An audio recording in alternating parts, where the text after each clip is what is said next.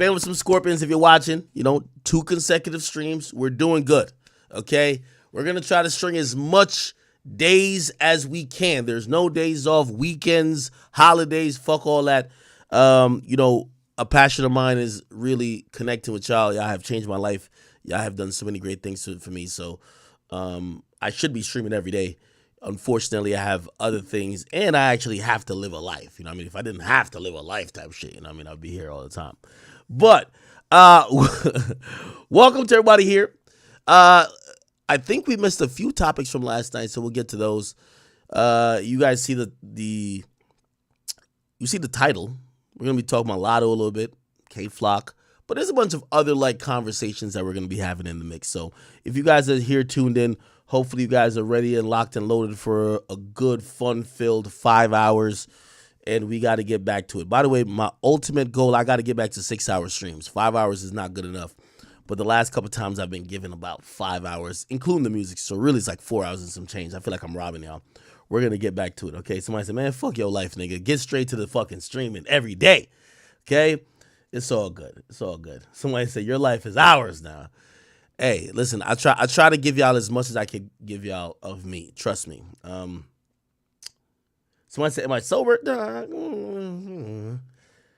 Somebody said, when Act streams for a week. Well, all right, so this is day 2. I think I can stream for a week. I can stream consistently for a week. We got to talk about Benzino crying. Latto is swearing that she's a virgin, according to some people. I'm reading the comments here, people. Let me get on. Let me see what's happening on YouTube. YouTube was cracking with y'all. All right, we're already at 1,000. All right, bet. Let's get it to 10. Somebody say, call Whack. Why are we calling Whack? Should I call Whack? What's going on with Whack? Lil Boom diss me? Why would Lil Boom diss me? Still a Lil Boom, though. Should I even say that?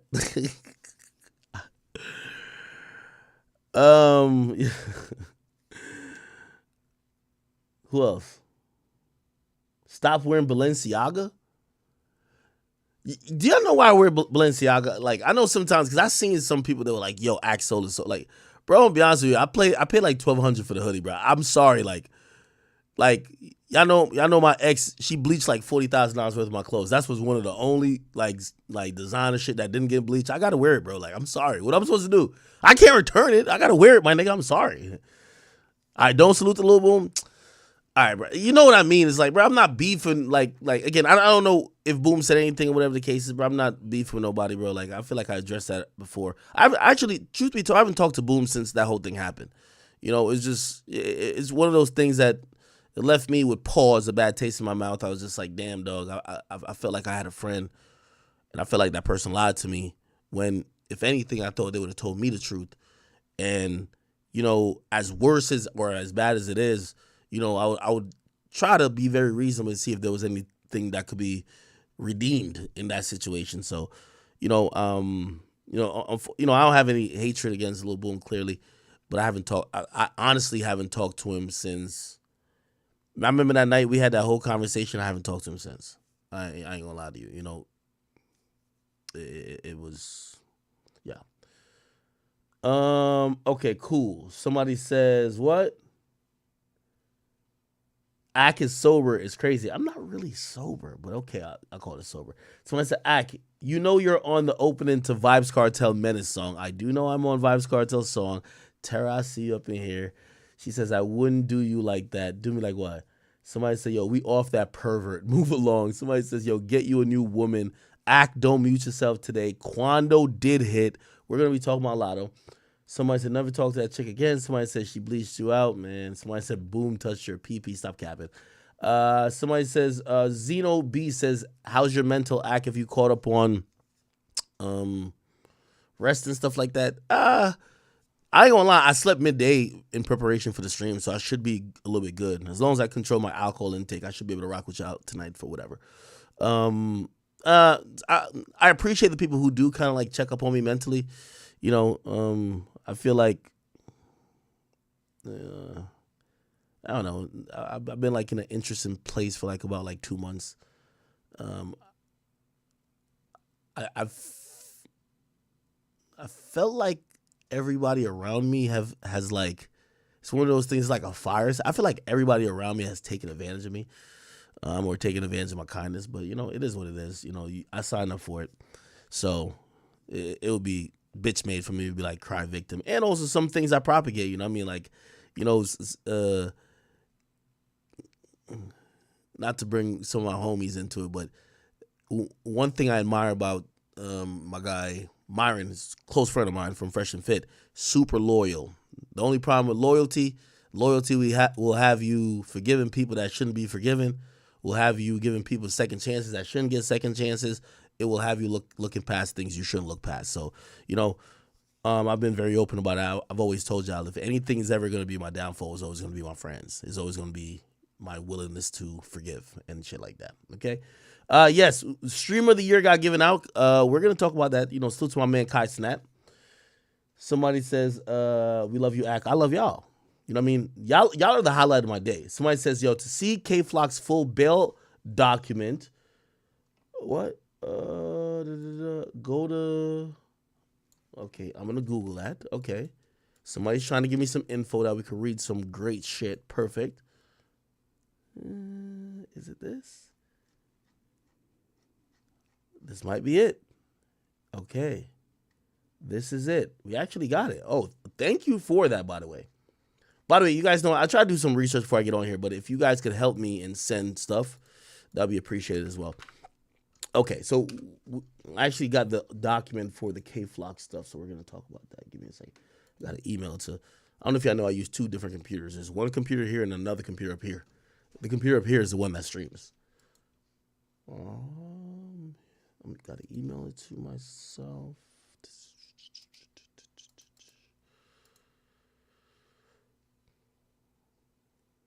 I just downloaded it. What the fuck? Oh, no. All right. Thank y'all. Did I see the song that Benzino made about M? I did not see the song, but I definitely seen Benzino speaking about Eminem. And I ain't gonna lie, I was moved because he was pretty emotional. He was kind of like hurt, okay? Somebody says, what? Drinking clouds our judgment. Academics Chat Gym says that. Somebody said the Vibes Cartel case. We need more updates. I think I gave a pretty good breakdown yesterday about like everything up until now. Right now we're in a place. I mean, I could give you a small update of like maybe what his lawyers are saying, but right now we're waiting on a decision on what's gonna happen in the ruling when it comes to this case. So we'll see. Love from Trinidad. I love you guys. Somebody says, what? Somebody says, and then he started crying right after the diss. Benzino diss Eminem and start crying? Wow. Feed 1914. Thank you. He says salute from the Valley. Okay. We need a 21 Savage update. Why do I need a 21 Savage update? Savage is my guy. Hey, y'all know something funny? I was gonna link up with Savage. This is what happens when you're me. Let me give you that. Let me tell you the truth and the tea. So I'm in Vegas. Y'all know I fuck with few rappers. Every rapper who claims they hate me, that want to kill me, they're all in Vegas too. Okay. Now, granted, I'm very like safe in Vegas because all of their goons are broke, and they barely got money for the most part. I'm not talking about the top rappers. I'm talking about just whatever scallywag rappers, right? So I'm not really worried about shit, right? But one of the only people who I do fuck with is Savage. So I had Savage. I'm like, yo, Savage, where you at? You in Vegas? Yo, listen, I'm about to pull up on you, blah, blah. And then he's like, yo, I'm keeping a bean act. Like, I'm gonna have to let you know, cause I'm with Metro, and you know what I mean? I know you and Metro don't get along. I'm like, ah, fuck. Which is like normal, by the way. You know what I mean? Like that's kind of like, yo, that's his guy. He's been producing for a long time. It was all good. But I didn't get to see 21 in Vegas. Somebody said, don't fuck with 21, he's too hood for you. Yo, I'm gonna be honest with you. If you knew 21 as a person, like, of course he's hood, but I'm gonna be honest with you, I think he's one of the smartest rappers. Truth be told. I've always, like, when I speak to him, I feel like he downplays his intellectual abilities to kind of be more relatable to people from the hood, because I'm telling you, he's not like an ignorant nigga like some of these other guys are, but it's all good. Bryce, what's poppin' with you? Big love, King AK. We got to get you in a Celebrity All-Star game next year. Yo, for real, they got to get me in a Celebrity All-Star game. By the way, I was incredibly proud of Kai Cenat and the other people. I don't think they'll ever put me in a Celebrity All-Star game. I don't probably think I deserve that, though, right? Somebody said, do I know how to shoot dice? Yo, clock out. You actually, I don't know how to shoot dice. I don't know how the rules of dice. I only know to play like casino games. Somebody said he got a Brit accent. Somebody says, yo, why are Jamaicans mad with the Bob Marley biopic? Ryan Lamb, thank you for that comment. I have not.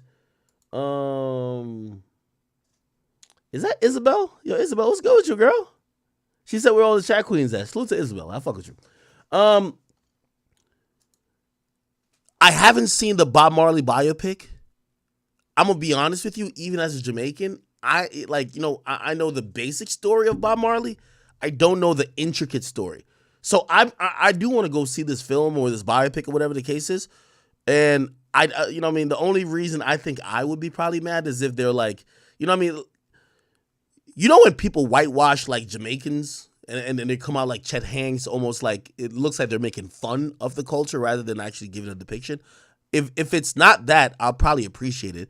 If it feels like it's like, a little bit just really ignorant to Jamaican culture, I probably wouldn't like it, right? But I haven't seen it yet, right? Somebody said, is Lauryn Hill going to be in the Bob Marley biopic? Isn't a biopic out already? Somebody said, why haven't I talked about WAC 100 paperwork? By the way, I'm reading from YouTube and Rumble if you guys haven't known. Send me WAC 100 paperwork. What the fuck? Somebody says, do I think Drink Champs takes advantage of guests?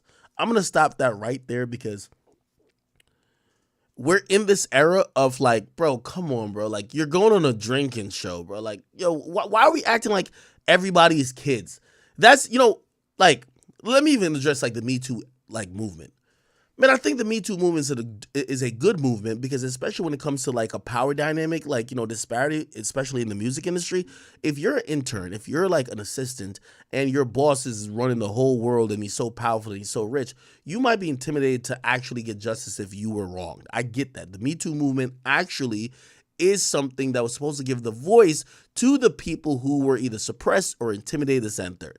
These days, we're trying to expand the Me Too movement to like grown-ass people making decisions that later they regret. That's where I don't agree with it. For example, if you go on Drink Champs, and obviously that it's mostly men that go on Drink Champs, so it's not like some sexual shit, but still, when someone said they've been taken advantage of, people are like, oh my God, we're so sorry. Yo, if you're a grown-ass man going on a drinking show, and remember, they're interviewing legends. They're not interviewing like 16-year-olds. They're interviewing legends, which means you're probably like in your 30s or 40s. My nigga, nobody's taking advantage of you. You're drinking, you're getting drunk, you're saying what you want to say. And to be honest, I'm pretty sure like even if you had a team that rolled up in there with you and you were drunk, you could probably tell them, hey, listen, can I review the episode that maybe I wasn't tweaking and said some crazy shit? I'm pretty sure they'll give you that courtesy if they really give a fuck about you. But you can't be saying Drink Champs is taking advantage. Yo, I'm telling you, we're living in an age now that people do shit willingly that now flip it around and said people took advantage of them. What are you talking about? Somebody said thoughts on Yeat's new album. I haven't listened to the entire thing. I listened to a couple of them, especially obviously the song with him and Drake. But we will get to it in a little bit. Chad Faria, he says, yo, Ack, when are you going to post videos on the DJ Academics channel? It's like a long time ago. Well, you guys got to tell me what you want me to do with my main channel, right? So my main channel, I want to build the Academy channel as the channel for the Academy. My main channel, which I've done news videos on for years, I don't know what you guys want me to do with it. I mean, I could do news videos again, but I don't know if I feel like news these days is disseminated so differently. Like there was a time like the reason why that channel really popped off, most people used to go to like the Breakfast Club or these like antiquated platforms for the news, and they would report like if it was Friday, they report on Monday. If it was like right now, they report in the morning. I would have the video up in an hour or two. I feel like these days, I'm not one of those people that complains about people who copy, imitate, this and third, but these days, if something happens, there's a million videos in the next 5 minutes. So it's like, obviously I know I'm a big name, so like mine would still stick out, but it's like, I feel like that void in the market is filled. So it's like, at this point, I feel like I would only be doing it to generate numbers, right? Like, I used to do 30 million views a month on that channel. I could still do it if I just pump out videos, but it's like, it's not really new and innovative. But I could do it if you guys really want it, but I don't know. You guys let me know. Okay. Somebody said Floyd Mayweather didn't drink on Drink Champs. Well, he doesn't drink, period. Someone said keep doing short news videos and post the interviews in a different channel. Oh, okay. So I don't like the interviews on the main. I think the interviews got to be on the main channel too. But okay, I get what you're saying. Short news videos, okay, all right. If y'all really want me to get back to doing the short news videos, you got to realize. Let me give you the format, and I feel like I'm almost giving the secret sauce for people who might be like, my main channel, like those were videos that was like I felt like it was an attempt to be a 4-minute satirical comedy bit that was gonna give you the information that was factual, but also entertain the fuck out of you, right? That's what I did, and yeah, no, I still like that format, but it's up to y'all. It's up to y'all if y'all want that back. Somebody said, yeah, just stop using GIFs. Like, what should I use? Just sit there and talk? I mean, I could do that, but it's all good. So I said, promote the Academy on your main channel until the Academy pops. Most of your subscribers are only on your main page. I agree with that. I feel like the majority of the people who watch me are on the streaming pages, or they'll watch in post for some streaming shit, or they'll watch the main page. The Academy page is like, it's a slow build, and I've never thought it was just going to pop off instantly, but, it is what it is. Talk about Toronto rappers. Speaking of which, me and Top 5 was about to bust a move recently. Shit, salute to my boy Top 5. What do y'all think that Top 5, in terms of his incarceration, what it did to Toronto, the rap scene? You guys let me know. So I said, cross-post the Academy on DJ Academics. What the fuck? Grant, what up with you, man? He said, I pop out for the stream. Somebody said, we need squeaky voice. By the way, I use, I don't know if y'all know, I record here. So I record here, but I edit the short videos, upstairs and shit like that. But I use this mic. So all them, yeah, it came off of this mic right here. It's funny enough because, I think that signature thing, I think I've given the whole explanation on it before. All right, we're about to get into some topics real quick. Somebody said you could do vlogs. Yo, I was actually mad I went to the Super Bowl. I had the cameras to do vlogs. Some shit came up, really, because I ain't gonna lie, I was about to go back to the mountain real quick, if you know what I'm talking about. And an emergency came up, so I had to come home rather than go there after the Super Bowl. But I was going to vlog and do all that type of shit, so I'm kind of sorry that happened. Okay. Anyway, somebody says, Shay Shay and Mike Epps, your opinion. Kush girl, what's good with you, girl? Also, it says, talk about Drake Pressa and Doovie upcoming collab. I don't know if there's an upcoming collab, but there's a conversation about it. Eddie Griffin diss Shannon Sharp, right? We will talk about that. Somebody said, will you ever put out the old streaming videos from the 2015 era? They're somewhere there. They're all privated, but I have them. You know what I mean? Break down the conspiracy theories and investigate them. Top 5 says, I guess my main channel, I'm trying to find the next, when you feel like you're a leader of the space, once people all start doing the same thing you're doing, it's not like you're doing it just to make money at this point. You want to do the next. So it's almost like I'm kind of sitting back watching and thinking, what's the next thing I could do on my main channel? That would be the thing that everybody's like, oh no, this is the new shit. So it's whatever. Is Drake and Sexy Red together? Come on, bro. You guys got to be fucking kidding me. I mean, with all due respect, bro, you could tell, Sexy Red's type is going to be a nigga who lives in a roach-infested apartment. You know what I mean? A nigga with an ankle monitor. Come on, Drake got all 32 of his teeth, or at least veneers, or whatever they call it. Sexy Red need a nigga with cavities, okay? She need a nigga with, you know what I mean, a couple missing tooth, okay? A chipped tooth at least, right? Ankle monitor, roaches in the cribs, maybe a couple of rats, missing tooth, okay? Deodorant, and of course the teeth can't be white. It got to be lime green, okay? That's her type. Come on, we all know this, right? You know that this is come on, come on, okay, come on. Somebody says, you need to do the YMH Studios. What's that? The flagrant formula with the Academy. You need a podcast with a new host. It makes us more connected. It takes time for people to watch a random, whatever. Okay. And it says Flacco and Ack will go crazy. Okay. So once you got to bring, what? You got to bring, is that Clock Out? Clock Out back on the stream? I didn't say he couldn't come back on the stream. Somebody says, are you going to keep your... That's a good question. Are you gonna keep your Audi RS7 stock? Yeah, that's my daily driver. Only thing I ever did to it was tinted, but it's fully loaded. It's $150,000 car. I ain't gonna lie to you. I'll give you. I know this is gonna sound like rich nigga problems, and I'm not flexing at all. I was just about to buy a Rolls Royce Cullinan, and thanks to my man Fresh from Fresh and Fit, he talked me out of it.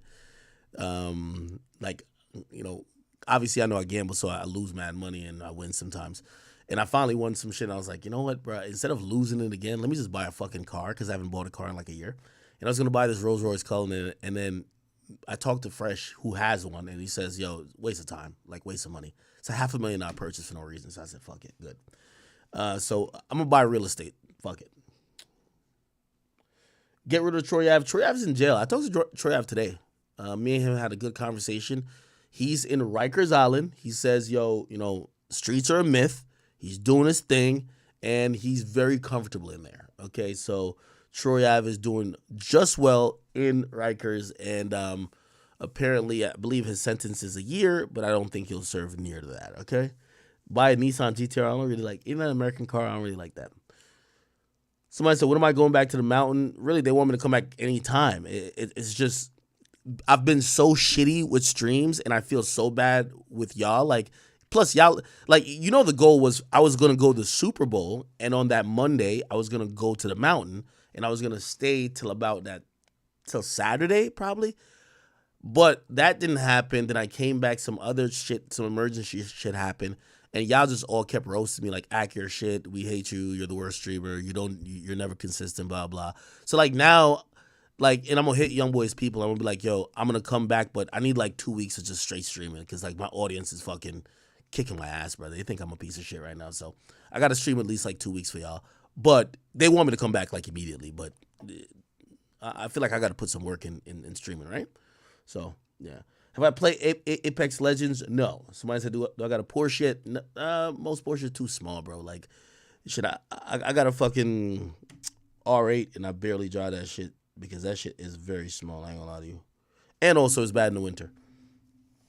Are we getting Young Boy on stream? He was supposed to come on stream one of these times, but I didn't call him. Just because, you know, honestly, like, I value some of these. I was supposed to get him on stream before I went to the mountain, and I just didn't call him, bro. Just because this was after when remember when I was clarifying some of the Cardi shit. He wanted to pop on stream to say something real quick, and I didn't call him. It's all good. Remember me and him we were at an iffy place, and you know I felt it was necessary that I go there. We see each other face to face and see if our, you know, whatever we had or issues we had could be solved rather than trying to exploit it for views. You know what I mean? Yeah, I know I'm cool with most of these guys. I don't really be like, hey, just show up on the stream, right? Get a Cybertruck. I do want one. Yeah. Somebody said, ask a real one. He's sending me a PS5 to help get me started. I do got 2 PS5s. I'll do a raffle for one if y'all want it. Is it true I don't like Young Boy? Who told you that? Someone said, talk about Donald Trump shoes. We will today. Okay. I think I've done enough Q&A. We will probably get into it. What else? Opinion on Adam 22 currently? Oh, Karen, I'm glad you caught it live. Adam's Adam. You know what I mean? Like, shit. You know, I think Adam is completely leaned currently into the arc of, you know, what we're used to, the typical or prototypical white boy talking about. Like, I think him and Wax just did another episode of their show, and it's like about penis again. You know what I mean? Remember, infamously, they did a whole thing about my penis. Now they're talking about Drake's penis. I think Adam is like, he's embracing the white boy in hip hop role, and he's playing out certain themes. Like, for example, like, you know what I mean? Which we should probably talk about this. Okay, this will be the first topic, right? So Sean Evans of Hot Ones, right? I don't know if you guys are familiar with him. But sometimes you get like, there's like a little bit of like trauma bonding that happens. Sometimes it goes the opposite. I really felt we were about to be friends. And now, you know what you infiltrated fuck the your sports. Seriously, trying to do this. My wife after. So Sean Evans hosts a show called Hot Ones on Complex. It's one of the most successful shows on Complex because it's built ancillary brands off of it. They've built a hot sauce brand. So I believe the hot sauce here is a Hot Ones, which is a complex, like, I don't know if they partner with some people, but it's a special brand that you could purchase, but it's, basically it's almost like it's a product that they own, right? So, this is a really successful show. They actually get the premier and prestige guests. Like, if you look at their guest list, and they have a whole different channel other than the actual Complex channel, they have 13 million followers. If you go down and let's just go to the most popular episodes, you'll see Gordon Ramsay here. You'll see Billie Eilish, Shaq, Kevin Hart. Like, these are like, for the regular Complex shows, people don't even get that. Post Malone, Steve-O, Tom Holland, which is like Spider-Man, Millie Bobby Brown, Stone Cold Steve Austin. Crazy, like, So it's pretty much, if you ask me, the most successful thing at Complex. The next thing would be sneaker shopping, if you ask me. Anyway, I remember even being there. Very cool dude. Sean Evans always gave me good vibes. Never nothing bad to say about that guy. Just cool dude, right?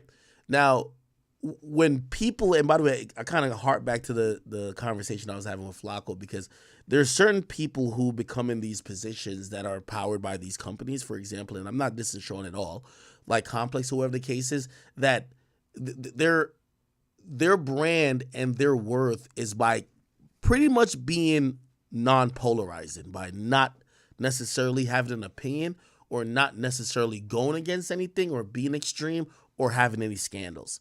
So anyway, he's been doing amazing.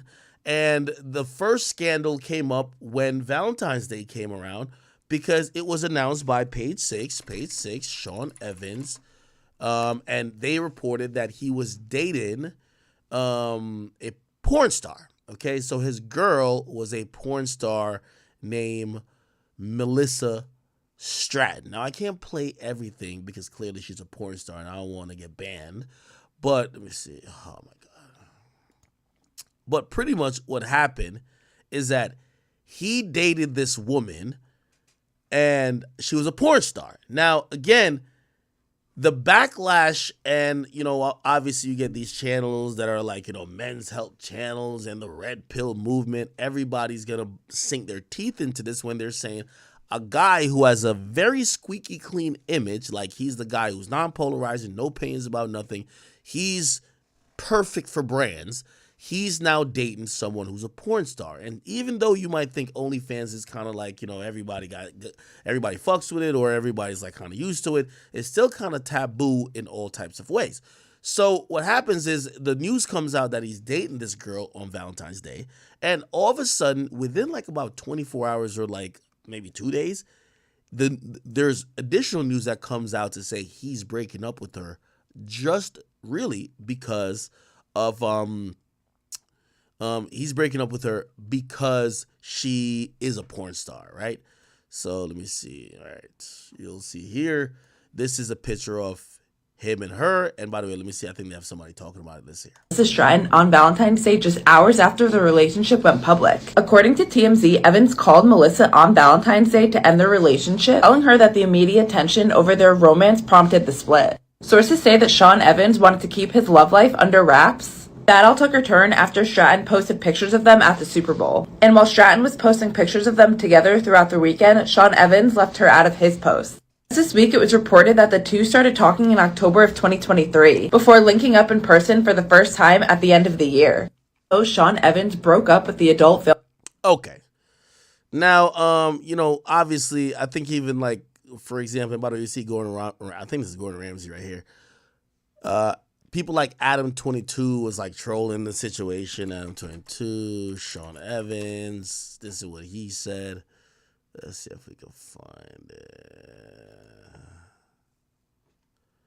Okay. Where's the short clip? It was like a very short clip.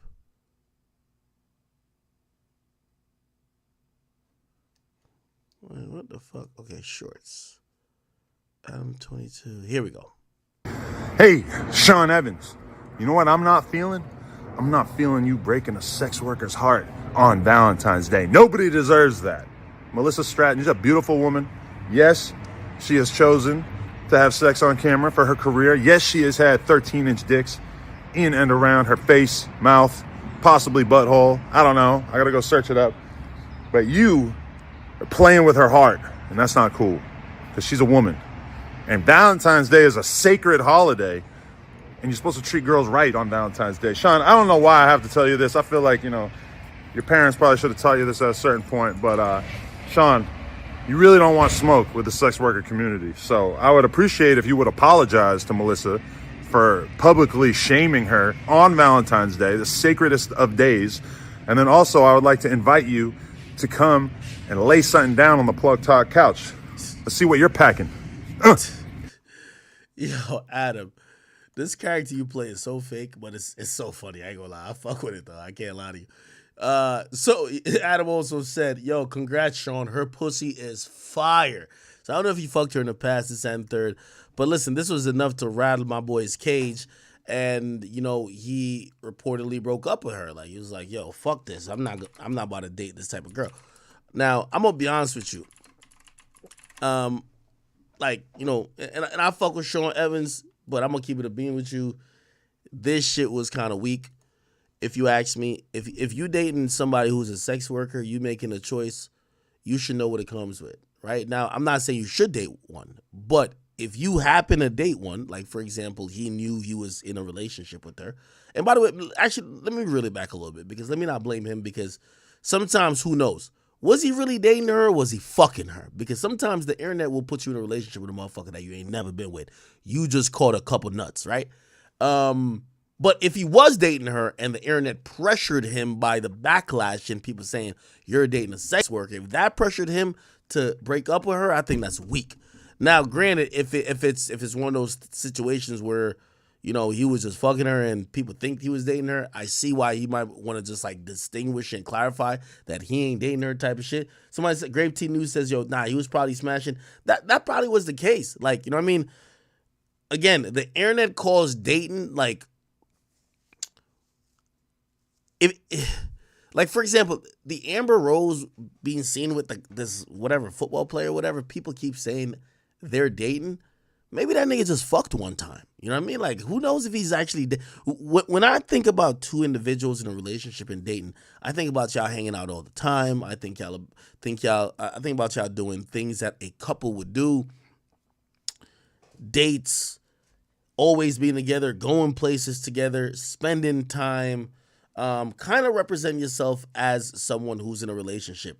Not just like two people who happen to be single, but happen to be around each other and might be fucking. You get what I mean? Somebody said, man, fuck that. She's a treesh. Now, I mean, I haven't watched any of her like films, but to be honest, this also is a reality check, because I do know a lot of women who believe that either they're dating past, or if they have OnlyFans, it just doesn't come back to bite them. And it's only because they haven't gotten the position where they start dating a guy who they would actually want to be with. You know what I mean? Like, I've heard a lot of these OnlyFans girls say the same things. They're like, yeah, mad dudes want him. Like, of course mad dudes want you, but it's not the dudes that you want to be with. Like, you want to be with a lit dude. Like, Sean Evans is lit in his world. He's pretty lit. So now you date him, and now everybody in his world is looking at him crazy, so he can't be with you. So, again, I seen Shorty. I think she was kind of exploiting it. I don't know if I could even pull up her tweets. I don't know if I can pull up her tweets on a thing, because it's probably like, oh, shit. Wait, I gotta make sure. No, okay. Wait, okay.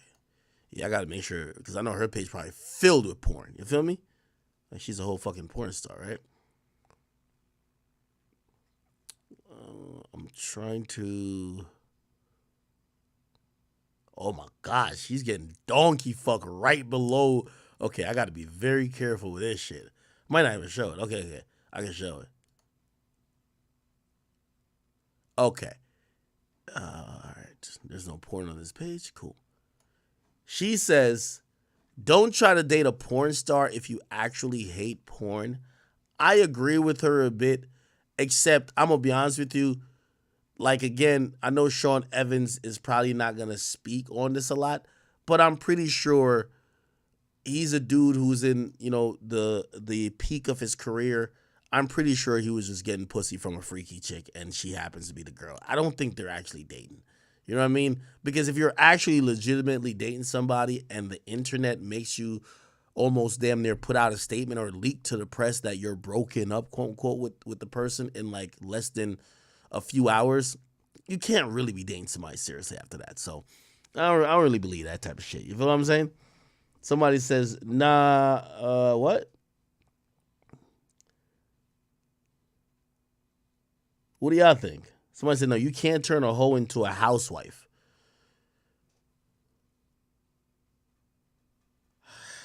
I'm inclined to believe that too.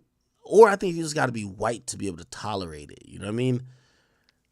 I couldn't really tolerate a woman like for example, I hate to even mention this too, right? But you know, I'm mentioning it on here. Like, again, for example, like this Selena Powell chick, bruh. I fucked her a handful of times. I don't know why on earth that she fucked millions of niggas. Mad. She's actually even dated niggas.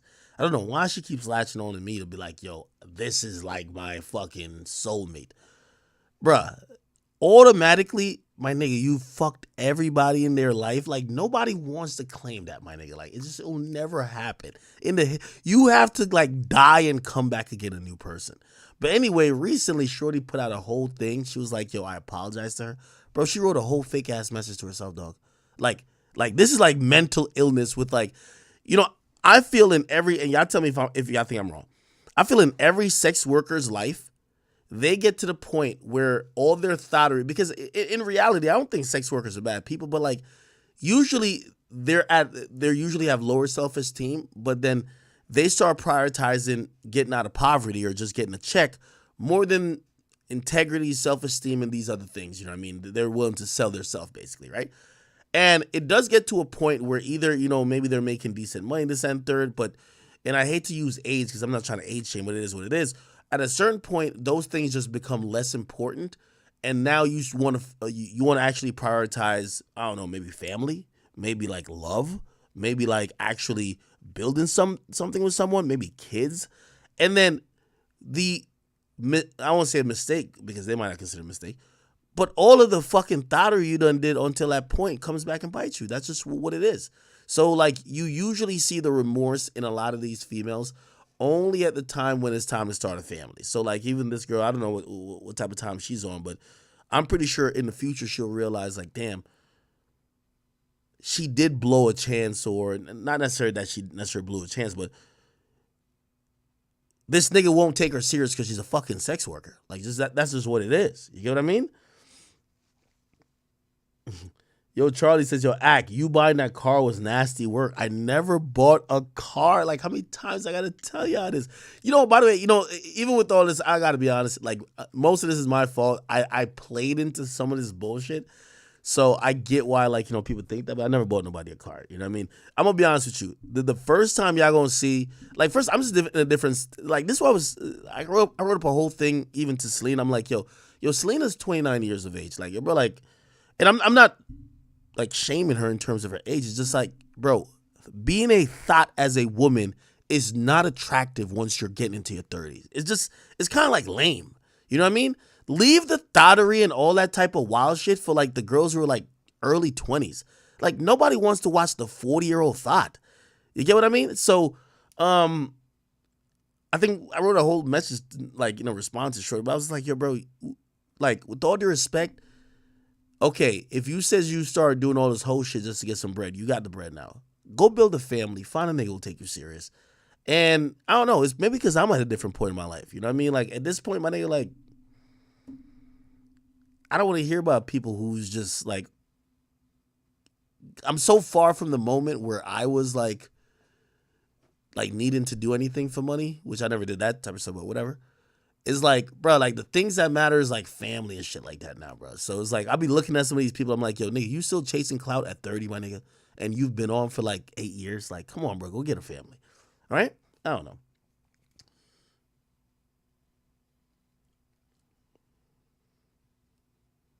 Melissa Stratton been on Plug Talk before? Wait, so Adam fucked her? See, that's the thing about like, yo, that's the thing about like OnlyFans and shit like that.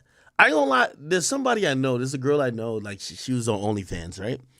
And I ain't gonna lie, super cool girl. Like, you know, at first when she started OnlyFans, she's not fucking everybody, but I've always said OnlyFans these days is like the strip club. It's the gateway to complete thottery, right? You know, every girl goes on OnlyFans, says, yo, I just be having my tits out. No, I've taken topless pictures with photographers already or photographers already. I'm just gonna make an OnlyFans. I'm gonna put those pictures up. Or they'll say some lie like, yo, I'm just gonna post the pictures that I already post on Instagram. Man, listen, what happens is money is really the root of all evil. Okay, cool. Now they're making $1,000 a month, and one nigga actually messages them and says, fuck that. I'll give you $5,000 if you just like fucking stick a dildo in your pussy. Now they're like, oh shit, I'm making $1,000 a month. This nigga offered me $5,000. Fuck, maybe I should do it one time. They do it one time, and after the seal is broken, like you might as well do it every time, right? So now they start doing like, okay, they're playing with toys. Then they're like, well, you know, I never fucked nobody on OnlyFans. You know what happens next? A motherfucker's gonna be like, yo, because now they're not getting $5,000 a month anymore. They're back to like $2,000-$3,000. Then somebody says, yo, listen, damn, y'all got like 7 bands. If like really like I could see you really riding dick. And you know what the chick says? Oh, well, I kind of do have this video of me and my ex-boyfriend, and like, you know what I mean? Like, I kind of look cute in it. He's giving me 7 bands. Okay, I'll just post this just for that. All of a sudden, she's on Twitter talking about who want to collab, like straight up whoredom at that point. You know what I mean? Like, she's just trying to find random niggas to fuck together, bread. So again, like we all know what kind of OnlyFans is. Somebody said loose as a goose. It is what it is. Rez, thank you for that. Somebody said the average OnlyFans creator makes like $17 a month. My favorite thing, and I'm not here trying to shit on OnlyFans. Yo, I had a girl like literally 2 days ago try to tell me how her OnlyFans was a business. She was like, I'm like, I really think I could become a billionaire. I was listening to this chick. This chick says she makes $10,000 a month on OnlyFans, and she was talking about that like she's a billionaire. And I'm like, yo, shorty, like, come on, man, like, could we cut this out? Someone says, act no cap. Were you doing what with Selena? Hey, here's my problem with Selena. I don't even know why she clout chases anymore, especially with me. Like, Selena like uploaded a video of like me passed out and her like sucking my toes. Like, I swear, like I was knocked out sleeping. She uploaded a video of her like sucking my toes. Like, who does that? Like, bro, you gotta have some self-respect at certain times, bro. You feel me? Like, I forgot who was there because I think the person tried to wake me up like, nigga, you know this bitch took his shoes up. I'm like, yo, that's when we had the podcast. I ain't gonna lie to you. This chick was doing some wild shit. By the way, if you're wondering why the podcast stopped, like Selena wanted me to, bro, like the podcast is the podcast. I'm trying to build a business. I wasn't trying to fuck with you, my nigga. You know what I mean? No disrespect. But like, shorty got mad after she thought that I was supposed to fuck her or some shit like that. Like, no, my nigga, this ain't loving basketball, nigga. I'm not about a loving podcast. No, nigga, do a podcast and peace out after that. You feel me? I ain't gonna lie. Self-respect is at an all-time low. Punky Brewster, what up, man? Yo, y'all never believe me like I'm just like this big liar, bro. Like, why the fuck? Like, first of all, whatever. Someone said you dead wrong. Selena split gang, blah, blah, what? I've always told you I was Selena. Like, I was definitely, I felt I was friends with her. Like, what y'all think is love, I was like legit friends with her. So like, yes, she definitely disappointed me mad times because I thought I was friends and she started like clout chasing. But being in love is like, my nigga, y'all seen the girls who I've been in love with. Like, nigga, that's actual, like, y'all have seen 2 women who I've actually been with. And if that looks like how I'm with Selena, come on, stop it. Like, you know what I mean? With all due respect, right? Like, nigga, y'all see me with Angelica. Like, nigga, there's some times I probably was going out bad with Angelica. Y'all see me with this last situation. So, like, if that looked like Selena, bro, like, come on now.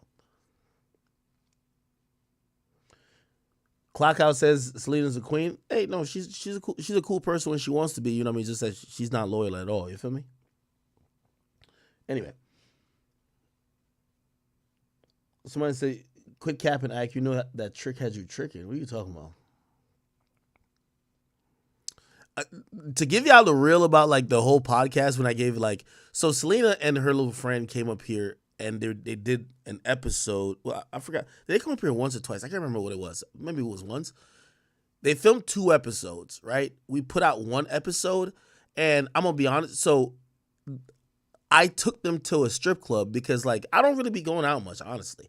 But I was like, yo, I was actually, first of all, I've never flown Selena out, and I actually give her a lot of respect for that because she got money. So like she be like, yo, just tell me when to show up. She booked everything. She did her thing, right? So like I felt as somebody who's also a boss, and they're coming on my platform to do a podcast, which we're trying to do as a pilot.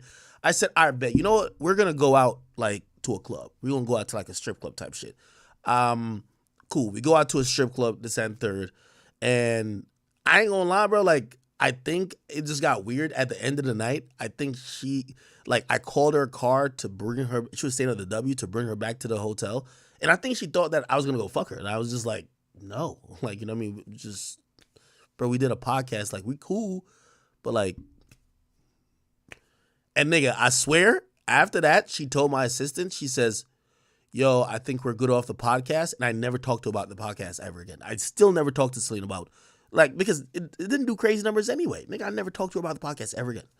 It was just like, because I could get it. I'm like, oh, she's on that, I want to work with act, but only if he's sticking his dick in me. Like, no, my nigga, that is not business. I cannot do that. Like, bruh, especially when you got these mentally unstable women, you stick your dick in them, bruh, it's going to be straight World War X. Okay, anyway. Y'all want to talk about K-Flock? We could. We'll talk about it in a little bit. Somebody said, Accurate on mute. No, I'm not.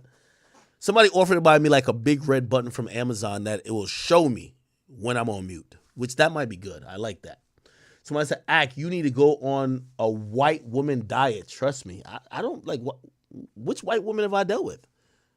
I haven't dated a white woman. I've dealt with a white woman, but I haven't dated a white woman. All these people you're talking about, they're not white. Okay. All right. Here we go. Let me see. We'll actually get into a little bit K-Flock. Chad, do y'all like when I interject my personal drama while I'm dealing with topics? I know some of y'all might be like, man, shut up, nigga. We know you simping. We don't want to hear about it, nigga. Get to the topics. Fuck it. It's all good, though. I know sometimes y'all wonder. All right. So new documents got filed in court today, and it was documents filed in relation to a motion for bail. Okay. I'm not sure what attempt this is, but it's an attempt by Kevin Perez, aka K-Flock, in trying to get freedom in the interim before the case, and he's trying to get bail. Currently, he has no bail. Infamously, and I've told you guys, because of the lack of self-defense laws, also the, many laws that prohibit weapons within the New York city limits, they look at crimes like this as you're not getting out of jail, right? They're not going to give you a bond because you're facing so much time that you're probably inclined to run, not show up for court, or do something else, right? So anyway, K-Flock, his lawyers have submitted motions, and they've kind of already like mapped out what they feel their defense is going to be, but their defense is pretty much going to be, check this out. We, even though there's no self-defense here, Kevin Perez was put in a very interesting and a no-win situation. A guy pulled up on him that had a gun, threatened him, and in a move to try to save his life, Kevin Perez did pull the trigger. So that's actually interesting because his lawyers, they're not going to say in court that he did shoot the guy because, no lawyer is going to say that. But they're going to say if he did shoot the guy, these were the circumstances. Now, granted, there's no self-defense in New York City. In New York City, you have to die and just watch from heaven as they prosecute the nigga who killed you. New York City, even Jersey, pretty horrible. Okay, this is why Florida, Texas, Atlanta, or Georgia, actually, they reign supreme because they got that don't start no shit, won't be no shit rule, okay? Which means if a nigga get it on with you, started with you, you got the right to put their fucking brains on the pavement, okay? within reason. Okay. Anyway, let's read through this motion. It says, and now defendant Kevin Perez by through and counsel Jack McMahon, Esquire, which by the way, I thought he was represented by a different lawyer before. I thought it was represented by the lawyer that represented El Chapo. It's not Jack McMahon. Okay. Hereby submits this motion to set bail and conditions of release and avers the following. Okay, it was indicted on February 21, 2023, charged with 5 counts, including racketeering conspiracy, racketeering murder, violent crime, death, assault, attempted murder, and violent crime, drugs, machine gun on February 22 before Magistrate Judge Valerie Figueroa. Pretrial detention was ordered. Pretrial detention order was granted on consent without prejudice. Trial is currently set for September 9th, 2024, over half a year from today. He's now been in custody, pretrial on this indictment for over a year. Government has been providing oh my God, I can't speak today, or these words. Voluminous discovery in connection with these charges. On March 31st, 2023, the court issued a protective order on showing of good cause, working as effective counsel with 3 things: incarcerate defendant, protective order, and a voluminous. Jeez, I can't say that word. I'm fucking up. Discovery is extraordinarily difficult. Okay. Although the Speedy Trial Act. All right, come on. Let's get to the bullshit. Cool. So they're trying to give reasons, blah, blah, blah, we get it. Okay. Now, this is what they're going to propose, because they're going to make a proposal to the court to say, hey, at first they're saying, hey, it's unreasonable you got this guy locked up. Okay. Now they're going to make a proposal for a decent or maybe, bail that the court could consider. Now, let's see. Okay. The Supreme Court. Okay. Under bail reform. Okay, by the way, this is 11 pages. Okay, so they said what the court normally should be considering is the nature of the circumstances of the offense charge, including whether the offense is a crime of violence, a federal crime of terrorism, including a minor victim, or a controlled substance, firearm, explosive, or destructive device. The weight of the evidence against the person, the history and characteristic of the person, including person's character, mental and physical condition, family ties, employment, financial resources, length of residence in the community ties, past conduct, history relating to drug or alcohol abuse, criminal history, and record concerning appearance at court proceeding. Okay, all right, okay. So they're listing a few things that they're saying that they believe is, important, which is, that he's 20 years old. His conspiracy charges list 2017 when he would have only been 14. The 2 counts of specific, he's only 20? God damn. The 2 counts of specific allegations are November 10th, 2021 and December 16th, 2021. He was only 18 years of age at the time of these incidents. Okay. A check of his arrest record says he's been arrested 2 times, one for blah, blah, which is currently blah, blah, and one for whatever. He has an education for, okay. All right. Okay. All right. The racketeering activity, blah, blah, blah. All right. Okay. We're trying to figure out what they will. Okay, so this is what they're offering. The potential conditions to secure safety and appearance at court. They're posting properties. One here, $335,000.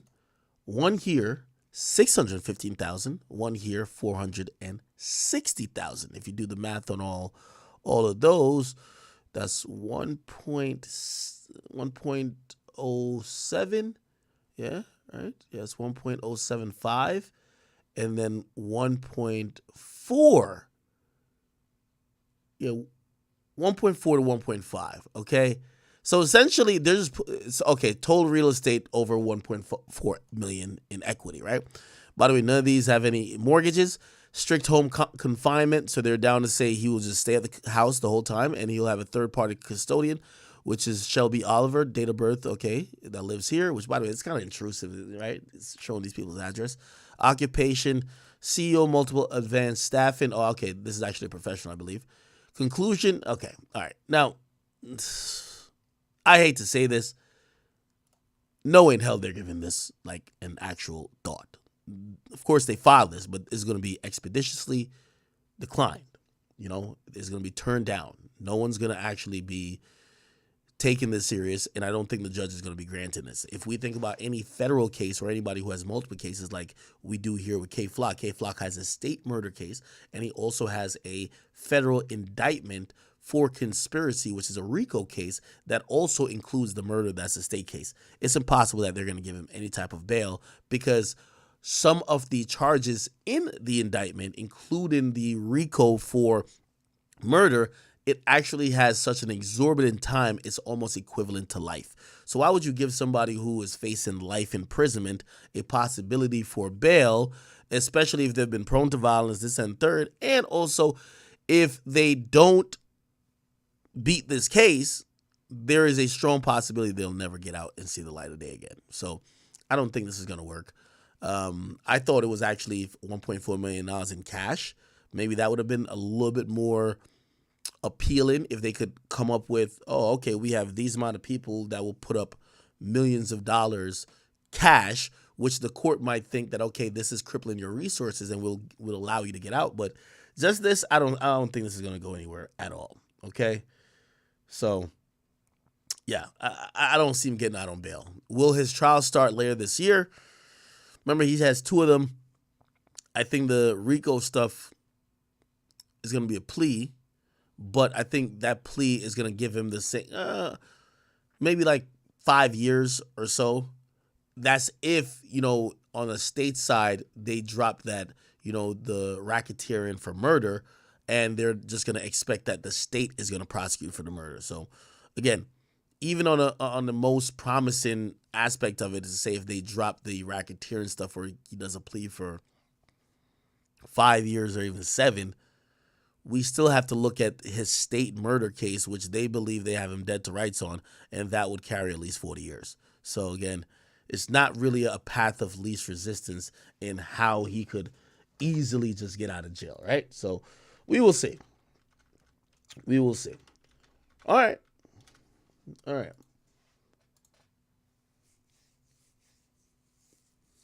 Mandy says, leave the streets alone. It will catch up to you. I mean, I agree. What is so unfortunate is that I think we all, if you know anything about,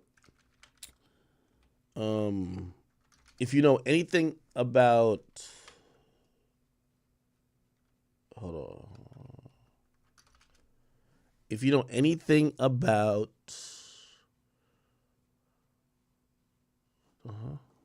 give me 1 second. Yeah, if you know anything about, actually just forgot what I was saying. Oh, no. If you know anything about K-Flock's career, I think the majority of us watched like it was a train wreck ready to happen before he got incarcerated, and he was doing a lot of wild things. He was chasing people down allegedly, supposedly with a gun. He was doing things that was pretty much already supposed to put him in jail, but we were watching to say, how the hell is this going on in New York, and how, what's going to happen? Will he get hurt? Will he get killed? Or whatever the case is. And I think all these things have just kind of came back to rear its ugly head, and that's why we're at the place we're at now. You get what I mean? All right, man. Real quick. And by the way, I got to go get some water upstairs. Oh, I got water here. Yo, did y'all see this video real quick? This is hilarious. Charleston White talking about Hassan Campbell. Did I play this before? I might have played this before. This was fucking hilarious. Let me go grab some water real quick. Hey, man. Y'all ain't never seen a nigga like me on the internet. Come downstairs. Charleston White bit my style. He ain't just bite my style. The nigga bit my dick. Nigga, what? That nigga took the best moments of Hassan Campbell being drunk and he ran with that shit. With his federal informant. Man, listen, man. Me! I'm out, man. That nigga's tripping. Y'all ain't never seen a nigga like me on the internet. What did that nigga say? Come downstairs. Charleston White bit my style. He ain't just bite my style, the nigga bit my dick. Pause. That nigga took the best moments of Hassan Campbell being drunk and he ran with that shit. With his federal. Man, listen, man. Me! I'm out, man. That nigga's tripping. Y'all ain't never seen a nigga like me on the internet. What that nigga say? Come downstairs. Charleston White bit my style. He ain't just bite my style, the nigga bit my dick. Pause. That nigga took the best moments of Hassan Campbell being drunk and he ran with that shit. With his federal informant. Man, listen, man. Me! I'm out, man. That nigga's tripping. Man, what the nigga the whole thing about? Y'all ain't never seen a nigga like me on the internet.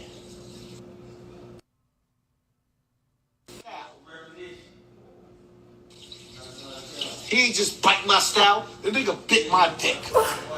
Pause. That nigga took the best moments of Hassan Campbell being drunk and he ran with that shit. With his federal informant. Man, listen, man. Me! I'm out, man.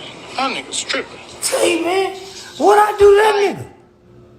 Man, I ain't done none of that Y'all nigga. ain't never seen a nigga like me on the internet. What did he at home think about? Come downstairs. Charleston White bit my style. He ain't just bite my style, the nigga bit my dick. That nigga took the best moments of Hassan Campbell being drunk and he ran with that shit. With his federal informant.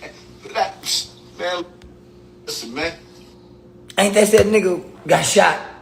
That's that nigga went back to his apartment, was telling people come down there to fight, and they was throwing bottles at him, and they shot his ass. Ain't that man? Ain't that man that he used to be part of the rap crew, and that man was laying him on his belly and pushing that African zebra leg in him. Oh man. Yeah, Bambala. Yeah. No. That's that boy that man was pushing. He was pushing that African zebra leg up in the yellow ass. The big old African leg. You hear me? Nigga Bambala was a big nigga. Oh, and that's that boy. He said that man, he didn't start out just pushing dick off in his ass. He started out, he gave it a turn. I remember what the boy said. It was an interview. The boy said, he said that Bambata was thighing him. Meaning he'll make him lay on his belly and keep his thighs tight together and push that dick up between his greasy thighs. Man, who the fuck said shit like that, man? Who the fuck said man?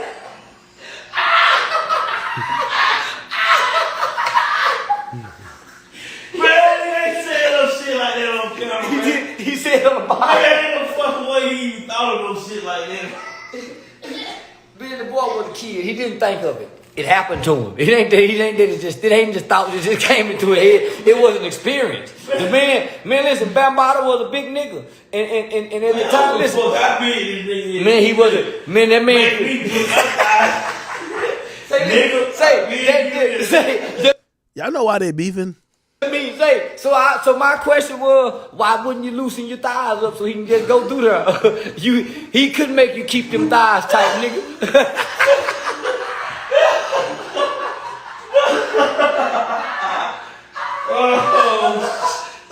Nigga, I'm gonna loosen them thighs up, nigga. You ain't finna push that meat up on. I'm gonna bow-leg them thighs. You hear me? I'm gonna lay bow-legged, but you just get right on through there. He kept them thighs tight so that man can get that friction.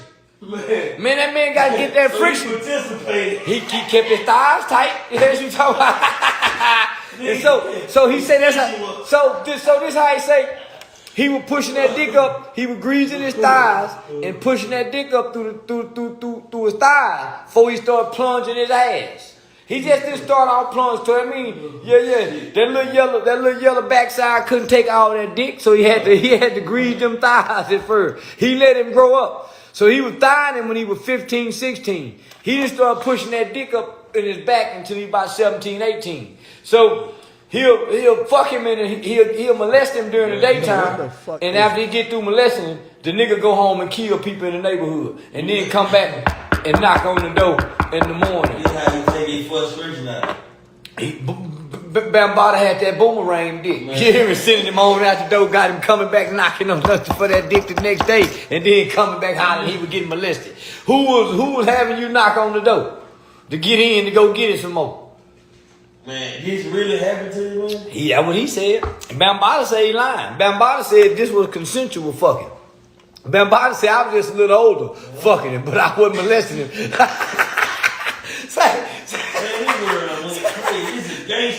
This is now. Well, he said he was getting molested. That's why he started killing. Now he got bodies on him. He killed for Bambaataa before.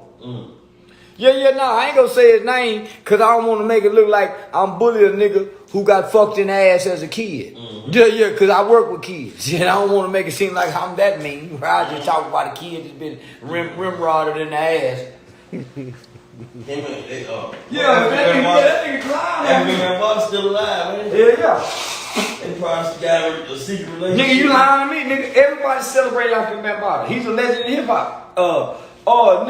That's why Jay-Z said I want an African Bambaataa shit. That's what they talk about, African Bambaataa. Nigga, he a legend in hip hop, nigga.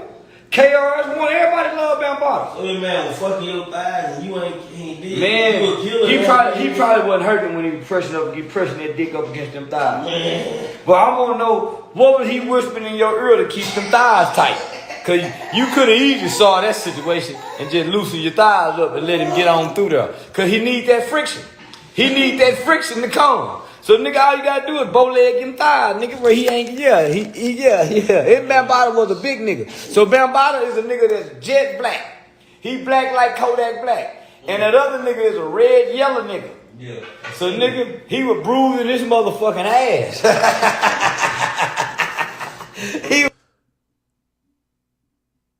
I gotta talk to Charleston, man. I can't let him talk about my friend Hassan Campbell like this. I can't let this happen. He was whooping that nigga with his pelvic bone. That's crazy, man. Nigga lying on me. I don't know what made this boy wake up and make this video about me. He made this today. Yeah, nigga, I don't know what made this boy wake up and nigga, Hassan Campbell. Yeah, goddamn, we gonna call him Hassan Campbell. Since he said that man thied him. Let me see if I find a video. You think I'm bullshit, nigga? Let me see. How you spell that nigga name? There you go. Hassan said Bambaataa thied him. Here you go, right here. Bambaataa thied him. Let me see if I can spell thigh.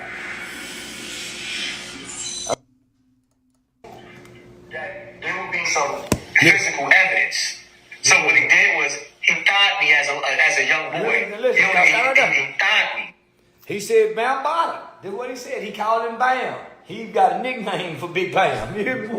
He got a name for him. He said Bam knew that it would be some physical evidence if he pushed that dick up in that rectum.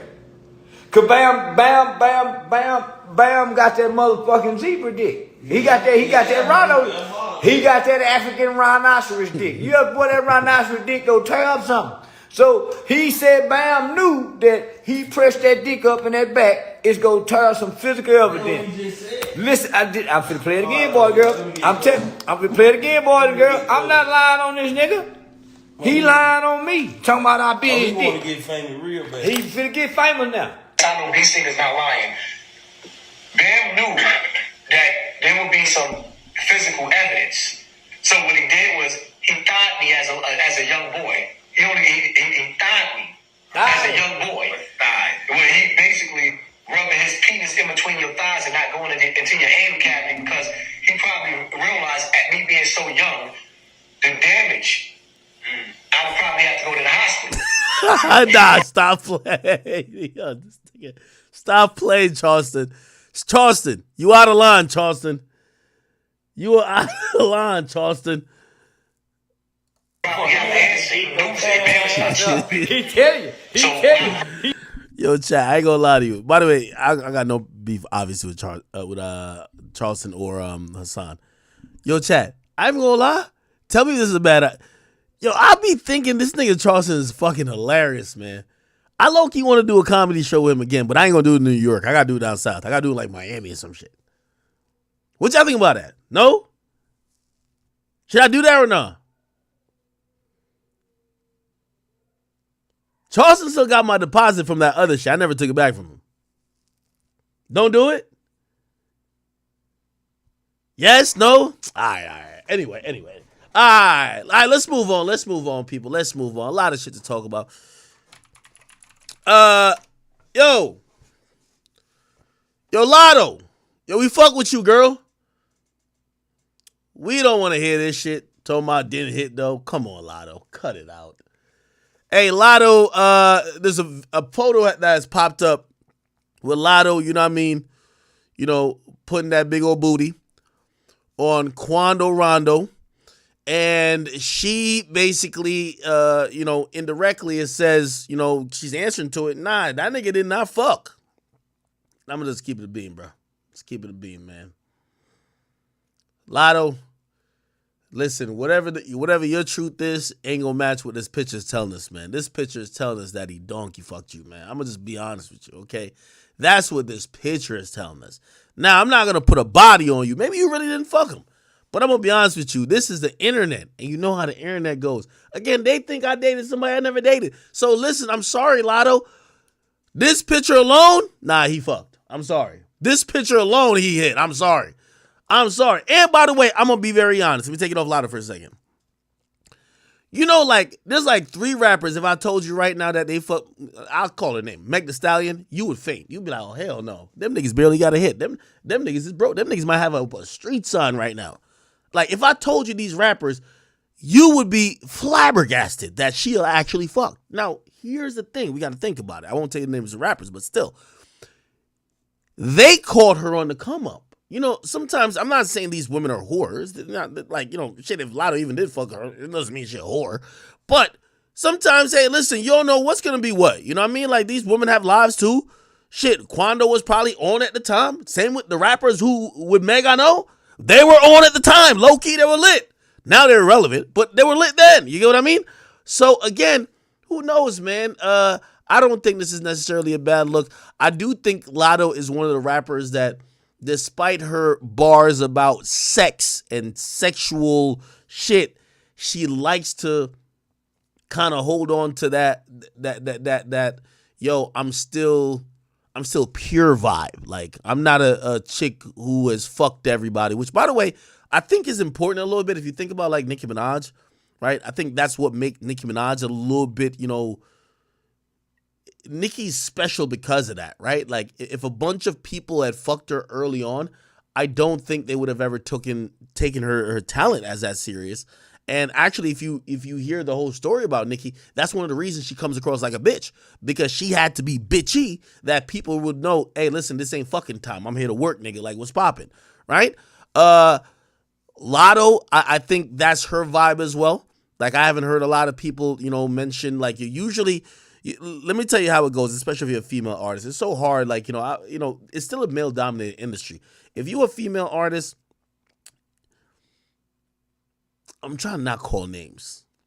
There's a female artist that was popping like about 3-4 years ago. Popping.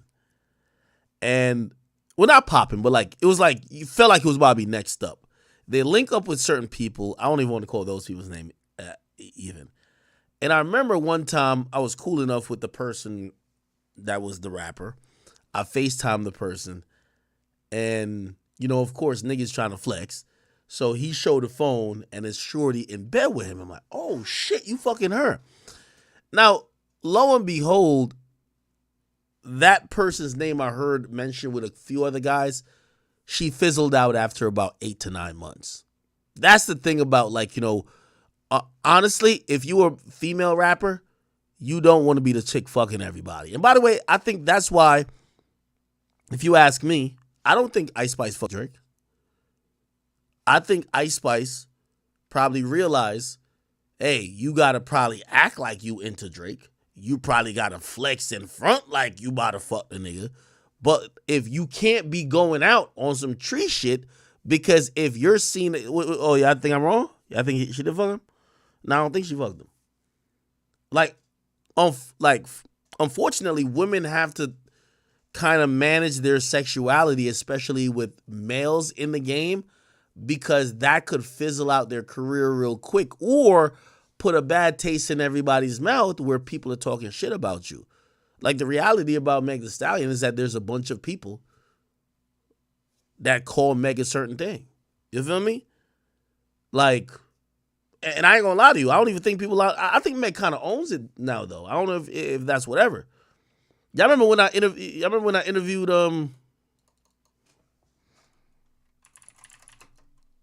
this is how Meg's list is long. Academics, who did I interview? What's that nigga name?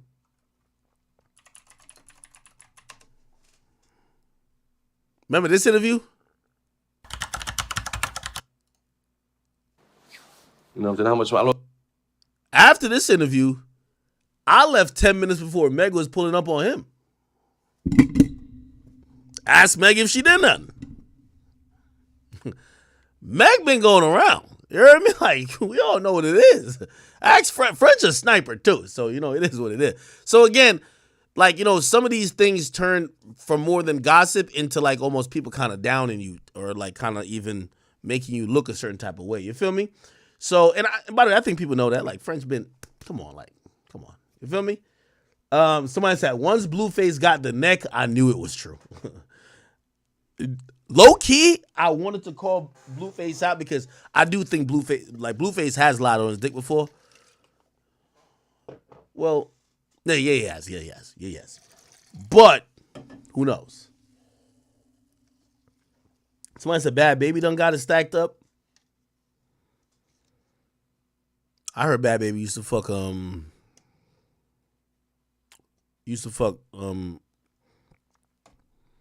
only know Bad Baby. I heard she fucked Trippy, Chief Keef. Here's my thing. If I'm a female rapper, if I would give any female rapper like advice, don't be the chick who just gets fucked by these rappers. Be the chick that unfortunately, you got to revert back to some old school shit. If you about to deal with a rapper, he got to wife you publicly. Then you can let him fuck. You know what I mean? And the reason behind that is that everybody talks, like, niggas pass around chicks like it's Pokemon cards. But at least you want to be the girl who'd be like, oh, no, I was with this nigga for a year or whatever the case is. Like, as crazy as we might think about, like, Ari, like, bro, I don't know if y'all do. I don't look at Ari as a hoe. We know Ari for dating niggas, right? She dated them. She didn't just, get piped out one night, sucked off this nigga in the club, in the back room, in the studio. No, we know her from, she fucking with him, she's fucking with him, right? That was a problem with Meg. Like, I'm telling you, word on the street was half a cup of Henny is going down. You heard me? I'm telling you this. You know what I mean? When the Henny's in the system, ain't no telling, everybody fucking her. Feel me? Somebody says, friend said in the song he hit Iggy, Demi, and Chloe. Those are factuals. French got let me tell you this. French got one of the illest hit lists. And, I never asked French because I did a couple interviews with him. I got to ask him if he, because there was a time French used to be like a little, pudgy. But once he lost that weight and he started getting extra Hollywood with it, he fucked all them bitches, bro. Demi Lovato, yeah.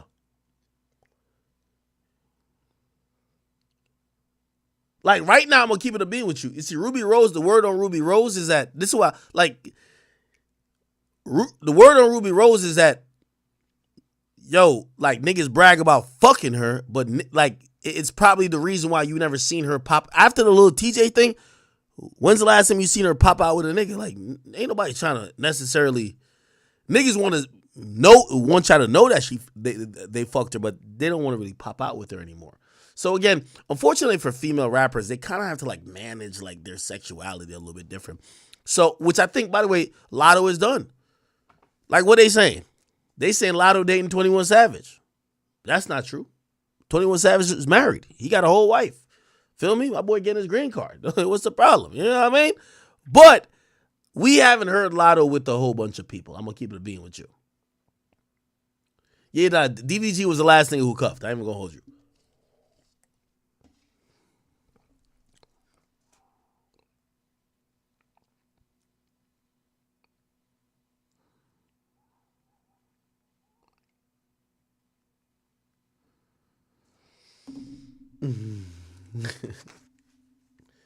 Aaliyah says I'm cap. What am I cap about?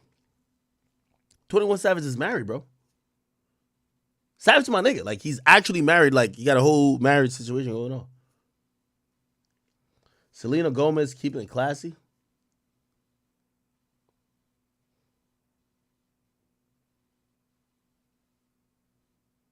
Wait, hold on. Give me 1 second.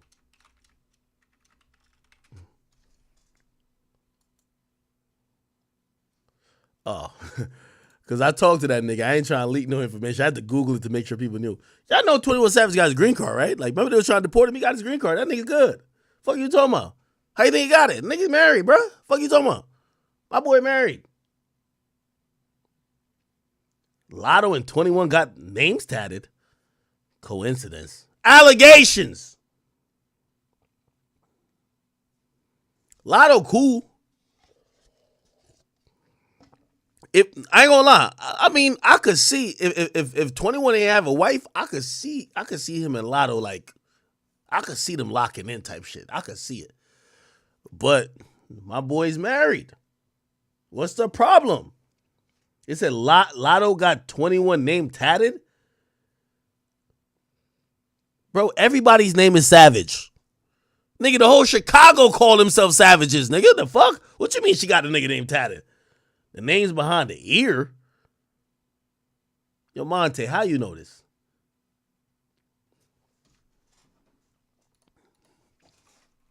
Let me see. 21 Savage. No. Latto tattoos 21 Savage name. Let me see. We going off the shade room? Come on. Okay. We got it right here, Chad.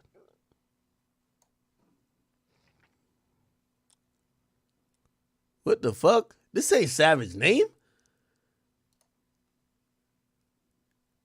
Nigga, this shit say Shio, nigga. This is like some Burna Boy shit. She like the song that I like. I need Ebo on Shio. What the fuck this got to do with 21? What are y'all talking about?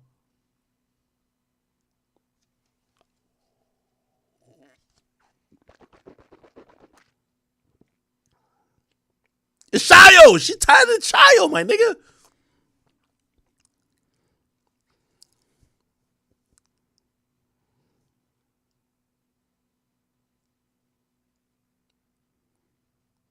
I bet 21 don't got no tattoo.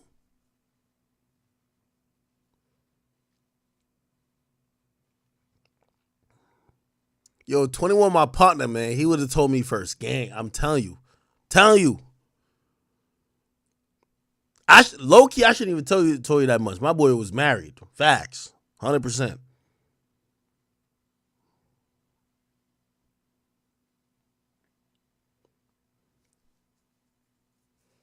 Yo, what are y'all talking about? Look it up. Nigga, I did look it up. This says Shio. Oh, she like Burna Boy. I could see the collab though. Latto and Burna Boy. Didn't Latto just do a song with Davido? Davido. Yeah, like she like come on. Yeah, she did this joint. Oh. Hey. I get angels when I'm on the top floor. Nah. She like Afro beats. Yeah. Somebody says what? I don't know what y'all niggas talking about. But anyway, Latto, I'm going to keep it a bean with you. Maybe you really didn't fuck him, which I ain't going to lie to you. If I was, Latto, I'm going to keep it a bean with you. If I'm Quando, I'm blasting you. If my dick was in your trachea, I'm blasting you. Don't deny my penis. Okay? Because I didn't even start talking about this. But don't deny me. All right? The mere fact that Quando ain't say nothing. Wait, is Quando even free?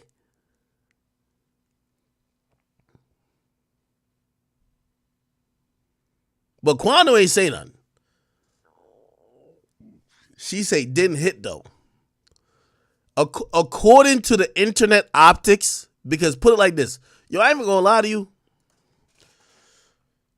Amber Rose, was it CJ Stroud or whatever? Let's see if we could did y'all see the video? There's a video with her walking out with the nigga type shit. Look.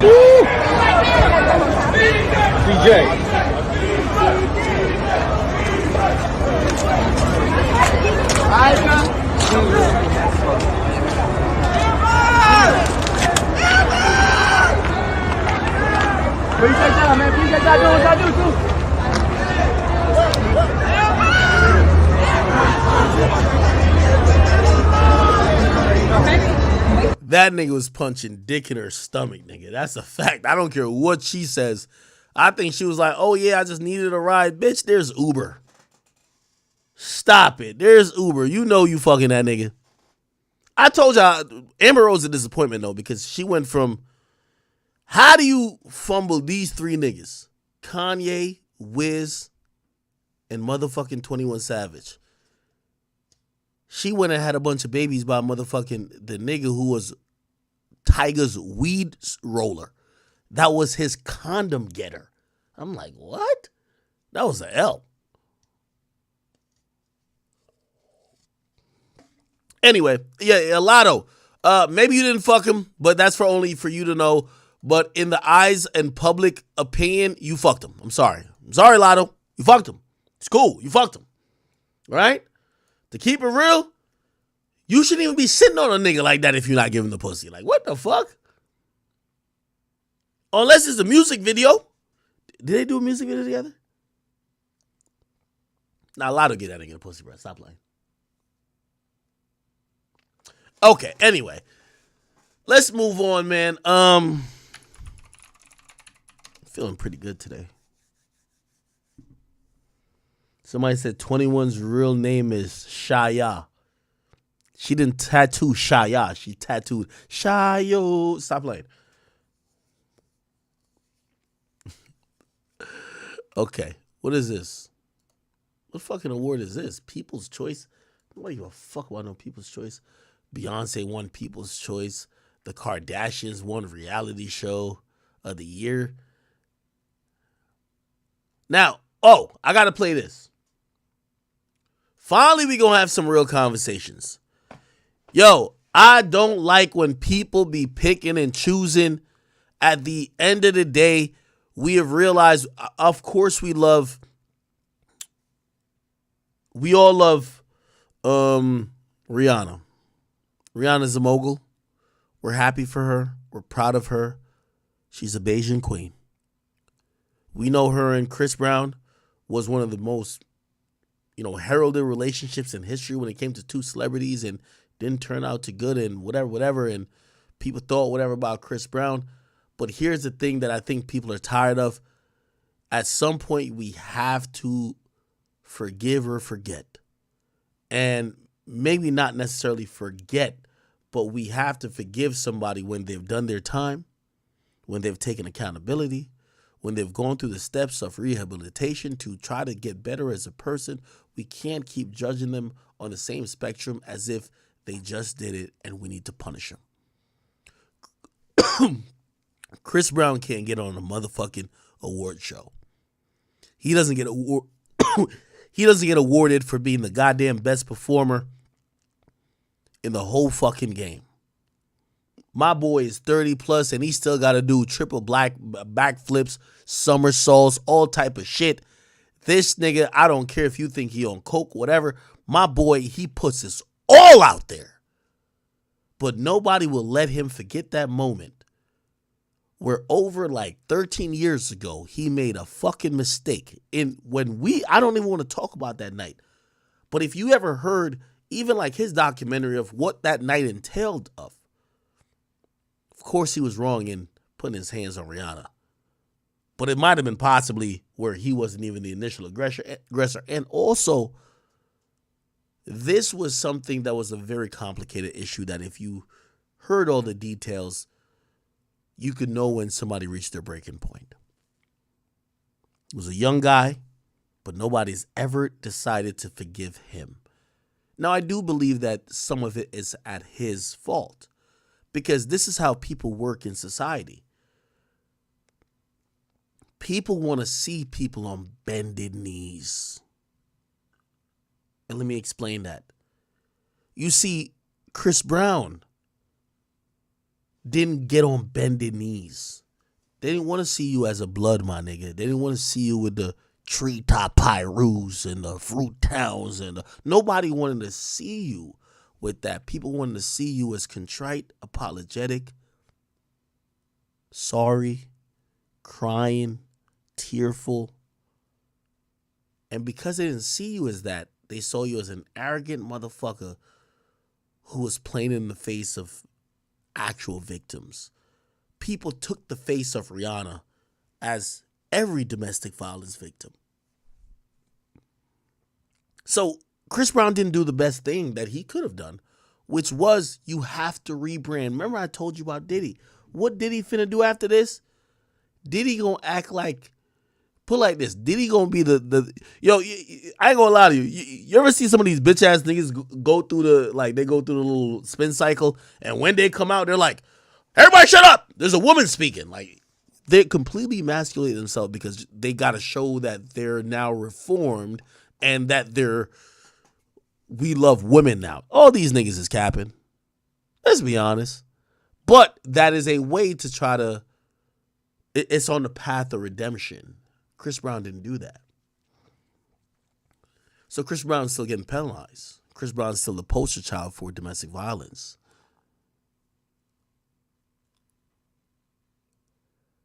And with all that, we're seeing some of these things, but we're seeing it in a very unfair and biased perspective. There's been a story, I cover the news. There's been a story about all these niggas allegedly beating their girl up. Nobody talks about Fabulous like that. They say Fabulous punched the teeth out of his wife. He sent her ass into dental surgery. Nobody talks about that. Roddy Ricch, nobody talks about that. Playboy Cardi, nobody talks about that. Uzi, nobody talks about that. There's all these guys, nobody talks about it. But Chris Brown is still the guy.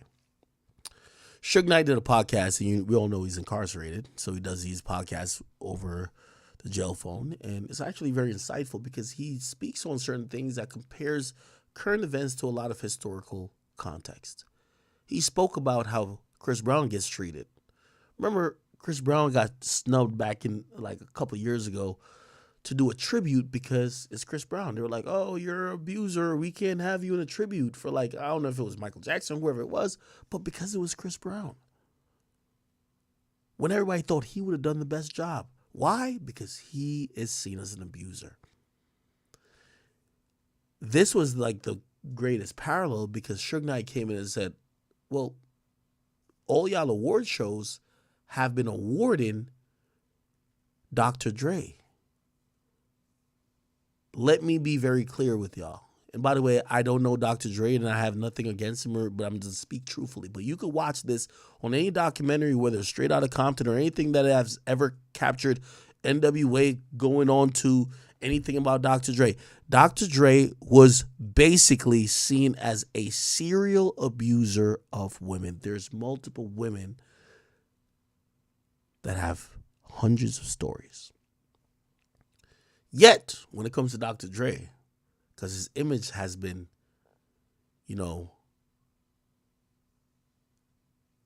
cleaned and a lot of other things has happened, he gets the awards, he gets the accolades, he gets the things that Chris Brown could never get. So, for example, he will get a Impact Award at either the Grammys or one of these award shows, while Chris Brown will get shunned because he's a problem. Listen to Suge Knight break it down right here. You have a man that part of that secret society, they're going to give him an award. The Impact Award. The motherfucker that beat up more than anybody. This man will get an award for beating up women. Chris Brown is stripped from his crown. And not saying it was right by him and Rihanna got into it and they had a fight or he beat her up. I'm not saying that. But what I'm saying is this. He had a fight with one woman or he beat up one woman. And they still casting stones at him. They don't give him his cigar. They don't let him come perform. They don't let him pretty much win awards. But you can have an Impact Award with Andre. You can have a man that part of that secret society, they're going to give him an award. The Impact Award. The motherfucker that beat up more than anybody. This man will get an award for beating up women. Chris Brown is stripped from his crown. And not saying it was right by him and Rihanna got into it and they had a fight or he beat her up. I'm not saying that. But what I'm saying is this. He had a fight with one woman or he beat up one woman. And they still casting stones at him. They don't give him his cigar. They don't let him come perform. They don't let him pretty much win awards. But you can... Okay. I think that's a very valiant point. Dr. Dre done slapped mad hoes, beat up mad bitches, and essentially these days, if we Google Dr. Dre Impact Award, we will realize that the goddamn Grammys, they've named an award after him, which is the Dr. Dre Global Impact Award. Again, we're seeing this hypocrisy. We're seeing this hypocrisy because, as time goes on, we're realizing no one has a clean slate. As I said, Drake settled a sexual assault lawsuit, even though it was civil. Takeoff is being sued. Diddy going through what he's going through. Some of the people who we think are non-problematic, they might have some issues too. But we don't define them by the allegations. We don't define them by some of these conversations. But some people like Chris Brown, he's only defined by he's a woman beater. Hey, I'm not here to stick up for Chris Brown, but I can understand why somebody might be like, man, y'all niggas is full of shit. Y'all don't really necessarily care about that issue. Y'all care about the actual person that issue is with, which y'all don't like Chris already, so it is what it is. Keep it moving, right? All right. Another interesting topic that kind of came up, and actually I thought this was interesting, right? Andrew Tate. I don't know if you guys know, but the Tate brothers are actually out. Salute to my brothers over at Fresh and Fit. They went to Romania, right? And when they went to Romania, they did an interview with, Andrew Tate. And Andrew Tate spoke on a lot of things. Now, one of the things he spoke on is, some contemporary stuff, including Ice Spice, who was at the Super Bowl in the suite with, Taylor Swift and others. And people, Andrew Tate himself felt like Ice Spice has now sold her soul because she's now promoting symbols of demonic essence. Hear what he says. Serious note. You have someone wearing an upside down cross making devil symbols at the biggest cultural event in American history. Yeah. Everything I said about how you can see demons if you pay attention. Did you look at her and think that's a demon? Maybe you didn't. But after listening to this, please pay attention. She is wearing an upside down cross. The Matrix has made her famous. Nobody knows why. It's certainly not because of fucking talent. And she's making devil symbols. What kind of clue are you looking for if those aren't the clues you need? On a very serious note, you have someone wearing an upside down cross making devil symbols at the biggest cultural... Now, apparently she was doing certain hand symbols. I'm not too familiar with those. That seemingly is, evoking certain type of devil imagery or symbols. I'm not too familiar with those. What I could speak about is the chain, right? So, for example, she was wearing a chain that was an upside down cross. Now, from what my understanding is that chain, right? That chain was gifted to her by Cardi. Now, do I believe that Cardi, is a devil worshiper this entered? No, I really think that Cardi and many other people, even Uzi to a certain, well, Uzi definitely too, right? Because they were all jacking this upside down cross thing. I've been around Uzi. Nothing, like, he literally told me, like, I'm not into devil worshiping. I don't believe in the devil. Actually, I love God, right? Which, if you heard the conversation I had with him, and you've heard many other conversations he's had with other people subsequently, you would be like, yo, bro, like, so if you're promoting devil imagery and hell and saying that people are going to be going to hell, why regularly do you not support this stuff? I think we get to realize what it is. We're in the business, it's music business. And people are incentivized to do things, say things to kind of create a stir. If you ask me, all of this stuff that Ice Spice or whoever else is doing was to create a goddamn stir. Okay? I'm gonna, and y'all gonna say I'm biased to Ice Spice. I'm gonna shoot her a little bit of bail because I think the chain she had on was a chain gifted to her by Cardi, right? Like, I think we could Google that. Ice Spice chain gifted Cardi, right? Look, Ice Spice wears a Playboy Cardi gifted opium chain, right? Which I believe is this, right? Which seems to be an upside down cross, right? And again, it's just an opium chain, right? Look, the jewelry piece, let's see.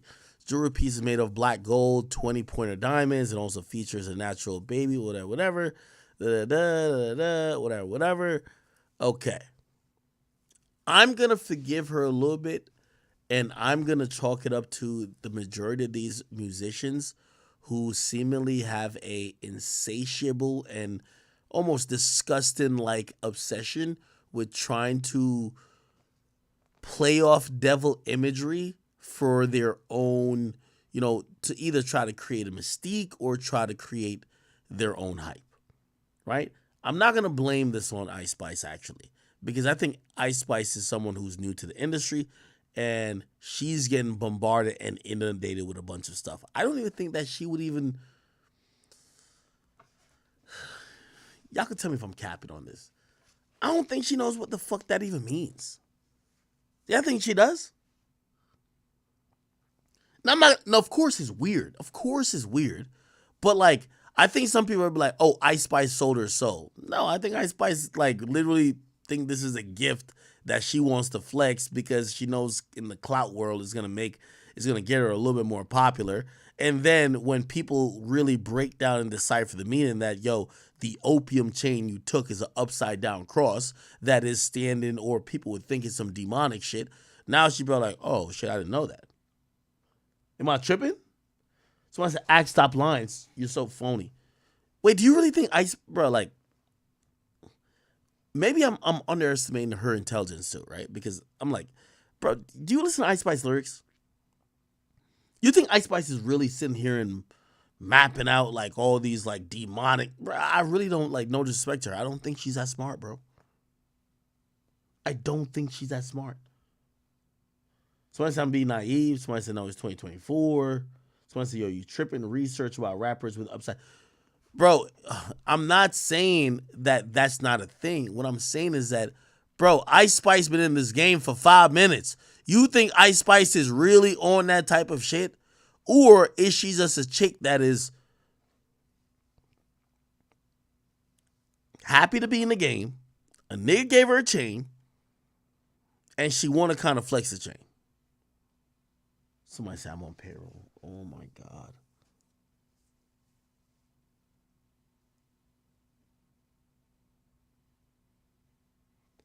Someone said, Act, you sold too. Wait, all right. Let me see if I know somebody's going to have an Ice Spice, sold her soul. Let's see if we can find a documentary. Why would people think that?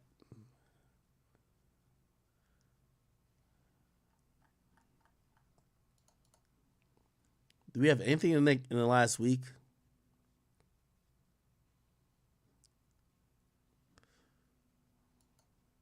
Great fourth quarter, great overtime, a lot of different things, a lot of what would have happened if. There's a lot of people that said, well, 2 Super Bowls without him. Why do you think they won? Let me explain something to you. Tell me why they won. Well, first of all, tell me why they won. Taylor Swift, can I make a fact? Okay. She's made the NFL and the Chiefs almost a half Balenciaga. Tell me if this is a rock and roll thing or this is the horns of the devil. Go show that. Show that. Like, look at, she knows the camera's on her. That's giving shout out to the evil. Is that for Ice Spice? What? You guys know his martyrdom to represent. It's an upside down cross. Mike said it's an Alex. Hold on.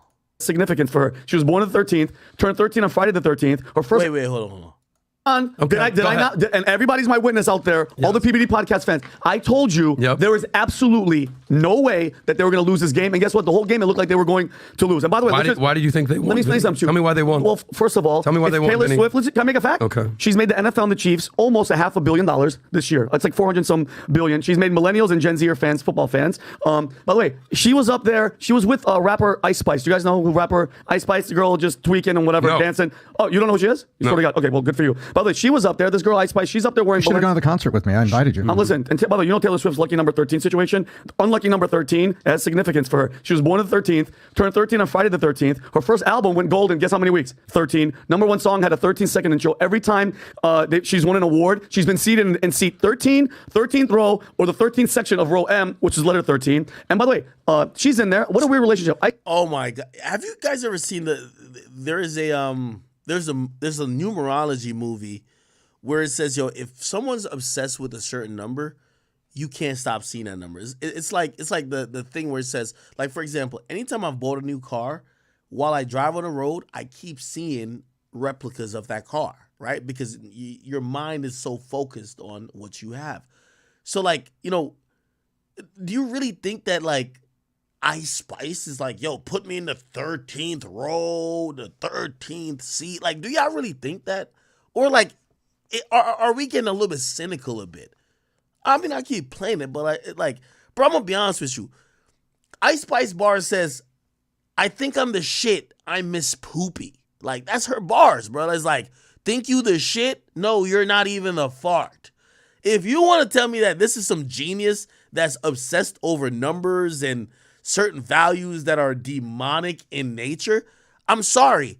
I think Ice Spice, the most intricate thing she's ever did in her career is fucking twerk. I don't think she's that smart. I'm sorry to say. Rapper Ice Spice. You guys know who rapper Ice Spice? The girl just tweaking and whatever, dancing. Oh, you don't know who she is? You swear to God. Okay, well, good for you. By the way, she was up there. This girl Ice Spice, she's up there wearing. You should have gone to the concert with me. I invited you. Listen, and by the way, you know Taylor Swift's lucky number 13 situation? Unlucky number 13 has significance for her. She was born on the 13th, turned 13 on Friday the 13th. Her first album went gold in guess how many weeks? 13. Number 1 song had a 13-second intro. Every time she's won an award, she's been seated in seat 13, 13th row, or the 13th section of row M, which is letter 13. And by the way, she's in there. What a weird relationship. By the way, speaking of which, and again, I'm going to rewind a little bit. Speaking of which, this is such, like, a fear of people, like, even with the number 13. Like, so I'm in my hotel in Vegas, and like I had the key card, I'm going up. And I think almost all hotels do this. Bro, they don't have a 13th floor off of superstition. Like, it says floor 12, and it immediately goes to floor 14. It does, like, really, floor 14 is floor 13. But they just call it floor 14 because they know people are so superstitious. And I look at that, I'm like, is it people just kind of doing too much with the number, or does the number mean something, right? By the way, she was up there. This girl, Ice Spice, she's up there wearing. You should have gone to the concert with me. I invited you. Now listen, and by the way, you know Taylor Swift's lucky number 13 situation? Unlucky number 13 has significance for her. She was born on the 13th, turned 13 on Friday the 13th. Her first album went gold in guess how many weeks? 13. Number one song had a 13-second intro. Every time she's won an award, she's been seated in seat 13, 13th row, or the 13th section of row M, which is letter 13. And by the way, she's in there. What a weird relationship. Ice Spice is up there with her. She's wearing Balenciaga, which, as you guys know, they had that. Last year, they got in trouble for promoting child abuse and satanic imagery with their ads. They sued the production company, but then they dismissed it for $25 million. They said whatever. But now this is kind of weird. Ice Spice is up there. She's wearing, and I had this talk with Mike. She's wearing an upside down cross of St. Peter, which, as some of you guys know, his martyrdom to represent. It's an upside down cross. Mike said it's an Alex Moss representation that was gifted by Playboy Cardi. Now check this out. She's flashing devil horns, okay? As we all know, the Krasenstein brothers, who are so hip and they know about hip hop and rock and roll, they said that what she was doing was rock gestures. You guys tell me, by the way, besides wearing the upside down cross in Balenciaga, tell me if this is a rock and roll thing or this is the horns of the devil. Go ahead, show that. Show that. Like, look at, she knows the camera's on her. That's giving shout out to the evil. That's evil. Look at Taylor's. What a role model she's drinking. But think about this. Let's not joke around. People were getting injured on the field, left and right. Who was their starting linebacker? He runs onto the field. You don't think she's like a Texas Longhorns fan? No, she's not. She's not from Texas. She's from the Bronx. No, they're doing a kamikaze or something. Serious slam it. I like the slam at the end. This is. Let's be real. This is satanic. This isn't this. And then John Mayer had a girl. I forgot who this girl was, but she does a Baphomet sign, which is evil, and then she gets caught and looks at John Legend and she's like, I'm sorry. Look at this. Look at this video. Look at it. She throws up the sign. That's an evil sign right here. Look. Boom. And then she goes, whoops. Oh. She's like, I'm sorry. Look, I'm sorry I threw up the satanic signs. Because, by the way, and let's be honest, the music industry, as we've heard from a bunch of artists, is evil. Music puts a spell on you. This is my opinion, Adam. Music can make you cry. It can make you happy. It can make you like rock and all the depth. It makes you want to kill people. By the way, have you seen the Taylor Swift concerts, Tom? People are crying. Women are crying at them like their whole family just passed away. And we've been warned. Prince warned us. Michael Jackson warned us, and Bob Dylan. Here's a clip of Bob Dylan. Oh, you got a whole setup for this. Oh, yeah, okay, Bob Dylan. That's Ed Bradley. Yeah, but this is on 60 Minutes with Ed Bradley. I didn't realize we had a whole setup already. Go, Vinny, go. He interviewed Bob Dylan, and guess what Bob Dylan said about why he keeps going with this thing? Good. You can play that, Rob. Why do you still do it? Why are you still out here? Well, it goes back to the destiny thing. I made a bargain with it, a long time ago, and I'm holding up my end. What was your bargain? To get where I am now. Should I ask who you made the bargain with? with the chief commander. On this earth? And on this earth, and then in the world we can't see. You ever look at music that you've written and look back at it and say, whoa, that surprised me? I used to. I don't do that anymore. I don't know how I got to write those songs.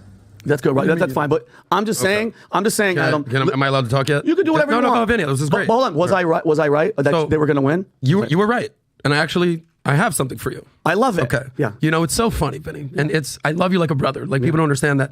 I asked you the reason that the Chiefs won. Yeah. You're telling me Ice Spice. You're showing me Bob Dylan videos. Yep. You're talking about the devil. You're throwing up gang signs. Yep. Not once did you say the following two words. Patrick Mahomes. Not once did you talk about the greatest quarterback of this current generation. We all know Tom Brady is the GOAT. But give a little credit where credit is due. It is so easy to say Taylor Swift, the devil, Bob Dylan. She's a witch. Sure. Yeah. But you're marginalizing the greatness of Patrick Mahomes. Not at all. He had a little help, Adam. How many people got injured? Taylor Swift is up there. She says she's a witch. Yeah. Maybe she sprinkled a little. So when Michael Jordan was winning all those championships, the devil might have. No, hold on. Taylor Swift wasn't even alive. When Tom Brady was doing all that, of course she was. We talking about during Michael Jordan? Taylor Swift wasn't around during Michael. No, she wasn't. She was alive. No, how old is Taylor Swift? We're gonna have this argument. It's an argument. Adam, was I right? Was I right that they were going to win? You were right. No matter what. But why you were right is nothing to do with Taylor Swift. It's nothing to do with the devil. It has to do with the greatness of Patrick Mahomes. I'm not saying nothing with Patrick Mahomes. You're marginalizing his greatness. No, not at all. But by the way, who was Bob Dylan talking about? What deal with... These are the satanic symbols from Usher's halftime performance. What's good, everybody? It's your homie Bryler, a.k.a. the King of Sacramento. Some of you might know that I am... This thing will look crazy. I'm a graduate of Reddit University with a degree in... Dude, Satan confirmed! Next was Alicia Keys playing a piano that was clearly dyed with the blood of the innocent. And you got... The fuck?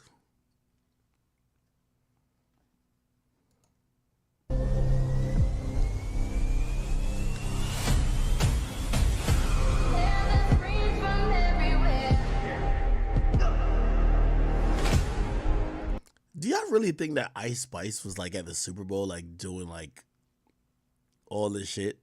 All right, guys, so I'm not one to follow conspiracy theories or anything like that, but this is a little too obvious and it's kind of insane. So as you can see, Ice Spice is at the Super Bowl and they keep putting her up on camera, and I can't help but notice that she has this weird necklace on, right? Now, I don't know if I'm tripping or not, but is that an upside down cross, bro? It breaks my heart because I love Ice Spice. Like, I actually enjoy her music. Like, as you guys see here, they're at the game right now. They keep showing her on, and I swear that's an upside down cross.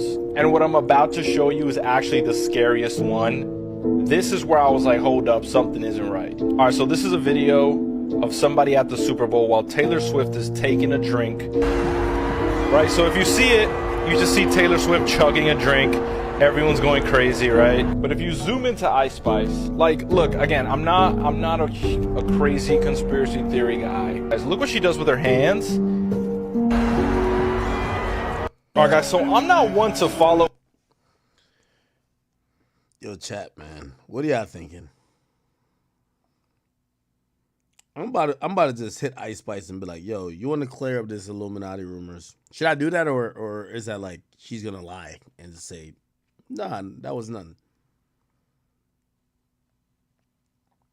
I could just hit her and ask her.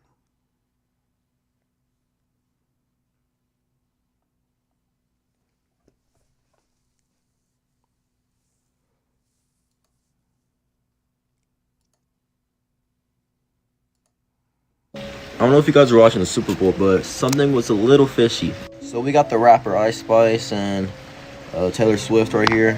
But if you zoom in closer, if you see it, you can see that she's wearing an upside down cross. But there's a video of her doing something with it. I don't know if you guys see Ice Spice in the top left corner, but you can see she starts throwing the satanic hand gestures and starts flexing the cross. Like, I'm not a really huge conspiracy theory guy, but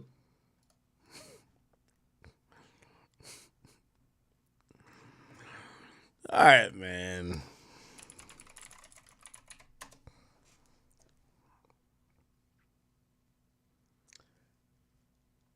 Should I hit Ice Spice and tell her to clarify, bro?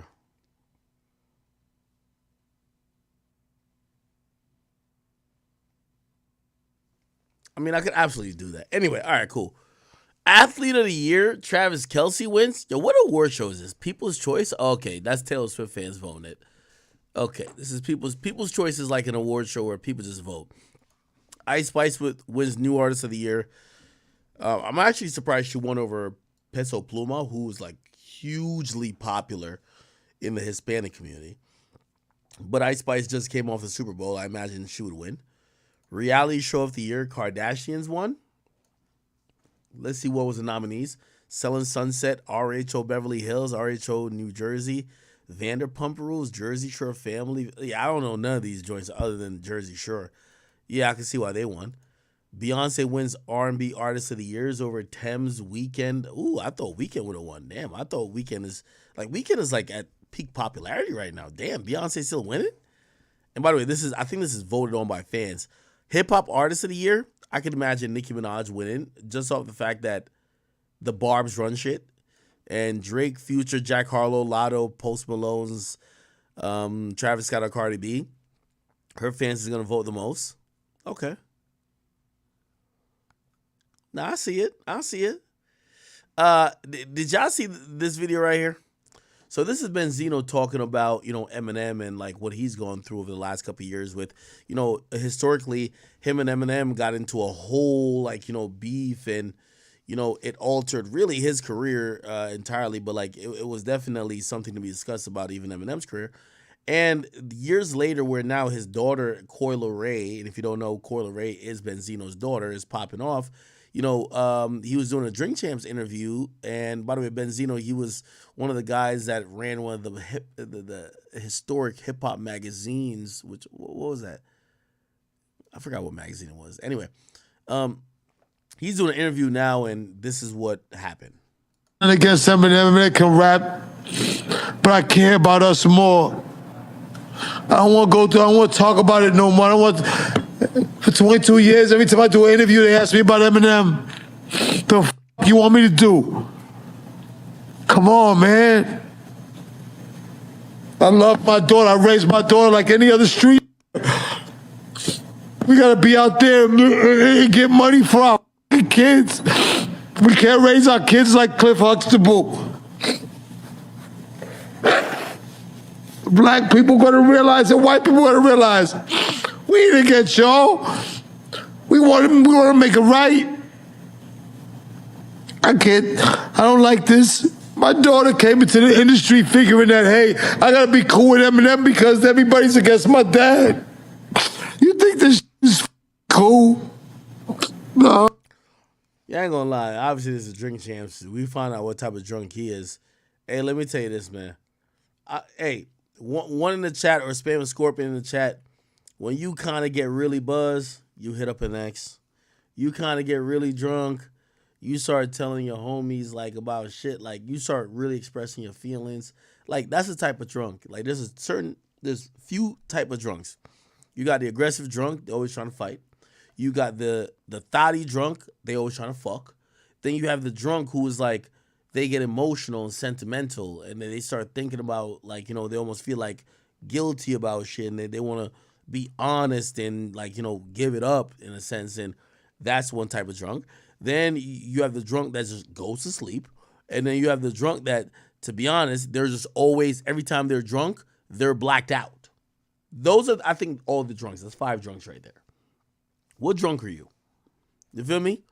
I'm the guy who usually just goes to sleep, right? Like the more I drink, the more my body just says, all right, it's time to sleep, my nigga, get out of here. Unfortunately, a lot of women fall under the title of the more they drink, they seem to be more sexually active, right? Which is like the horny drunk. But then you have usually like everybody knows that one homeboy, every time y'all drink, he always want to fight. Right? Yeah, the angry drunk is the one that fights. The angry drunk, and by the way, I mean, there's like derivations of that because you got the angry drunk that fights, but you also have the angry drunk that don't fight, but he argues all night. He want to argue about everything. He want to argue about shit that y'all have argued about before and solved. Somebody said they're a Marvin's Room type of drunk. Oh, man. We're failing as a people. I got love for Shade Room and all these other podcasts, but we're great. We're amazing people. We are the blueprint. Why do we continue to disrespect each other? Why do we continue to disrespect each other and kill each other? All my young man, there's no reason to be shooting another young as somebody's kid.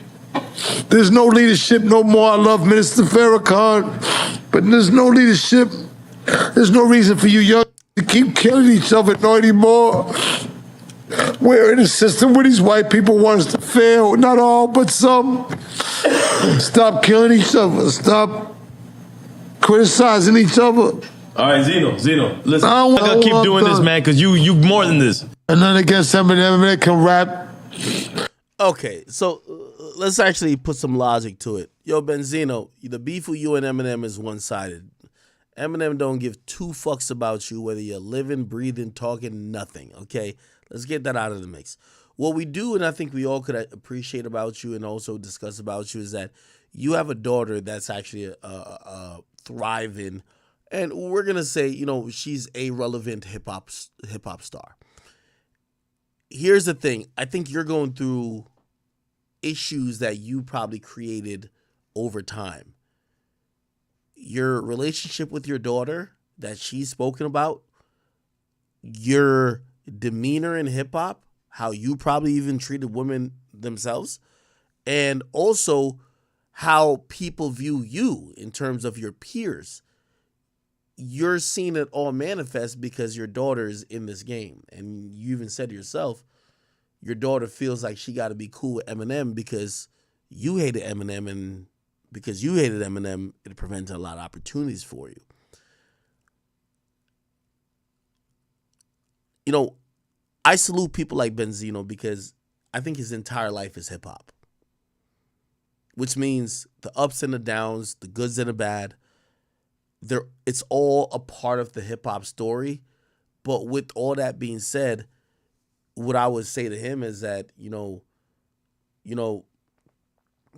got to fix those problems within house before you come to get emotional on Drink Champs. Like, put it like this. You know how many people hate me? Now, could I sit here and be like, I've never cried on camera? No, hell no. But what the people who hate you the most want to see is they want to see you on bended knees. They want to see you broken. They want to see you at your lowest.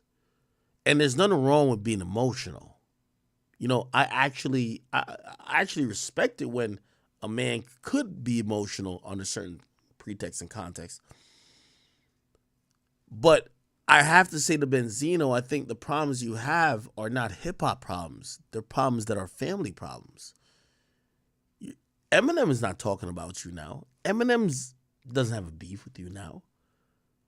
Most of these things are the reflection of your daughter being a star. Most of these things are your daughter reacting to you a different type of way, or your daughter reacting to the industry. So you need to fix your family problems first and foremost. It's like Eminem don't got no beef with you, my guy. And I know you might be like, well, Eminem, blah, blah, blah. The bigger issue is now you and these situations, or these family situations that where people feel like, your daughter isn't on the same, like they've turned that into drama. Fix your family issues, if you ask me. But I don't think Eminem is someone who's a threat of Benzino at this point. And I could be wrong, but I don't see it. Okay? He has a daughter who's successful, and everybody, I don't have kids, but everybody want to be the Superman for their kids. Everybody want to be the role model, this and third. And I could imagine he's going through it because his daughter probably looks at him as, well, you're the guy that's not liked in hip hop, and I want to be liked. So you're the guy who I want to look up to my father, but people don't like you. You're not people look at you a certain way, so now I got to move a little different. So I kind of understand that, and I pray for Benzino because watching him cry here, and I don't think Drink Champs took advantage of him. No, bro, you got drunk, and you in your feelings. It is what it is. That's not Drink Champs taking advantage of you. No, not at all. Not at all. Give me 1 second.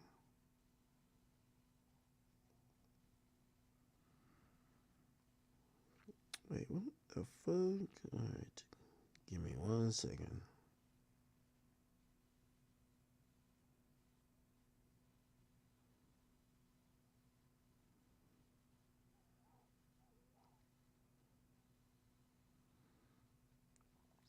Give me 1 second, people.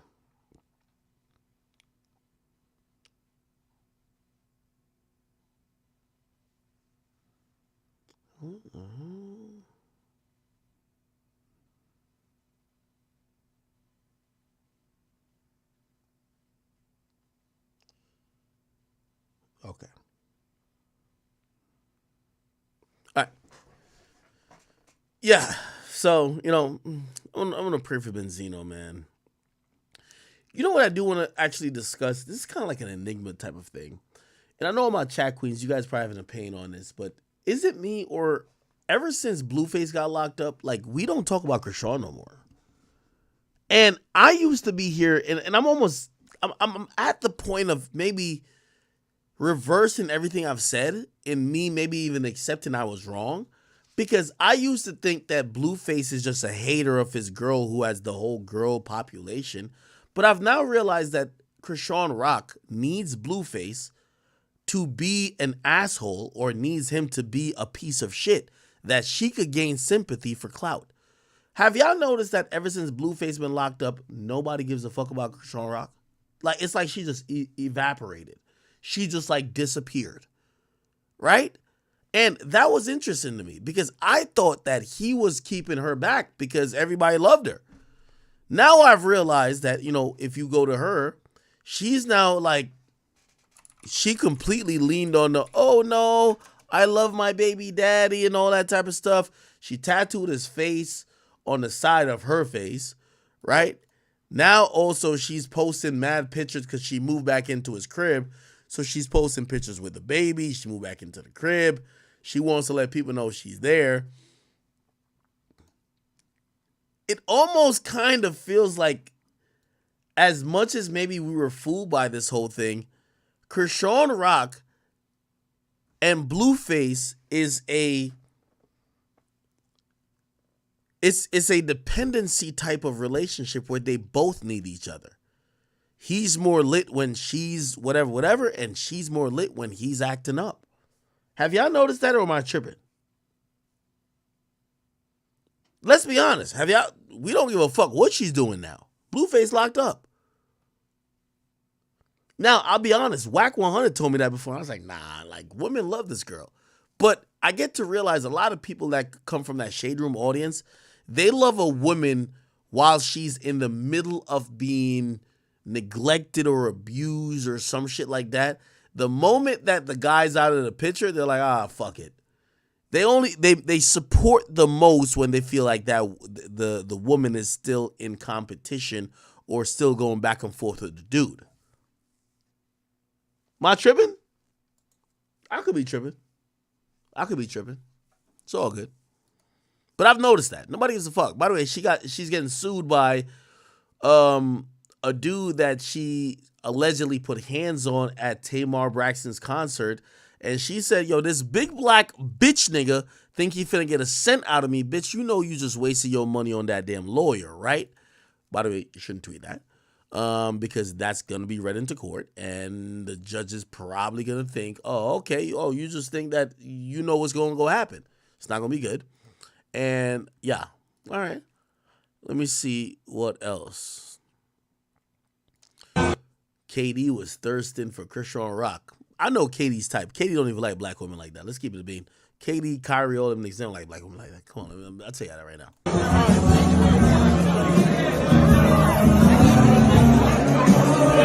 I ain't gonna lie. I am proud of Carisha though. Like Carisha, like she's putting that pussy on, like she's putting it on a mannequin on display in every storefront. Because I think at this point, Diddy has realized you've done pissed on her. Like he probably pissed a couple liters of piss on her face and shit like that. Now he's getting attacked by this other shit. Like he probably fell back from her. Like when he pops out back next, he's gonna get a new 25-year-old. Me personally, I think he's done with Carisha. You feel me?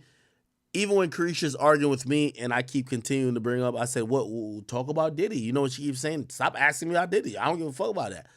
I don't think I think she's been let go of her duties and her escort contract is now, complete. And for me, I just want her to start OnlyFans because, again, if we can't see you getting exploited by Diddy and the crew, we want to be able to pay $4.99 to see that pussy bust wide open. Okay? But anyway, salute to my boy KD. Did they win today? Let me actually look at the NBA. Shit. NBA.com. Did they win? Oh, it says the East beat their ass. Holy. Okay. I see us cracking at that. Damn, they almost scored like 400 points to see, right? Who was the MVP? LeBron only scored 8 points? What the fuck? Durant scored 18. Who's that? Nikola Jokic scored 13. That shy nigga scored 31. He's a star, ain't he? Anthony Davis, yeah, he shouldn't even been playing. That nigga is like, he could barely walk down the street without getting injured.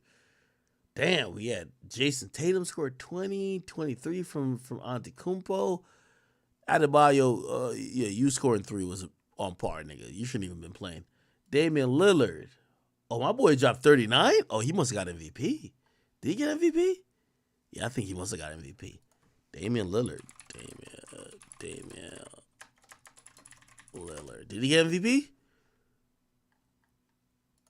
He's my favorite player, by the way. Oh, it was named MVP. Yeah, I don't know if he'll ever win a ring, but at least he'll rack up a couple MVPs and shit like that. You know what I mean? My boy. We all know that his 3-pointer is like tandem. I won't say necessarily like Curry, but I think he got more range than Curry, but Curry's more accurate. That's why I really think. Okay. So I said Halliburton is the future. As long as that nigga keep, you know what I mean, get my overs on assist. By the way, speaking of which, oh shit, I do got an ad to do. Holy shit. Give me 1 second, chat. I know y'all all in here. I know I don't do ads often, but I gotta do one right now. Holy, let me figure out what the fuck I gotta do. Hey, if you guys fuck with sports, okay, I want you guys to, you know, get on Underdog Fantasy. By the way, Underdog Fantasy is a website where you could, you know, it's not necessarily gambling. It's betting on fantasy sports. If you think that whether Damian Lillard for tonight, he was going to score over like or under like 25 points, you guys could bet on that. You guys could use code academics, and you guys could do this within the regular season. Now, I frequently do it with the NBA. I didn't do it with NFL because I think I'm a jinx. Like, I've been on the last 4 Super Bowls. I lost all of them, so I was like, fuck it. I'm just going to watch a game. But if you guys do want to bet on fantasy sports, which you guys could lump in parlays together, which are, you know, have multipliers, this and third, you guys could use underdogfantasy.com. Also, here's the thing, too. If you use code academics, I believe that for up to $500, they will actually match the amount that you guys put in. So if you guys do sign up for this website, just use, I don't know where it's going to be at. Just use code academics. If you deposit $500, they'll give you $500 free. Now you got to play through it, but still, you have a $500, you know, dollars in free bet. Okay. Anyway, yeah. Is there anything else I need to say about that? I do like Underdog Fantasy. Yeah. Okay. Anyway, underdogfantasy.com, code academics. Please, by the way, on all the descriptions for all my channels, you guys will see a code. You'll see a link for Underdog Fantasy. Please go. Only if you do fantasy sports. If you don't do fantasy sports, it's okay. All right? All right, people. Let me keep it going. I actually got another ad to do. Your Rumble be giving me them ads now, bro. Like, I got to do a coffee ad. I'll do it later. All right. You know what's crazy? Yo, Pop Smoke died 4 years ago? You know, yo, as I'm thinking, right? Bro, you know, obviously now, I feel like so guilty with the Pop Smoke. Not guilty, but like, I feel like weird with the Pop Smoke death thing. Like, I didn't like Pop Smoke as much until he died. And that feels fake, and that feels like weird. When Pop Smoke died, you know when I found out that Pop Smoke died? I remember we did a episode of Everyday Struggle, and someone came onto the set right when we just wrapped filming, and they said, yo, we just got the news. Pop Smoke died in L.A. And I ain't gonna lie to you. Salute to my man Wayno. Yo, Wayno was hurt. He was hit immediately. And I just wasn't that familiar. I never met him. I think we had traded DMs before, but like we never, whatever. And I didn't know how much he meant to even New York drill. And I was kind of like devoid of even understanding like the impact of his death. I was just like, damn, wow, that's fucked up. Like a New York nigga went out to LA and got killed. But subsequently, what we've realized, man, Pop Smoke was really just that guy when it came to New York, and his death, but also his presence and his music has continued to live on. But then when I see something like this, it says Pop Smoke passed away 4 years ago. Yo, time fucking flies. It was 4 years ago? You know, we're in 2024. 4 years ago was 2020. Like, do you know it's actually 4 years since, remember the whole 6ix9ine getting out and 6ix9ine whatever? It's 4 years since then. That means if somebody was like a freshman in high school or a freshman in college, most likely they graduated. This is how much time has passed. It's a little trippy to me. You know what I mean? Like, bro, time is going, bro. Fuck. I think he had passed away, I think before the age of like 22. Crazy, right? People think this is a picture of LeBron James throwing up GDK. It is actually not. This is him doing the, like, he's putting on the crown. Like, he does the thing where he puts on the crown on his head. I don't know why it kind of looks like he's throwing up the sign, but actually, no, this is him doing his signature thing, which is putting the crown on his head. We have DJ Khaled, who has a meal at McDonald's, or not McDonald's, but Wendy's, which, by the way, I like Wendy's way more than McDonald's. I ain't gonna hold you. No, I'm telling you now. The DJ Khaled Biggie Bag, Uber Eats right now, Daytona, Florida. Get it right now. Order it now.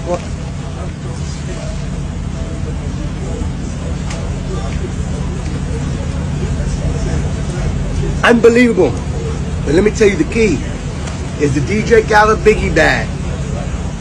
After you get the Biggie Bag, reward yourself. Tell them to bring out the Frosty. Chocolate Frosty? Oh my goodness. No.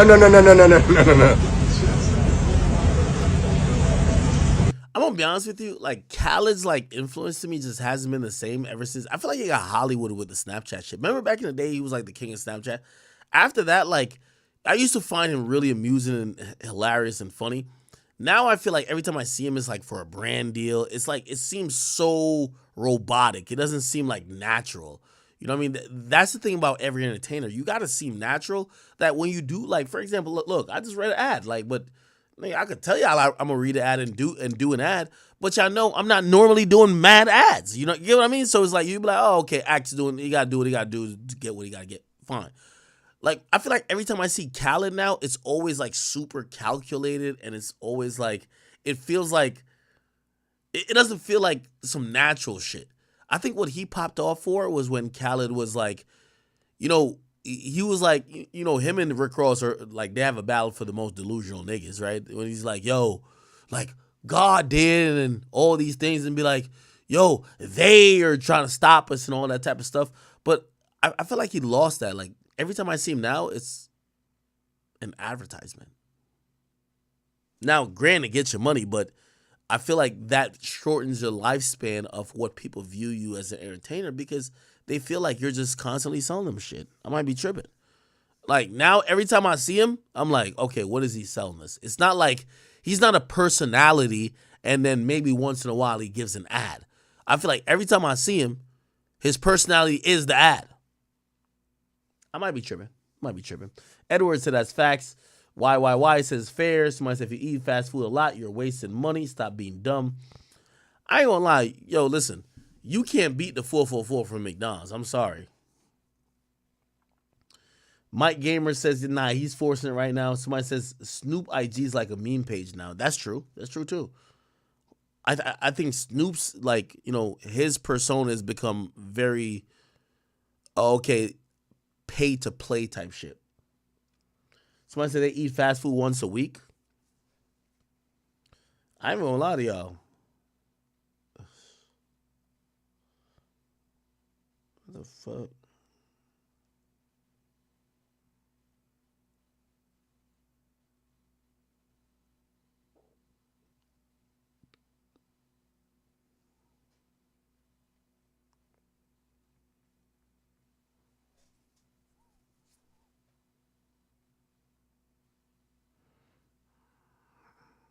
Okay.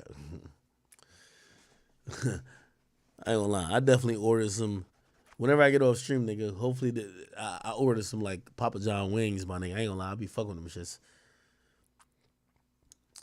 I had a bowl at Chipotle earlier. I ain't gonna lie. I ordered DoorDash a lot.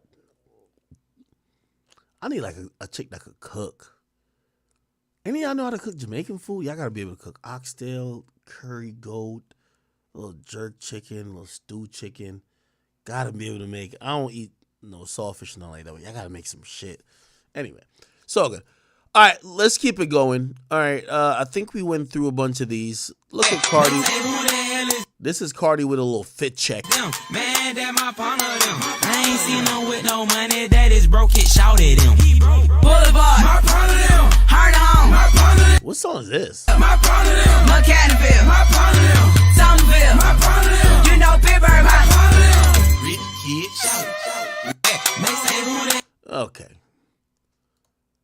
again, I still think Cardi's just one of the master marketers in the game right now. And, you know, everything he's putting out is like carefully calculated and he's doing a really good job. What the fuck? They're saying Joey Chavis is pregnant by another NFL player? What the fuck? No way.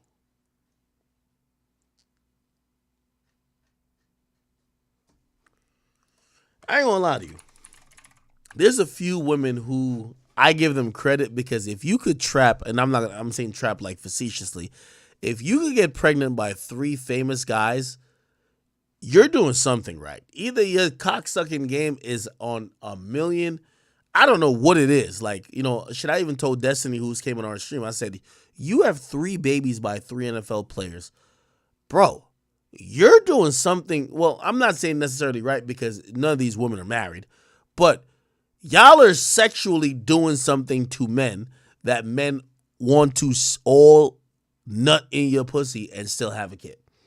So Joey Chavis, who I believe has a kid by Bow Wow, let's actually look her up. Joey Chavis, she is Bow Wow's baby mama, and also she has a kid by Future. Okay? Okay, you know, she's taking a little courtside picture, this, that, and third. Look at her.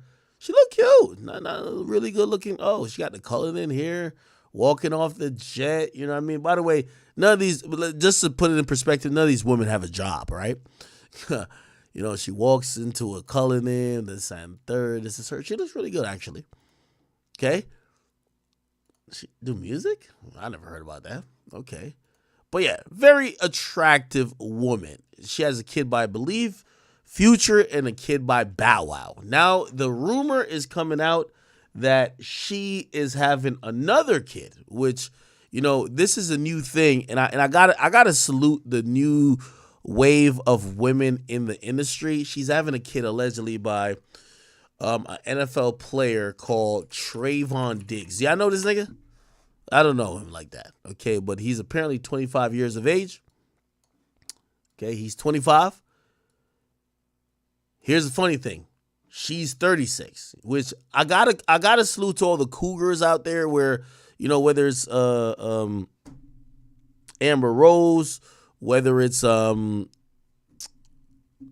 or whoever, they've realized, like, yo, at a certain point, they got to just go get with the young niggas, right? And apparently, Joey, let me see, Joey Chavis, pregnant Trayvon Diggs. Apparently, she's pregnant by Trayvon Diggs. Okay? Congratulations to this nigga.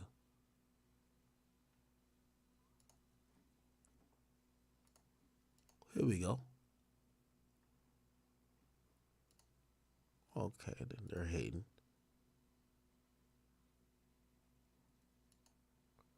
Joey Chavis seemingly dating Trayvon Diggs after his ex said this. So she showed up to the game. She got a cup that says his name. Okay. Okay, all right.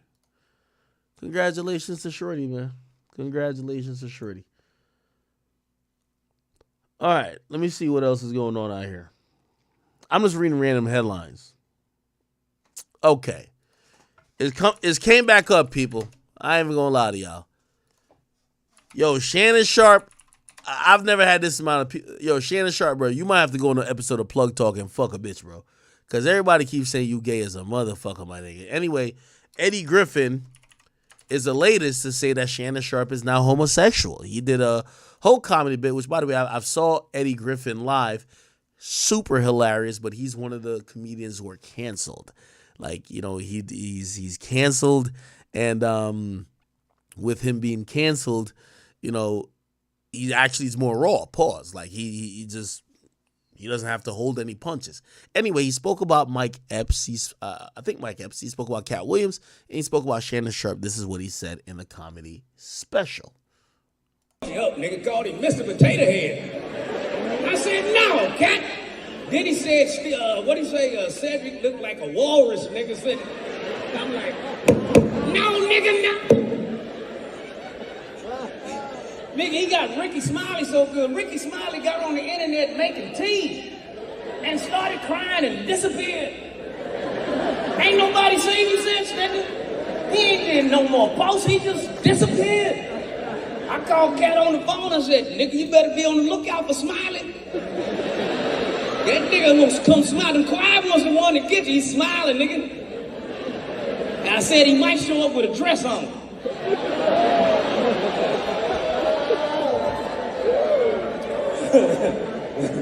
Shit, me and Cat, the last two that ain't worn a dress, nigga. I called that nigga. I called and I said, nigga, let's do the non-wearing a dress tour. That shit'll be hot like a motherfucker. And Club Shay Shay. Yeah, Shay Shay. Gay gay. I don't give a fuck, that nigga gay, nigga. That nigga sitting there with them tight ass pants on, with his balls and dick all over Cat's face. And then the Cat kept looking the other way.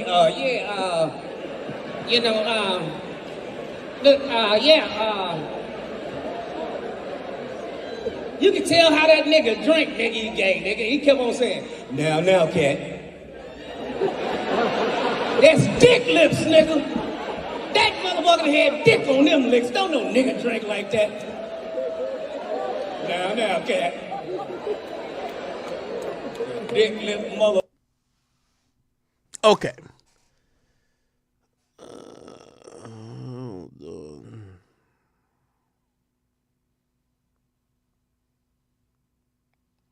Okay. So yeah. Again, they're calling Shannon Sharpe gay. I mean, I guess I kind of get it. He's a little bit metrosexual, this and third, but to me, it's like, you know, my whole thing is I'm hoping it's not because Shannon Sharpe, because at this point he's indulging in gossiping, right? And I say that, and I say that respectfully, because I gossip. Like, you know what it is? Like, nigga, I don't give a fuck if a nigga say I gossip. You know what I mean? Charlemagne gossip. Like, if you talk about other people and rumors, you're gossiping. That's a fact, right? I'm not sure if the gay stuff is coming because of that, and he's a sports person who usually talk about, you know, stats and facts about sports, and people now think he's gay. Or maybe really niggas think there's a little sugar in his tank. You know what I mean? Maybe it's because he's well groomed. Maybe it's because he wears all these suits and people think that he's matching a little bit too well. Whatever it is, this keeps coming up, and I don't know if it's true. The reason I'm gonna say I don't know if it's true, put like this. Like, I think we can say now, bruh, I heard, nigga, ever since the first day I felt like I was in this industry, I had 5 niggas told me 8 stories about how Diddy was gay. I'm gonna keep it a beam with you. That's just what it is. It was like, yeah, Diddy gay. I was like, what do you mean Diddy gay? And it was like, they told me mad stories of niggas that had, I'm like, what the fuck? I'm like, really? Like, trust me, this is how I was like, okay, I guess I'm in the industry now, right? Because now people are revealing shit to me that they have never said. I've never heard no stories about Shannon Sharpe. Like, nobody got no secrets in this game. So if Shannon Sharpe is gay, niggas gonna have secrets of niggas fucking him, right? Like, trust me, I don't care, gay or straight, niggas ain't loyal. So people keep saying, oh, he has a gay stylist. No, if he's gay, he ain't gonna only fuck one nigga. He's gonna fuck other niggas. So if he's gay and nobody got no stories, I'm inclined to believe that ain't true. Like, listen, with all the shit y'all hear about Diddy, niggas was saying this shit dumb long ago, nigga. Now is the first time I feel like we could talk about it, because Diddy got lawsuits on his ass, so he ain't gonna fuck with us no more. You feel me? But niggas been hearing that about Diddy. Like, I'm gonna be honest with you, right? Like, I'm telling you, nigga, it's like 3rd week in the everyday struggle. I'm talking to the guests and be like, yo, damn, you never met none of these things? I said, nah, I ain't never met her. I said, man, make sure you meet Diddy. That nigga's gay as hell. I'm like, what you talking about? You gay? That's what they kept saying. I'm sorry. So anyway, I haven't heard any stories about Shannon Sharpe doing some gay shit, because again, if you're gay, you're probably gonna have multiple partners, or you fuck, and somebody's gonna talk, right? I've only heard that, oh, people think he's gay with a stylist, which I'm like, well, the stylists have never said that. So it's like, I mean, that's an assumption, but we gotta wait a little bit more. You get what I'm saying? We gotta wait a little bit more. Yeah, Antonio Jones, I agree with you. Yo, the nigga been famous for 30 years and not one dude ever said, yo, I fucked you. Like, come on, bro. Somebody said Shay Shay was a nickname given to him from football. I ain't gonna lie, Shay Shay is a gay name. Like a nigga named Shay Shay, like pause. I would never call a man Shay Shay. Like you're right, but that don't make him gay. It still doesn't make him gay, bro. We gotta stop like taking things that originally would be like that's suspect and just start calling somebody gay. Gay to me means you are interested or you want to fuck the opposite or the same sex.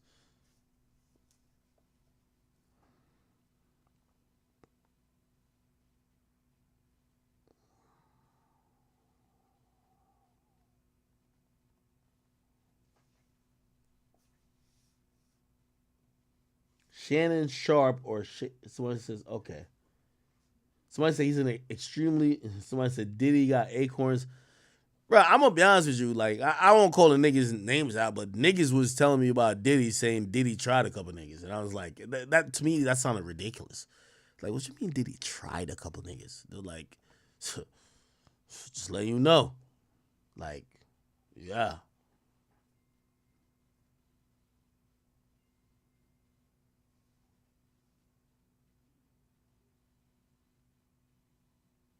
You was at a Diddy freak off. It was fun. All right, man. Whatever.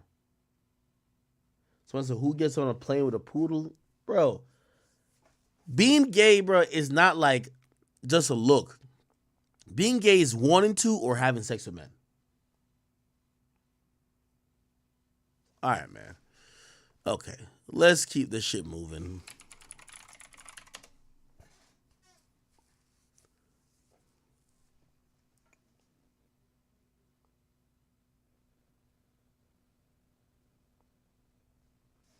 Hold on.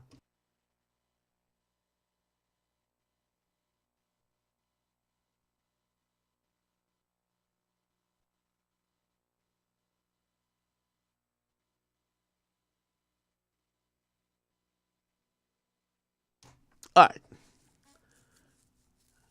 Alrighty then. Let me see what the hell is going on otherwise. Somebody said the pool's probably getting... No, y'all niggas is tweaking.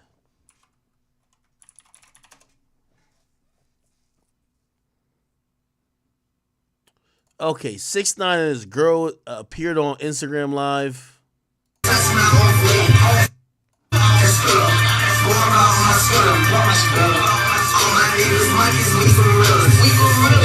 I think they in the DR.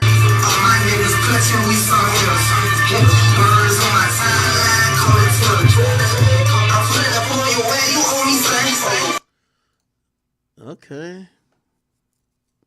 I don't know if y'all care about the 6ix9ine and his girl news. Apparently, he said he's getting married to her. In my Pocket Watcher series, man, Rick Ross has to be studied, man. Rick Ross talks so much about money now. Like, I'm wondering how the fuck did he make all this money? Like, listen to this. When I bought the Promised Land, I paid $5.9 million for it. It was estimated at over $30 million last time we had it, valued that. So that's a great investment. And once again, I remember sitting there talking to my mom, like, she like, Will, the house got a damn 120 rooms. What the hell you gonna do with 120 rooms? Yeah. But I knew, as long as I had that conversation with her and I could convince her, because she got my back regardless. But when she stopped questioning me and just looking at me and start seeing the vision. Yeah, because I don't know. I don't have the answer every time I do something. When I bought the Promised Land, I paid $5.9 million for it. It was estimated at over $30 million.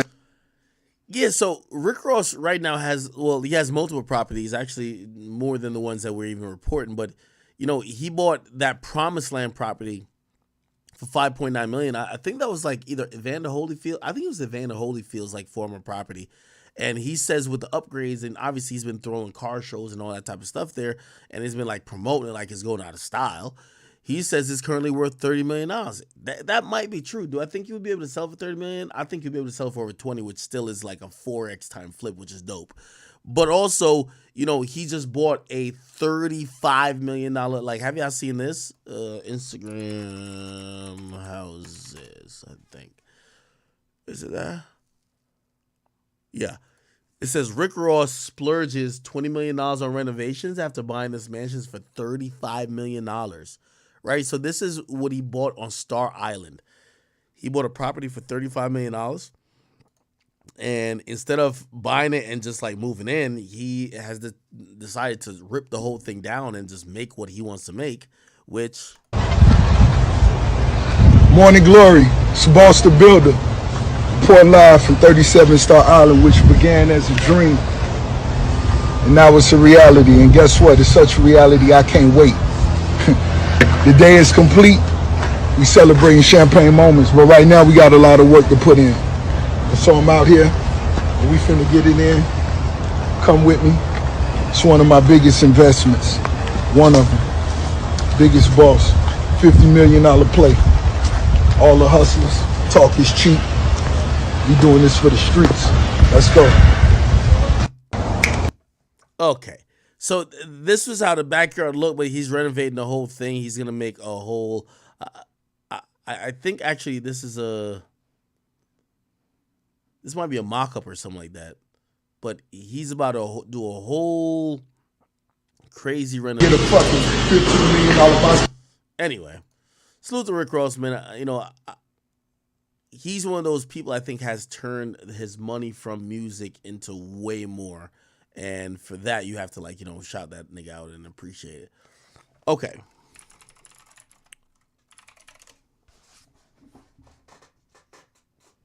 It's a beautiful estate, right? No, of course. I'm wondering if he's doing it for a flip at this point, because at this point, like, you know what I mean, he's kind of up the value in all of them. Or are you just doing it for flip, or he's really just trying to keep it for a long time? Because still, you know, like, even that Promised Land shit is like, bro, you got to spend a lot of money. Like, do y'all know how much I spend just on this property, right? On, like, I spend $20,000 a year. And by the way, that's not even the max package, right? Like, for example, there was snow the other day, and like this is what happens when you have like mansions.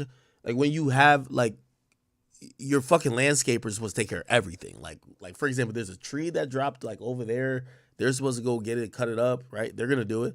But like snow fell, they're supposed to immediately come and shovel your shit. Like, you're not supposed to do shit. Really, I don't even think that they do that. I don't think they do snow shit for me, but they like manicure all the like lawn and the fucking like all the shrubbery, and they replanted a whole bunch of stuff because my dogs was, you know, they be wild and shit. You know, I pay these niggas $20,000 a year, my nigga. Like $5,000 every quarter.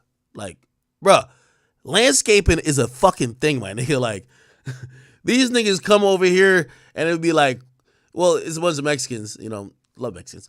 But they do their thing, but it's still, I'm like, fuck, I gotta pay fucking $20,000 for landscaping. Now, keep in mind, like, I don't want to dox myself and shit like that, but like, the amount of acreage I got compared to Rick Ross ain't shit. You feel me? And I'm paying 20 grand. Now, that's why I understand when Rick Ross is like, nigga, I'm about to drive this motherfucking like lawnmower. What the fuck? You get what I mean? So again, every quarter I pay $5. Serious. They charge my card. It was like, so somebody said, for 20K, I'm going to scam your ass too. Bro, everybody in my neighborhood, because I talk to my neighbors, they all pay that, bro. I'm like, low-key, I was telling that nigga my budget was 10 bands, but it was like, bro, like, come on, 10 bands, like, we not about to do shit for you, bro. Yeah, I only tell y'all that because I'm trying to tell you how expensive it is. Like, for example, like what my house costs, there's another house, which that nigga got mad bread. He's around my area. But his house costs twice my house. So he has twice the amount of space. And he has so much like fucking, like, you know what I mean? When you have these houses, like, my nigga, they're fucking carving up your trees and designs every fucking 3-4 days. Like, they're fucking like, it's like a hair cutter for trees. They come on. So anyway, I'm like, yo, if I'm paying 20 bands, I looked at that nigga, I'm like, that nigga gotta be paying 60. Like, that nigga got a lot of shit. So that's what I'm trying to tell you. That's how much fucking landscapers fucking cost when you have like a big ass crib, bro. And again, my crib compared to Rick Ross's crib ain't shit. So if I pay 20, I gotta believe, if he's actually paying, even though, to be honest, at that point, he probably doesn't do that, right? So I'm just trying to think smart. At that point, when I have that much property and I have 100 rooms, I don't have 100 rooms. When you have 100 rooms, you know what he probably does? You hire people permanently, and they do everything. So they fix all the problems, they do the landscaping, and it's almost like you have a staff for your house. Maybe, I don't know, maybe 15 people or 10 people. You get what I mean? Because if you're going to just deal with a landscaper, they're going to fucking charge you an arm and a leg. So he probably has people who do multiple things. Yeah, I think that probably works. You get what I'm saying? Yeah, by the way, I'm telling y'all this, but like, trust me, it's all overrated. They'll be like, hey, yo, listen, we could carve out like the middle thing that, if there's a plane flying above, they could see a big A.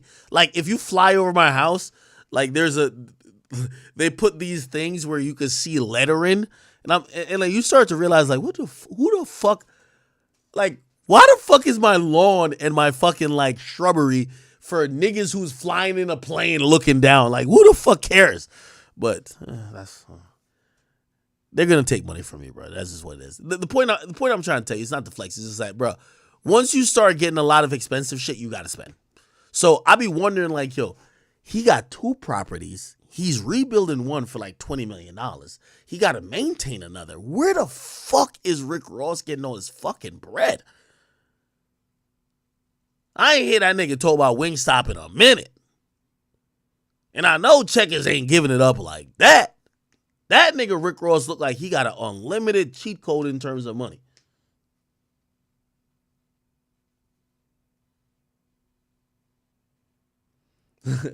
Donovan Tattoo says, yo, Ack, imagine the shape you could be in if you cut the grass yourself. Y'all think I should cut my own grass? Chat, should I cut my own grass? I could fire them. Did I pay him for this year? Well, no, they charge per quarter. I think I just got to give them a 1 quarter notice to get them out of here. Yeah, I think I should cut my own grass. I cut my own grass. I'll save $5,000 every 3 months.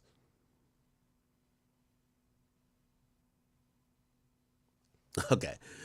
All right. Anyway.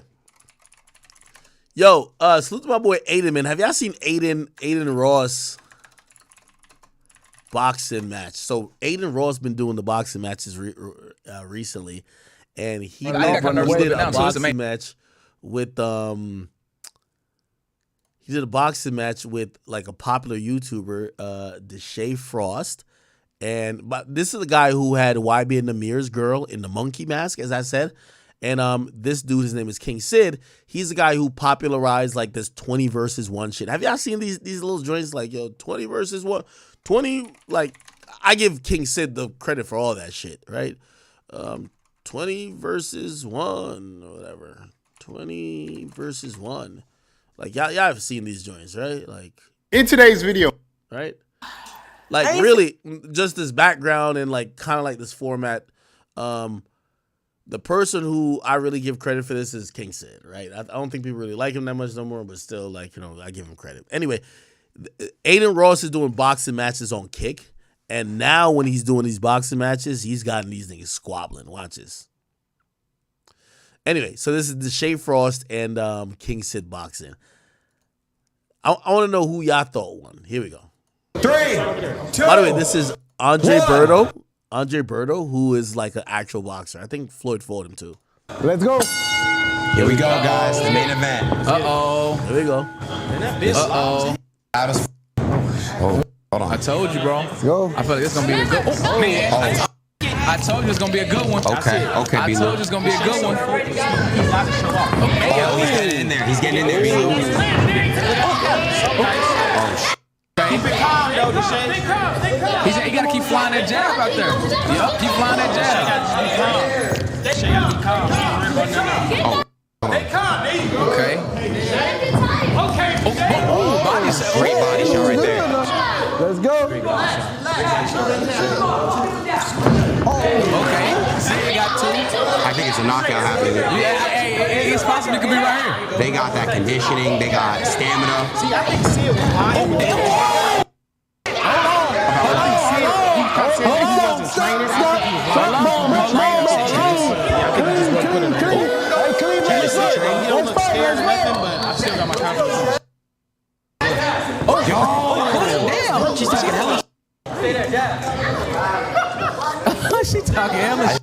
versus. No, that's his sister.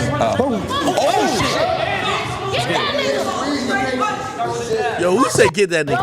I think. Oh, she talking. Good fight. There you go. There you go. Keep it clean. Okay. Keep it 39 clean. seconds. Keep it clean. 30 seconds. There you go. Keep it clean. I think Good work. Keep it clean. He's supposed to Good work. The Shea winning this round right now. Good work. Yeah, Great body right there. He's winning this round for sure. Good work. I'm very surprised. There you go. 20 seconds. Good work. Keep it clean. 15 seconds. 15 seconds. Oh my God, he's not in there. Keep it clean. Good work. Keep it clean. I got you. Good work. Keep it clean. There you go. 4, 3, 2, 1. Stop. There you go. Good shit. What a fight. This is a fight. I'm giving it to the Shea first round. Just show. This is a The Shea fight. got first round. But I'm This not. is it. They fighting though. But I'm not giving it like a clear one. Not a clear one? But it's one. But the Shea didn't dominate. Who y'all think won the first round, chat? The Shea won. Who y'all think won the first round? The Shea won that for sure. And what I'm saying is like I thought the Shea was gonna dominate, which I think he gonna do this second round. No doubt about it. I think the Shea. Okay. I think this is a clear over. Like this is the first knockout of the night. This is what people You know, right here, round two. Yeah, round 2. Yeah. For the people that's in, that stayed up late. Oh, it's Friday. It is Friday. It's the weekend. Oh, it is the weekend. They're good. Yeah, let's do it. This is a good one. This the match of the night. Oh man, I'm so mad about that Jay shit. The Shea shit would piss me off. Yeah, he threw up though, bro. I'm telling you, when you throw up, your body is not the same, bro. You got. All right. Anyway, okay, so that's the first round. Here's the second round. By the way, why be on Mighty J? Hold on, wait, I'll tell you what. We got controversy on the ring. 5. It's a great match. Bell. Let's get active then. He want to get active. Yeah, Andre said, "In that bell." I got it. It's got to happen right now. I got the Shea. Damn, hey, this is a lot on the line, bro. I feel like Sid has stamina. Ooh, man, good. Hey, I ain't gonna lie, Sid got them good blocks right there. Right there, yeah, great defense. By the way, I'm gonna be honest with you. Both of them actually look like they've had some boxing experience. You know, King Sid used to throw like these little events where people would box for like $1,000. So I'm guessing like he probably was a little bit familiar with that. And I've seen the Shea kind of like spar or whatever with DDG, who's DDG's obviously. You know, he's been in the boxing ring a bunch of times. By the way, DDG's right here. Here we go. Oh, okay. Oh, nah.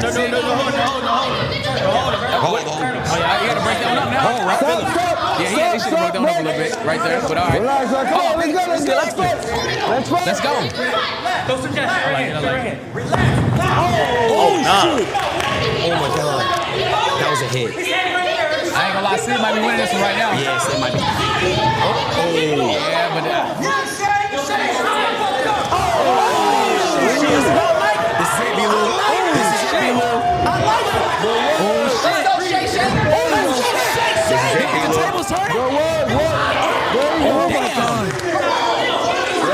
He's tired, bro. Now, by the way, I heard there was like $100,000 like guaranteed. I think to both of them. I don't know if it was just one, but from what I heard, the Shea got $100,000, and I think Sid might got $100,000 too. Shit, bro. There you go. Oh my God, this is the round. We just have 45 seconds. Yeah. 45 seconds. 45 Now this is a great fight, bro. Right now. Hold on, he looked warrior there. 37 seconds. Nah, that's what I'm saying. I'm trying to think, did the Shea turn the match around right there? I'm being honest. I like King Sid defense a little bit, but the Shea is blocking, is getting He getting more punches right now. 25 seconds. Oh my God. Nah, the Shea's throwing more punches. I'm gonna be honest. But I'm gonna be honest. I think King Sid is doing a good job of kind of deflecting. He got a couple in too this round. First round, I think you got to go with the Shea. It's 1-1 right now, guys. Oh, you got it 1-1? Yeah, it's 1-1 for sure. But it might be 1-1 now. Did he hit it with that or nothing? Was that nothing? I didn't see it. Oh, that's nice. I like it. Hold on, B-Lou. Did Shea hit him? 5, 4, 3 seconds. Bring it. Bro, this is a crazy fucking fight.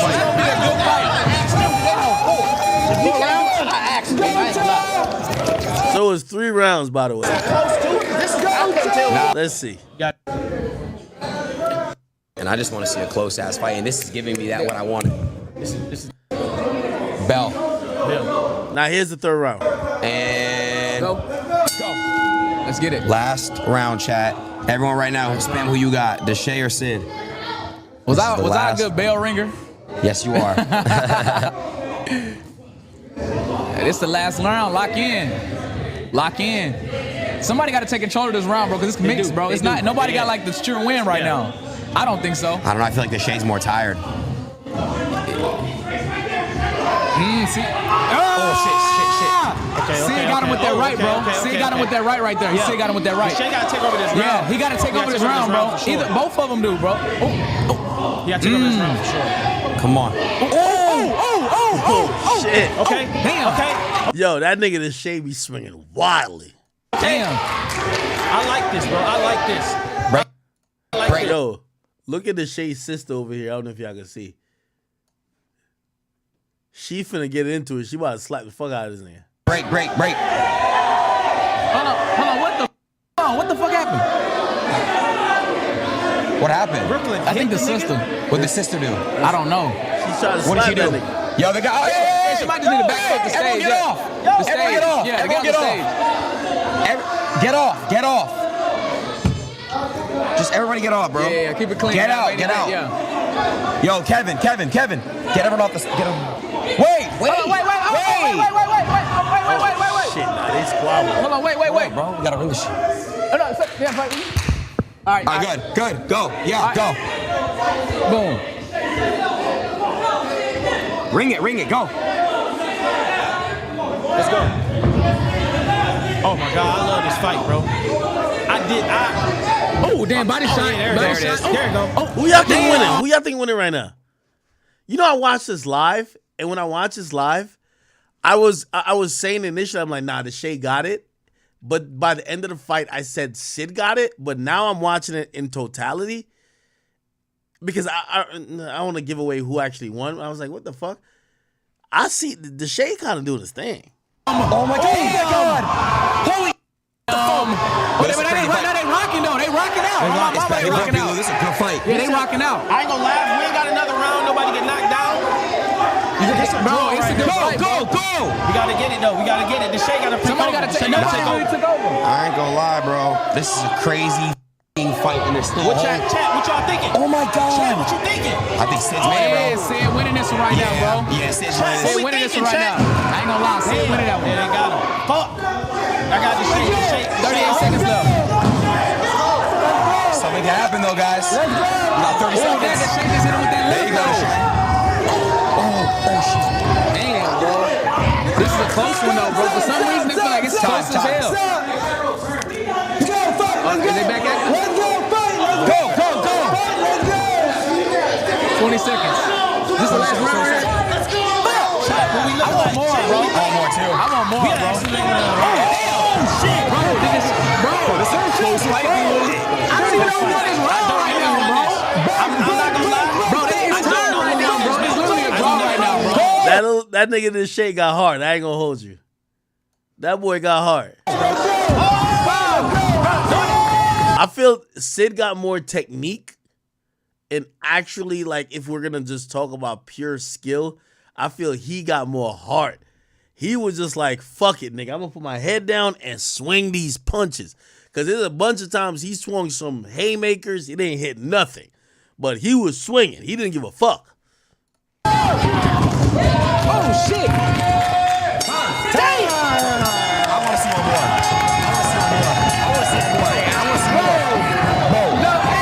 I gotta see one more. Yo, it's slow. Yeah, so I think they awarded the win to let me see. They won in the ring.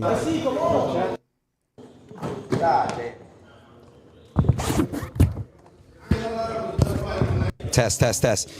4. You guys hear me? Yes or no? Yo. Let me make sure it works. Yo. Test. We good? Let me know if we're good. All right, we're good. All right. This right here? Top? All right. All right, guys. So that was by the way, that was the best fight of the entire night. Thank you guys for that. You guys were fucking awesome. But I ran a poll. This is how we did it. It was a 50-50 percentage poll, but Deshae won by 100 votes. Yeah! That's the fuck I'm talking about. That's the fuck I'm talking about. The fuck I'm talking about. So they gave it to Deshae. I'm gonna be honest with you. When I watched it initially, I said it was Sid. When I watch it now, I'm like, okay, I see why people might say it's Deshae. Again, this is why like if you ever watch Floyd fights, you probably gotta look at some CompuBox shit because Deshae looked like he was doing more shit, but I ain't gonna lie, Sid looked like he had a better form and looked like he was more accurate to me, right? That's what it looked like to me. But who looked like there was wilding more? Definitely Deshae. You get what I mean? So it is what it is. Somebody said, yo, if y'all think Sid won, you're high. Somebody said, heart, never underestimate the heart of a champion. Somebody says, overall, Deshae, but if you want to, if it was to finish, he would have lost. Yeah, he was gassed. He was gassed. He was definitely gassed. Somebody says, Aqua shit himself in the ring. Nah, if I had the stamina, nigga, man, y'all don't know these hands work. That's a fact. My stamina is horrible, though. Somebody said Deshae had heart, but he didn't win that at all. That's what I kind of thought, but it's like,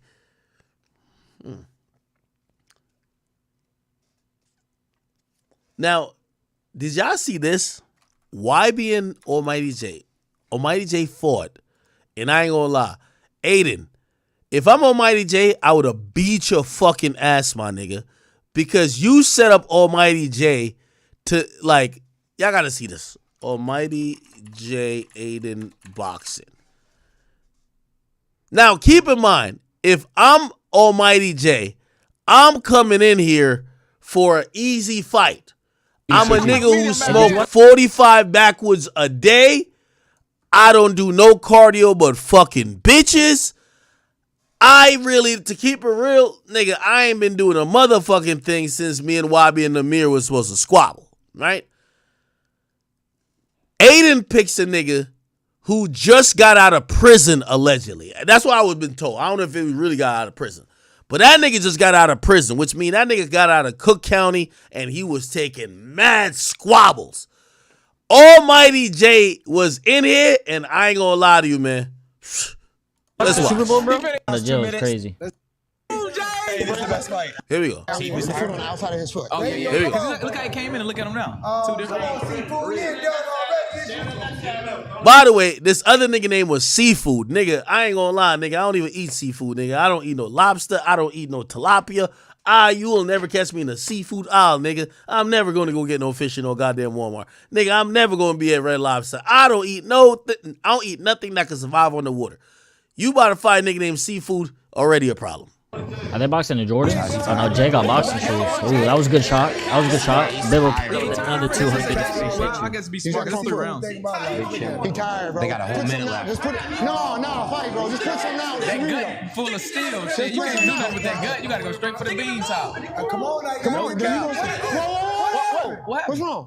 Come on, man. You no, dude. You good? What? No, bro. No, you good, bro. What happened? Bro, you good, bro? Bro, you good? Oh, he's throwing up. Oh, he throwing up. Oh, he threw up. So YB and Almighty J like threw up immediately, bro. The jail is crazy. Hold on. I gotta find this angle, bro. There's an angle where it says, yo, Almighty J. Look. This shit right here is crazy, nigga. Look at this.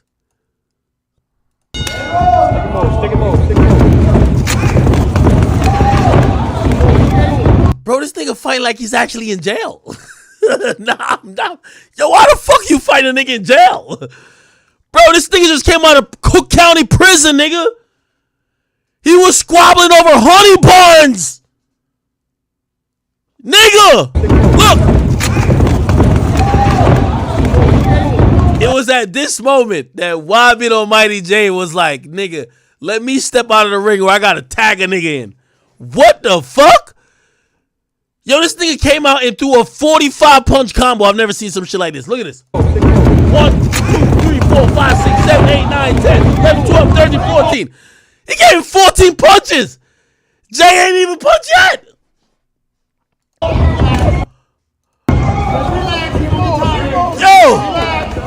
Yo, I ain't gonna lie. This is the moment where Jay's like, yo, they're jumping me. Yo, they're jumping me. How many niggas is hitting me right now? Look at this. Yo. Yo, a nigga on the sideline said, grab him. Fuck that. Grab his ass. Grab him, nigga. It's time to wrestle. Grab him. What the?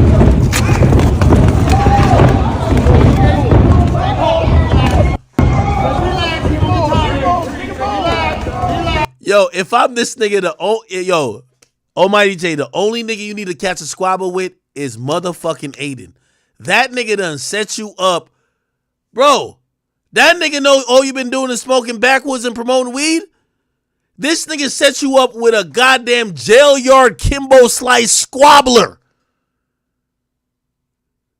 First of all, you shouldn't even be fighting no nigga who look like he just got a lean gut. He got a lean gut like Gucci and Lennox Small.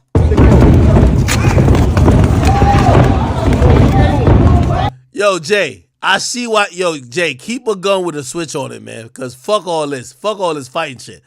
And I ain't gonna lie to you. I thought Jay was gonna go crazy. Almighty J. Oh, look. Almighty J versus. What's that nigga name? Who was the nigga he fought? He fought a nigga before. Versus Skinny from the 9. This is. Look. Y'all remember this?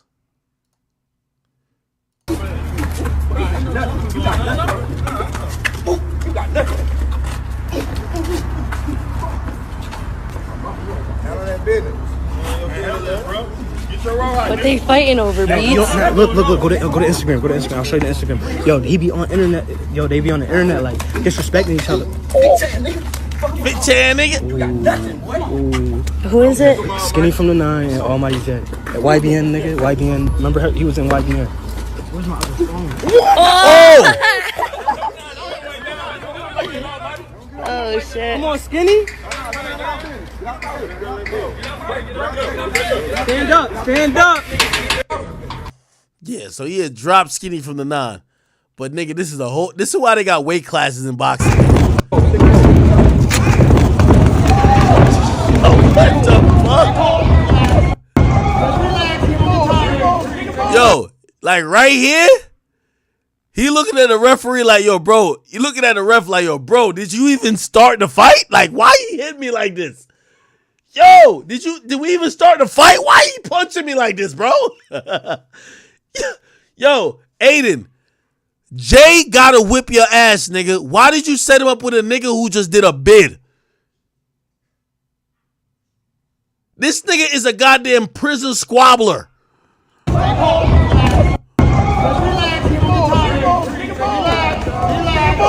Yo, what the fuck?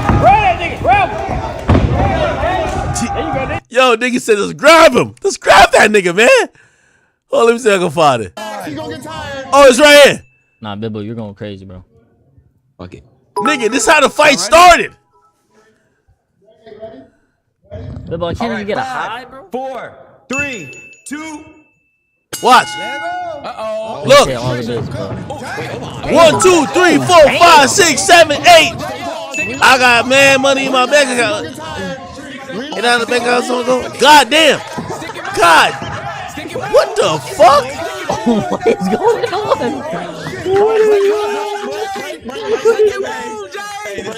You gotta stick and move, bro. Get ready, breathe and relax. Listen to him. Nah, Bibbo going insane 900 biddies for shit that game.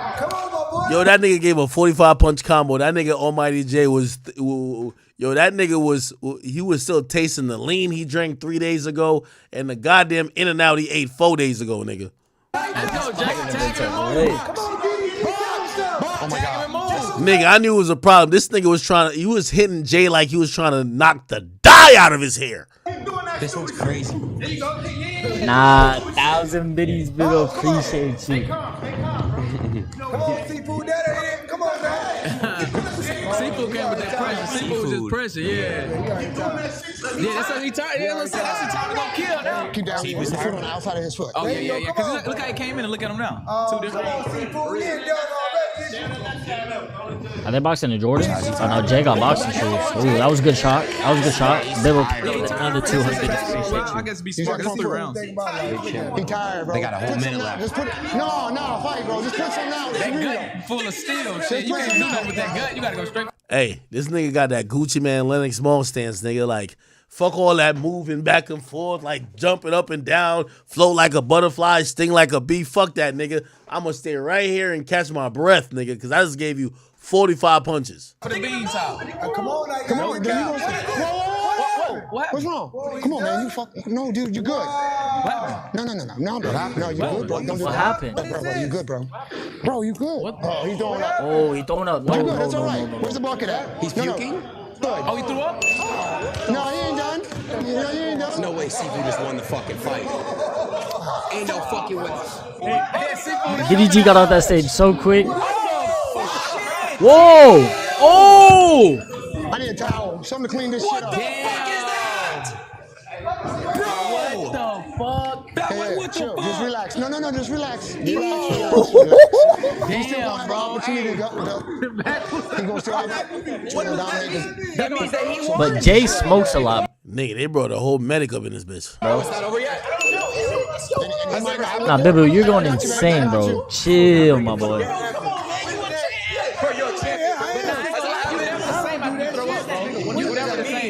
Yeah, you never the same, bro. Your body weak as hell. Yeah, he threw up, so they got a towel Wow. in there. Okay, fair. Carl, can you go watch the new TikToks, please? That's 600, 900,000. You still gonna have a shot to go back in. You ain't What's that? 1,600? You still have a shot. Good, bro. He must ate too good. You hear me? Some dumbass in my chat really said this is scripted. Like, bro. Suck it up and you still can play. Like, what are you talking about? No, that's crazy. I'm like, what happened, bro? I'm like, damn, did he get hit? No, watch out. Nah, Bibble. Go do 1,000 at once. This man's doing 100. Nah, you crazy, bro. Damn, I wonder how you gonna. This is the wildest clip, bro. Bro, that is fucking insane. Hey, he still has a chance to fight. Yeah, okay. Just so y'all know. That was crazy. You still have a fight, man. All right, you good. Nah, Bibble moved to the third. We still got a minute left. You need some water?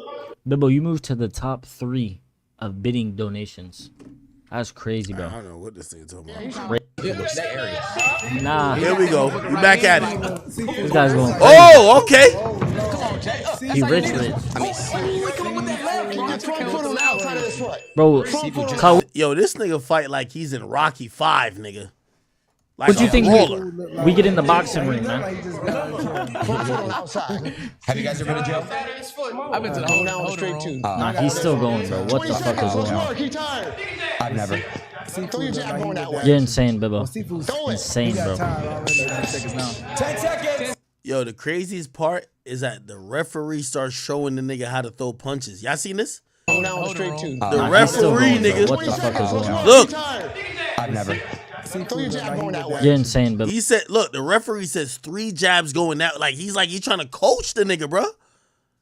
Insane, bro. He said, throw it. Look, he's telling him, throw it. 10 seconds. There you go. Step around. Yo, how the referee coaching a nigga?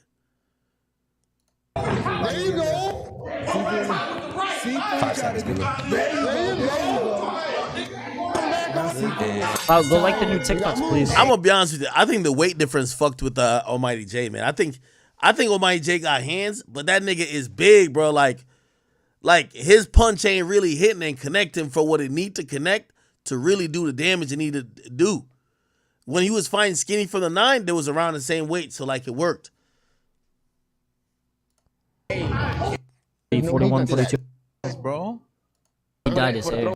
Ooh, come on, Jack. Okay, all right. I think this is the last We round. ready? Let's go. I got you. Y'all just got to Who's the box, ref bro. rise to? Who's the ref one? He tired, bro. You gonna let him get out if you don't? Yeah, the referee's like coaching. Let's go. What? You ready, boss? I'm ready for you, baby. 3, 2, 1, fight. Let's go. Come on, Jay. Round 2. All right, chat. Seafood's got it going right now. Seafood trying to come out fast. Yeah. Seafood. C-Man is winning for sure. Yeah, I'm not even fighting no nigga who's named after like a whole type of meal or anything like that, man. Ooh, come on, Jack. Yeah. Hey, don't push. No. Break. No grab, no push. Nah, but that was a good punch, though. Yeah. Ready? Oh, no, not again, Jay. Let's go. Whoa. Hold on. What is this? I got you, man. You good? No way he's gonna throw it too. Come on. Stop it. Oh, you better come get this. Ready? Box. Nah, he's trying to coach Jay a lot. Oh, okay. Let's go. Come on, Jay. Okay. Ooh. Oh, you hit that uppercut. Ooh, should have came with that uppercut right there. Oh my God. Yeah, get up out of there, Jay. I'm telling you, Jay gotta get up out of there for just a second. Yeah, it's the weight difference, yo. Jay's trying to use hands. This nigga's using body, weight, and being able to push him around and like he's hitting harder. Yeah, like. Break. You good. Break. That way. No. No way, another break. Yo, he fucking dead. Yo, you gonna be dead. He dead. I think that was the end of the fight because Jay couldn't breathe. Bibble. Come on, step up. I think he got it, Clout. I think he got it. Turn. Don't go straight back and turn. 10,000. W's. There you go. Bibble, really appreciate you, bro. Really appreciate you, bro. That's what Jay has to do. Yeah.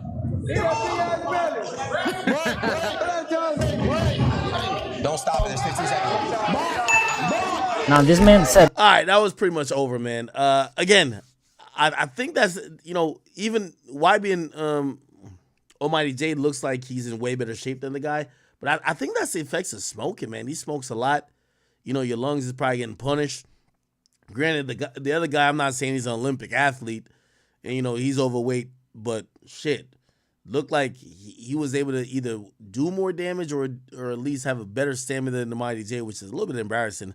He got to stop smoking as much, but he's one of the guys who smokes a lot. Okay, yo, have y'all seen this? So Art of Dialogue did an interview with Bow Wow, and I ain't gonna lie, I ain't Art of Dialogue, Bow Wow. I ain't never seen Bow Wow like this, yo. Bow Wow actually spoke about a lot of stuff that he's never spoken on in real interviews. Check this out. Together, and I remember it was something y'all was doing on BET, and I think you went off on the guy Tory, because I think he was trying to prank you, and you went off on him. If you don't mind me asking, then was everything cool with you at that point when y'all was coming out with that album? I was on lean.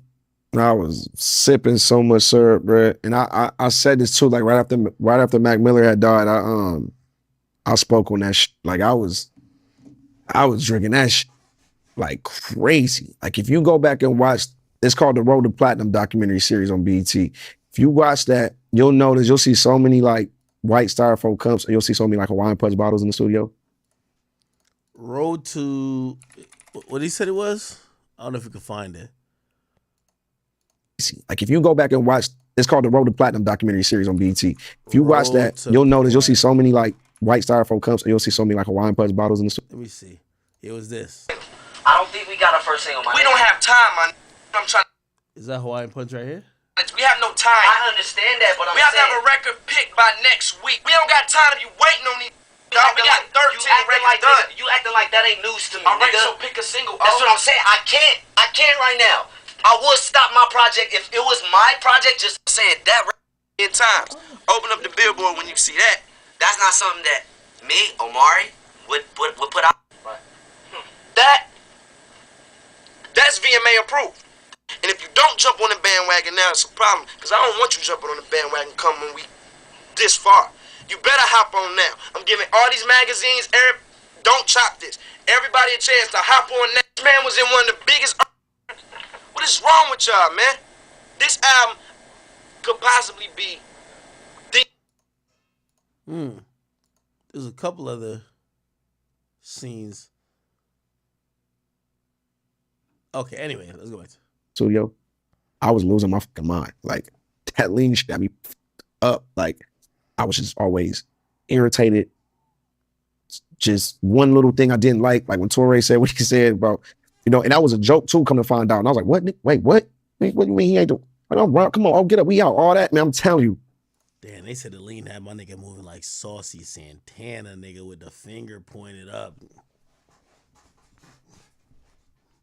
Yeah, I ain't gonna lie. A straight man should not be pointing this much with your finger. We sitting there, the lady coming in, I'm like, and if you don't jump on the bandwagon now, it's a problem. Because I don't want you jumping on the bandwagon come when we this far. You better hop on now. I'm giving all. Nah, that's that Atlanta zest right there. That's that Atlanta zest. All these magazines, don't chop this. Everybody a chance to hop on now. Don't come hopping on later. I'm not like winning the Super Bowl and then want to automatically be a fan of mine. Don't do that. I'm advise you to hop on now and get. Yo, Bow Wow, shut up, nigga. You wasn't like Mike, nigga. Shut up. The fuck?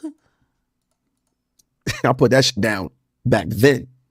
Before you seen all these cats doing it. Like By the way, I didn't know lean was a thing. This is 16 years ago. Holy shit. It's probably even earlier than that, too. 16 years ago, was that 2008? That's 2008, man. Fuck. Niggas was sipping lean back then? Telling you, like, it was times where I used to pull up on Wayne, like, yeah, the pop bottles video in New Orleans, I think we was doing something. I put up on Wayne. Wayne hit me up with a little baby bottle of my own, like, take this. Go ahead. I gotta take this bitch. Like, we pouring up feuds, deuces all day long. And of course, you know, my right-hand man was my hype man. He from Houston. You know what I mean? At the time, I had somebody from A-Town running with me. So we always had the lean with us. Like, no matter where we was at, we sipping. We go to Roof Chris. Y'all want any water? No, we straight. Y'all got some ice? We'll take some ice, though. Like, hit on with some ice until, I don't have like an addictive personality. So I'll never forget me and Chris we were on our tour. I was co-headlining with Brown. And the opening night was in Cincinnati. When I got off the stage, I collapsed. And I was like, what the fuck? And I went straight to Cincinnati University Hospital. I'm talking about my stomach was so fucked up that I end up going back home to Atlanta after the first show. So mind you, I miss Baltimore, I miss Chicago, and I miss Detroit. Like, these are big Bow Wow markets, like huge markets. And I'm sitting in the hospital, not knowing what the fuck going on. And when I get back home, this shit gets worse. Like, I'm throwing up, I'm shivering in the bed, I'm sweating, I'm going through it. I go to the hospital again, bro. This is summertime. I pull up to the Gwinnett Hospital here in Atlanta with like 2 hoodies on and sweats. You know how hot it get in Atlanta? Hot as a motherfucker, hot as I'm fucking freezing, bro. Like, I'm cold as and what happened was I didn't know that I was having withdrawals. That's how much lean we was consuming. Like, and I owned my tour bus. I had a tour bus at the time. So, you know, we not even paying attention. I'm not paying attention. I'm doing this. Like, you know, all the homies, we all just doing this. We be eating. I'm like, yo, stop scratching. Like, but this itching. Like, real lean sippers know when they see this part, they like, that ain't capping about that shit. Hell yeah, when you a real lean sipper, that shit. Wait, lean make you scratch yourself? That's odd. Really? I had no idea. Like, that should be itching. Like it's coming out your pores type shit. And you know, I had to get right, man. And you know, God rest her soul, I had the best publicist ever, Patty Webster. You know, she ended up putting out a press release. And, you know, I was home in Atlanta, I saw the news, and the rapper Bow Wow was hospitalized. Meanwhile, I'm at home recovering. And, you know, for dehydration, well, no dehydration, I was fucked up off lean early, like up. So, you know, if you look at that article up, it said dehydration. I was capped. You know, that's. I'm glad he's coming clean with it. Dehydration. Hold on. We can't find no recent articles because they're gonna know what it is. Is there any old articles?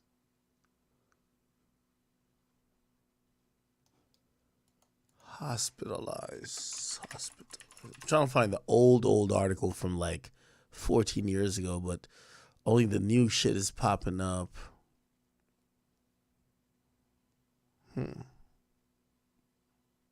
Okay. That's just good PR. We didn't want to let the world know that 18, 19-year-old Bow was, you know, heavy on the drink, but we was though. Wow, man. So that lean is really addictive. Yeah, because it's like, for me, you know, a lot of cats, they pull up in the soda. You know, for me, I always feel like it flattened the soda. And, you know, it's already sweet. So I'm like, I'm going with Hawaiian Punch. Wayne was the first person I seen with the Hawaiian Punch. So I'm like, damn. So when I first did it, if you love Kool-Aid growing up, this shit like Kool-Aid on crack. Like, this is like, god damn it. You don't want to drink nothing else fruity. It's like a fruity drink you can just sip on all day. And it never, the ice, you know, gotta have crushed ice. Get the crushed ice, is just, but man, my stomach was so fucked up, bro. Like, it just felt like somebody had a knife, bro. And I never felt this type of pain ever in my life. But I didn't know that I was having withdrawals from this shit. Like my body needed it. But like I said, my mind, I don't have an addictive personality. I was consuming a lot, but I didn't know that my body needed it. That was the worst shit I ever went through in my life. Yeah, I heard on withdrawals is something serious, man. No joke. That shit, New Jack City, Chris Rock like that, that's for real, bro. That's for real. That shit have your ass hot, cold, shivering, shaking, throwing up, puking. Man, that shit was the worst shit ever, bro. That's why I don't know how these niggas be doing all these motherfucking drugs, man. Man, no way. I'm straight tequila and weed. That's all I need, tequila and weed. I don't go no further. I know my boundaries. I'm cool. That.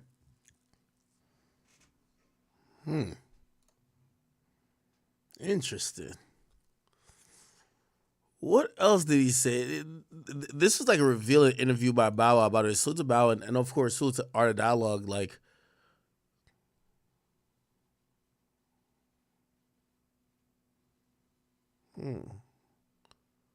Bow Wow on Dancer trying to finesse him.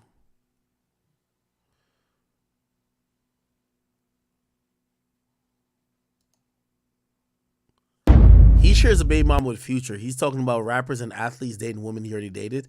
You know, he dated Erica Mena before everybody too. Like Bow Wow actually has dated a lot of these girls before a lot of people. No, it don't bother me at all. Like it don't. You know, it's not even a bragging rights thing. You know, some cats would be like, "Oh, I was the first person," or "I had her." Like so many fish in the sea. Like, you know, what I mean, people going to like who they like. People are going to date who they want to date. And, you know, as long as it ain't a partner, like, to me, that's when it get weird. Like, if it's like a one of my bros or like if it's some shit like that. But if I don't know you and we don't have that type of relationship, fair game is fair game. I mean, if you're not my woman no more and the next nigga been plotting on it and he want it, by all means, go ahead, because I'm on to the next. Believe me, you know, I always find them. You know what I'm saying? I'm always on to the next thing. You know, Bow was always sniffing some shit out. So I'm never tripping on no woman or any of my exes once they move on, or, you know, if anything, I'm happy for them. You know what I'm saying? Like, all honesty, like there's been times where, you know, I could have, you know, put it this way, you never want to trip when a woman is not yours no more, because you never know, you and that dude that you probably wanted to trip on or whatever, if it's weird, y'all probably got a lot in common. And y'all might need each other one day. Like, you know what I'm saying? Like, I'm cool with one of my ex's dudes because I knew him prior to him ever dating her. And when we were done, he started dating. We wasn't like close friends or like that, but we were cool, like associates. When we see each other, we know what's up. It was close enough. You know what I'm saying?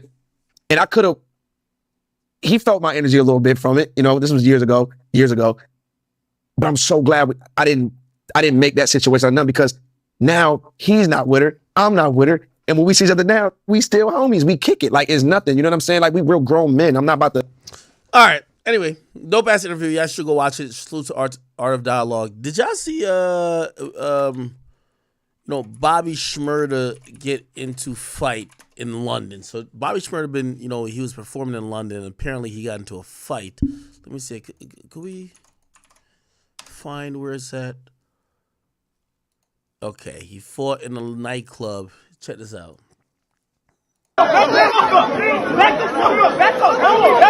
Now you see Bobby right about here. It starts. So you see him here, right? You see him stand up. He's in the white wife beater. Okay. Oh shit! Bobby's fighting. I don't know what just happened there. Bobby's fighting. Bobby's fighting. He's over here. Bobby's going wild. Bobby's going wild. Bobby's going wild. Bobby's going wild. World star.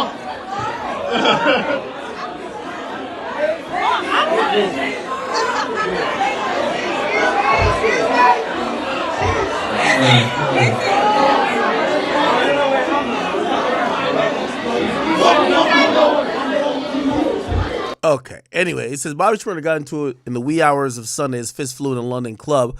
Bobby's entourage were hanging around in the Proud Cabaret nightclub around 4 a.m.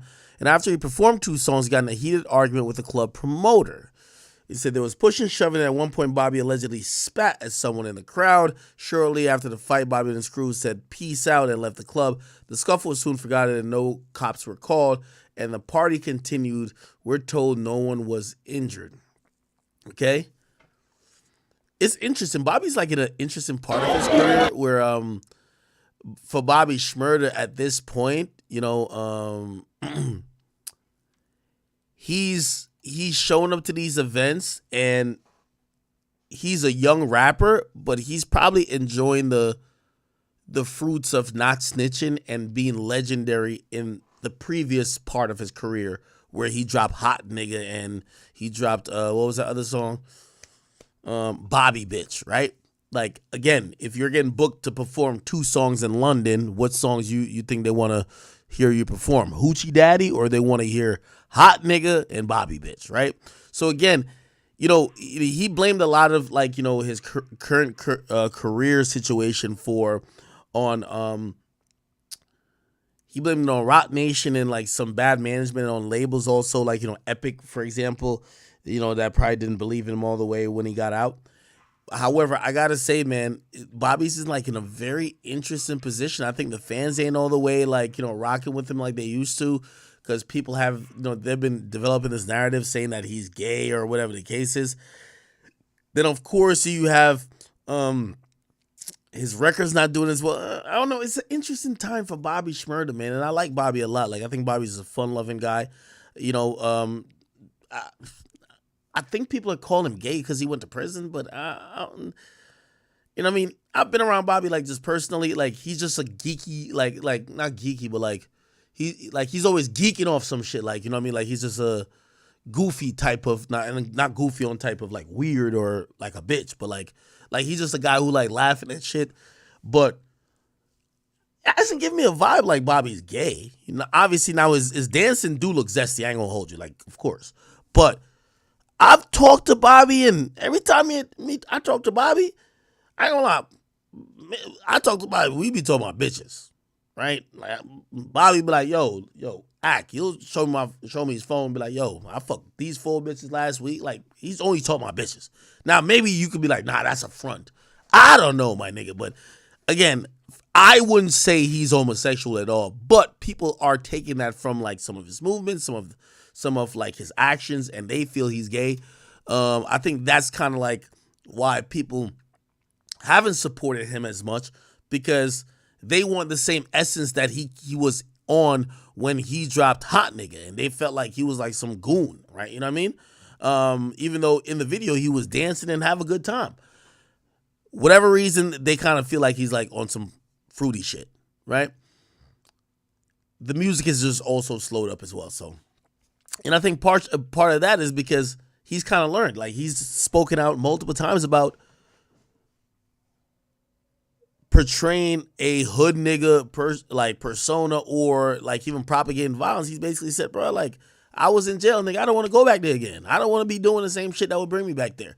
Which I think is a valid reason to kind of switch shit up. But some people feel like, oh no, you just not about it no more. So, I definitely pray for Bobby, but this right here, it could have been, who knows, an argument over if the club promoter gonna pay you or how many songs you got to do. Who knows why it went that far? But gladfully, nobody was severely injured nor the police was called, because again, this is not the best look, especially for Bobby. You know what I mean? All right. In other news, my boy C Breezy, he doubled down and called out Ruffles, because Ruffles was trying to basically say, yo, we don't know why the fuck the NBA took you out the game. We don't tell them to take people out the game. So they basically said Ruffles sponsored last night's NBA All-Star Celebrity Game. However, we didn't have any involvement nor visibility to any player decisions or celebrity invite discussions. And basically, Chris Brown called him out by saying, listen, I have no reason to lie or chase clout. The only reason I responded is because the only reason they responded is because all the Team Breezy fans flooding their shit. Stop fucking playing with me, okay? You see how fake this shit is, man? Cowards. You know damn well I ain't lying, because I ain't never been on this type of timing, okay? And he tagged them later on. And then he says, Ruffles, y'all are cap. I guess y'all trying to say some face now. Just stand on business. Don't try to make it look like I'm tripping. You and the NBA representatives exactly know exactly what y'all are doing. And by the way, I agree with that. By the way, I actually don't think it's Ruffles, truth be told. About this whole situation with Chris Brown and Ruffles, you know who I think it is? I think it's the NBA, bro. Yo, Ruffles doesn't have a deal, or they don't have an agreement, or they don't have a relationship with Chris Brown. I believe that there's probably one team that goes to get any celebrity, popping niggas, right, for a game. Then I think there's probably an oversight team that says, hey, we're not here just to play basketball. Like, I know y'all might think that the NFL and the NBA and the NHL and all these professional leagues, even the MLB, like, their goal is to have the best baseball or the best football or the best basketball.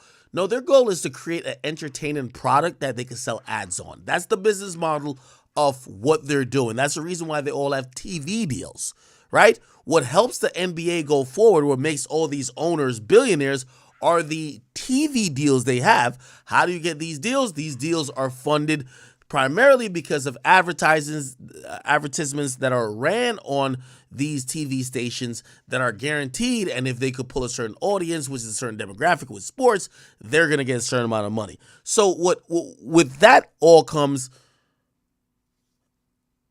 no one's trying to lose their sponsors. So I think Ruffles probably said, hey, listen, hey, we're going to sponsor this. And by the way, I've sat in a lot of meetings where these advertising companies are, they have a stipulation, but they usually sometimes don't get that hands-on to be like, this player can't be in it. They'll, like, this is what it'll be. Ruffles would say this: we're down to sponsor the NBA Celebrity All-Star Game, but here are our parameters. You can't have any player in the game, or they'll be like, yo, none of the participants or none of the commentators or nobody in the broadcast could talk bad about us. That's normal, right? If I'm paying you, you can't talk shit about me, right? Hey, none of them can't be against anything that morally would make us look crazy. And I think that's where the NBA comes in and says, we were going to have like Chris Brown. Let's axe that nigga. You know why? Because if we put him in there, it's going to fuck up our relationship with Ruffles, or fuck up Ruffles, period, and they might not fuck with us, and we're going to lose business, so fuck it. Chris, you're axed. So I don't even think it's Ruffles. I think it's the NBA, right? And I know y'all might be like, well, why would the NBA then recruit him?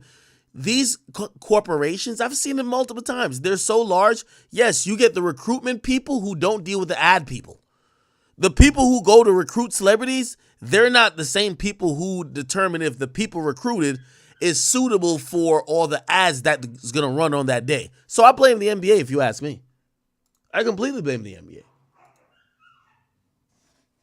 Feel me? Holy shit.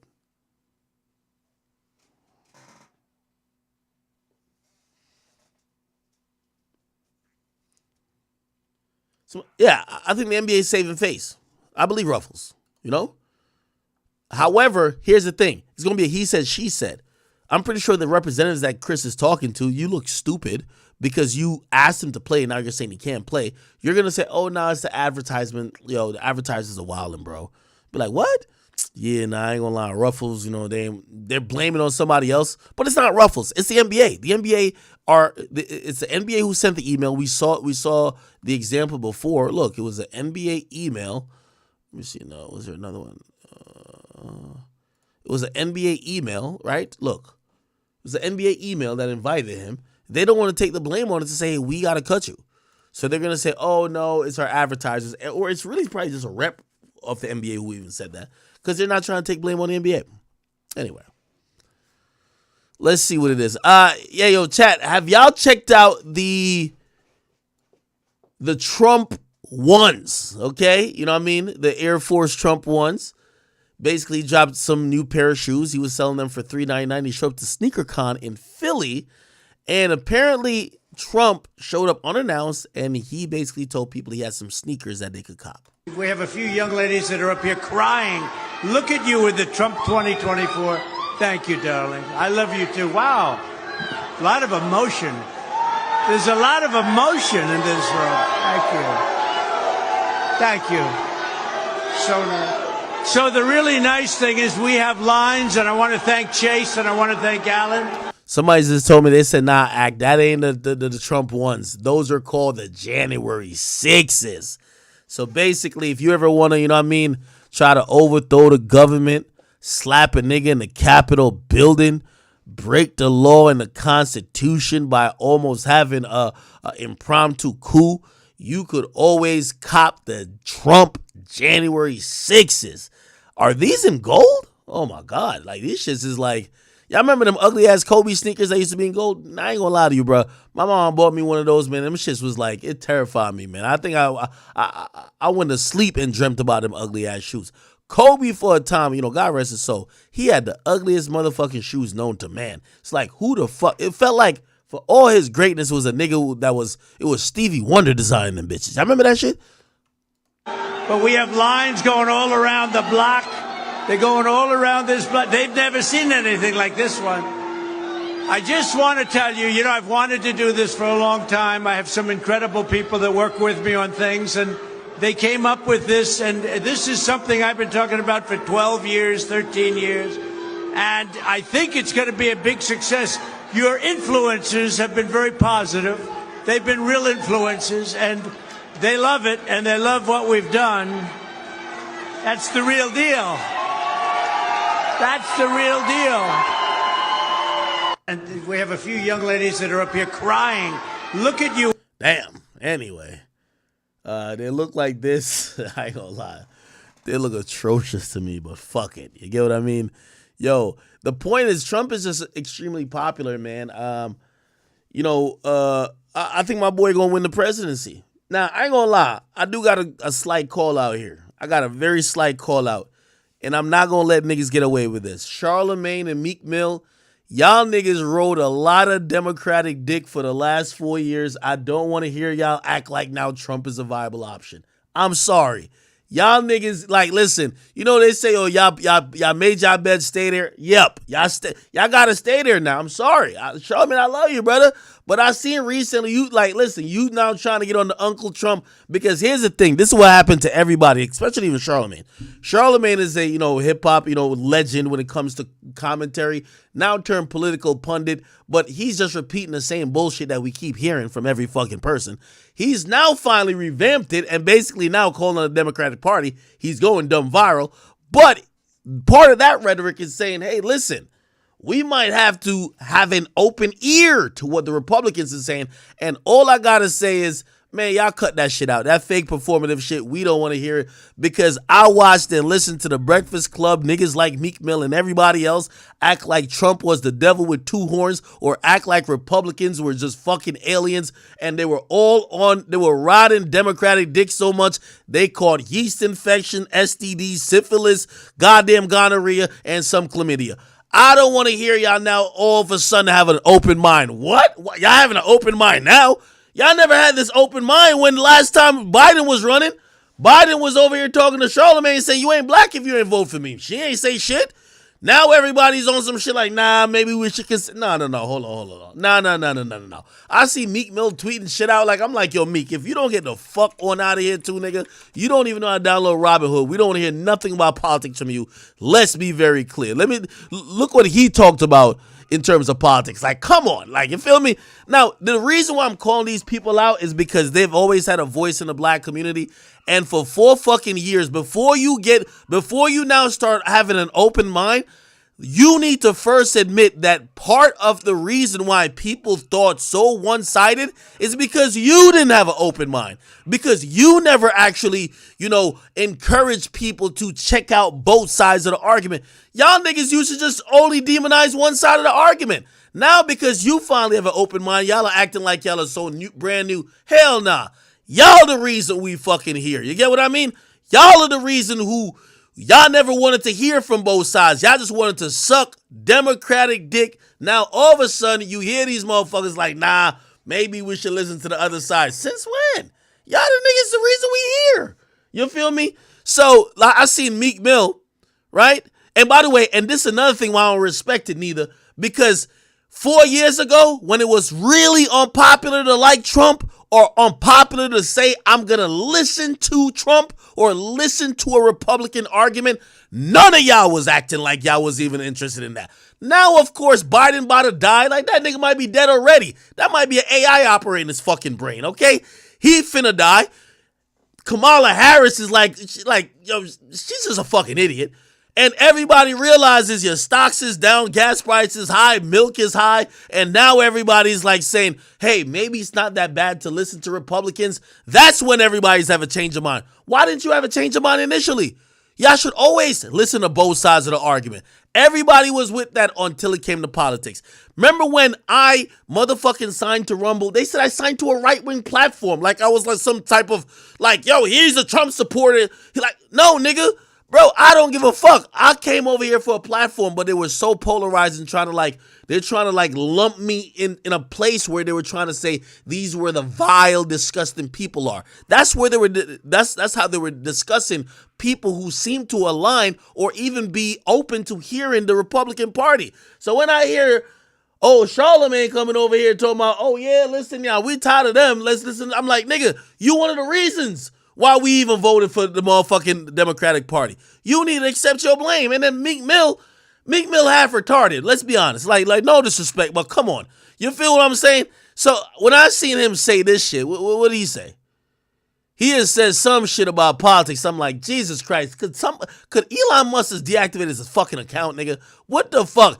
Y'all spent all this time acting like Trump. Like, first of all, you know why rappers, especially, half these rappers used to rap how about they had money like Trump, they rich like Trump, they getting it out the mud, and now they balling like Trump. And as soon as Trump ran for politics, the Democrats brainwashed him. So all they kept saying is Trump is the devil, this and third. To watch those same rappers now come back around and say that they're down to give Trump a chance? Nigga, what? What the fuck was y'all doing for the last 4 years? Y'all niggas need to admit y'all was wrong. So anyway,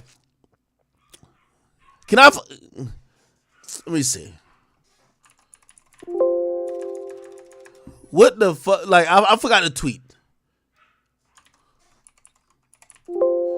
Okay, I gotta just Google it. Meek Mill, Donald Trump. Here we go. Did Meek Mill just endorse Donald Trump? Basically, can I see the tweet? Oh, you didn't even put the tweet up. Thank you. Perfect. No.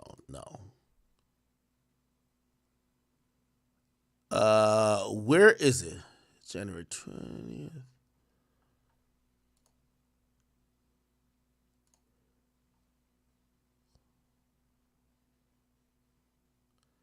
No, that's the old shit with the legal problems. Okay. It said he weighed in. Okay, Meek Mill jumps in the mix. Wait till y'all see who the black people in poverty voting for.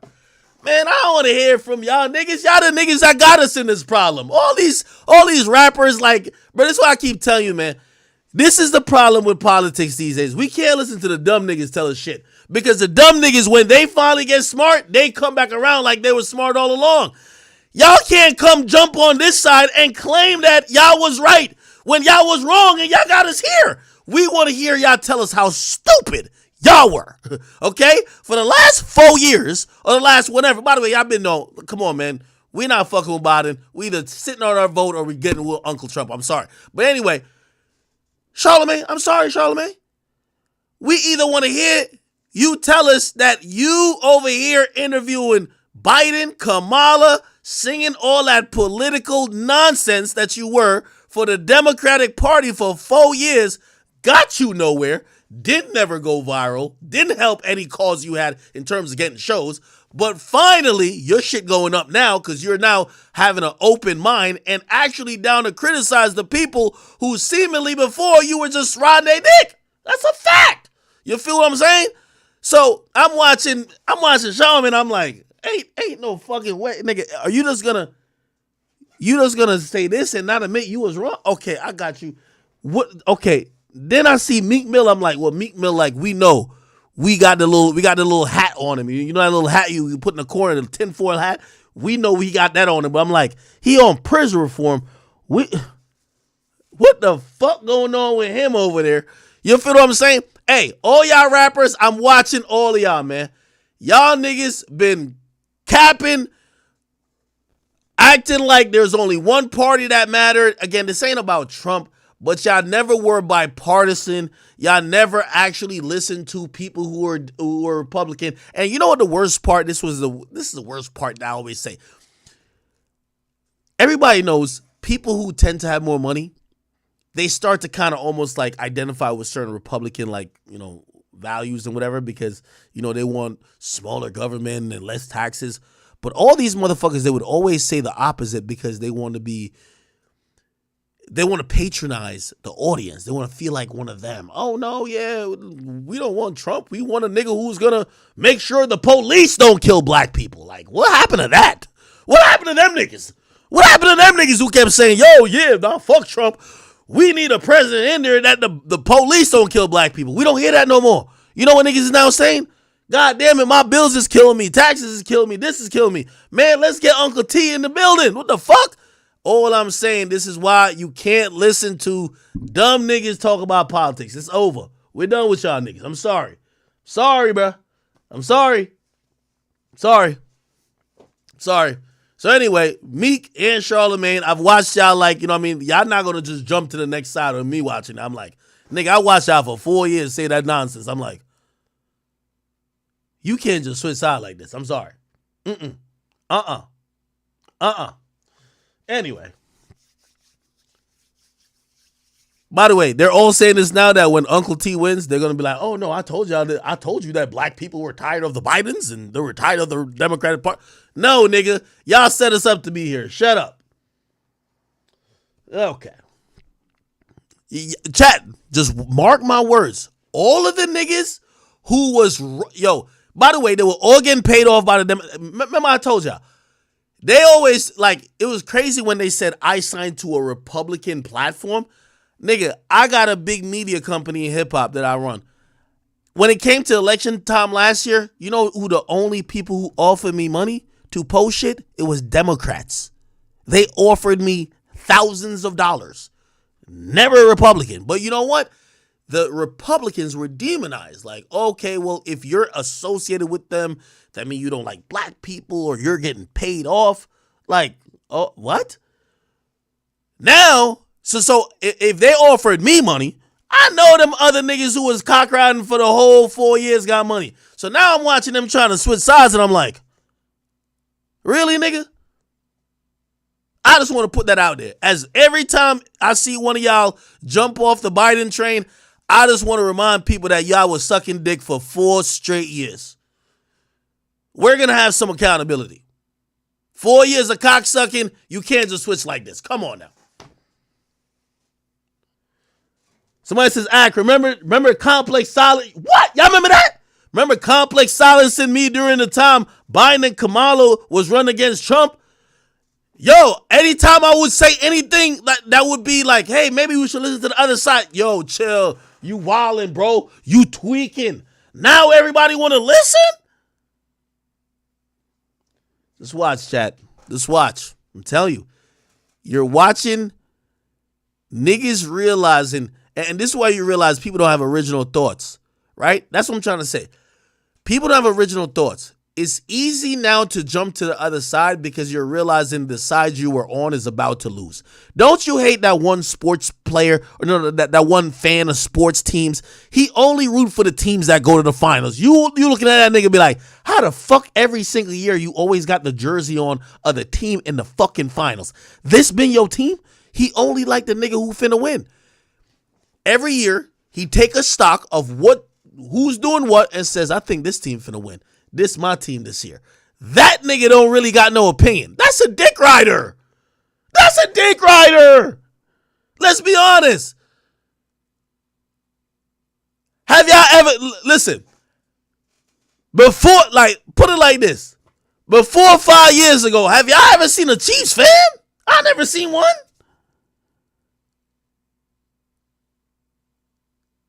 All of a sudden, everybody Chiefs fans.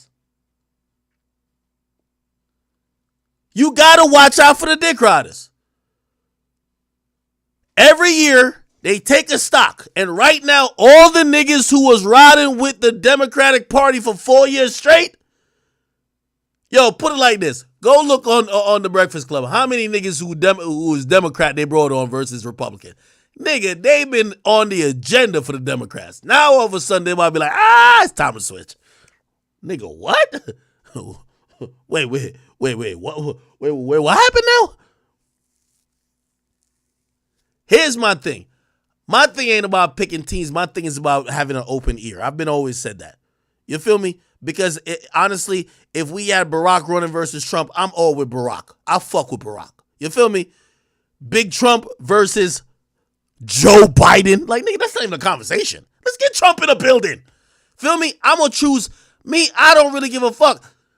Black people has always been on, like, you have like some lame ass thing like Biden saying if you're not black, if you don't vote for us. Like, no, man, we should be able to pick what's best for us at the time. And also, we should be able to leverage the vote to be like, bruh, to keep it real, nigga, we ain't finna vote for that until you give us this. This is why the goddamn politicians, they don't do not a goddamn thing for black people. They do it for the gays, the Asians, the Jewish people, everybody but niggas. You know why? Niggas is dick riders. You know, when they try to get a nigga vote, all they do, all right, let's hit the Breakfast Club. Let's go get like 2 pastors and then motherfucking let's like put some hot sauce in our purse. We got them. We got them. Now I take Obama over Trump still. I ain't gonna lie. Obama time was a good time. I ain't gonna lie. Obama time was good. This fuck nigga Biden is on some other type of shit. And then this waste gal that's like Kamala, she ain't doing a motherfucking thing. I don't know if she's like neutered and she can do something, but she don't do fucking thing. Give us back Obama. I'm rocking with him. Other than that, give us Uncle T.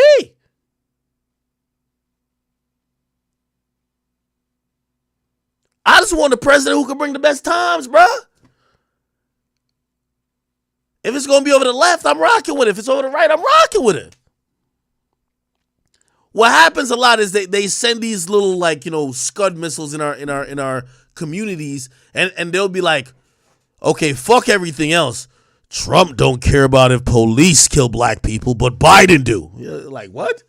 Nigga, I'm voting for election. I ain't voting for who's going to allow black people to get killed by police. Nigga, I'm voting for like 50 million things. This is the U.S. president. What the fuck? So this nigga is going to catch a stroke every time he walk outside, trip over every fucking stair. He can't remember his last sentence. He don't even, like, the fucking stock market is atrocious under him. It's getting a little bit better, I ain't gonna lie. Everything is trash under this nigga, but just because he's anti-Trump? Oh, hell no. Nah. Anyway. To keep it real, man, black people on the motherfucking Joe Biden, y'all ain't get shit, man. Y'all niggas, if y'all niggas was born Ukrainian, y'all niggas would've got some bread. Feel me? That nigga done send trillions of dollars, man. Every day that nigga wake up, it's like he got Alzheimer's. He's just writing the same bill. All right, 15 trillion more to Ukraine. He wake up the next day. Did I send money to Ukraine? Here's 15 trillion more. You're like, what the fuck? Nigga, you can't write some... Nigga, at least Uncle T dropped a stimmy.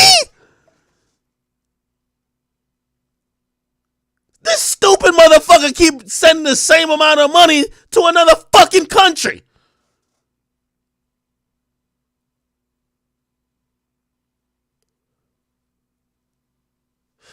Anyway. You know how many headlines I seen? Hey, we're sending some more trillions to Ukraine. For what? What is them niggas doing with that bread? What are they doing? They asked us for 50 billion. We gave him 180. What the fuck? Nigga, in what type of world you ask a nigga for A and he just triple it just cuz? What in the Alzheimer's is going on? If we don't get this paraplegic, dyslexic motherfucker out of here,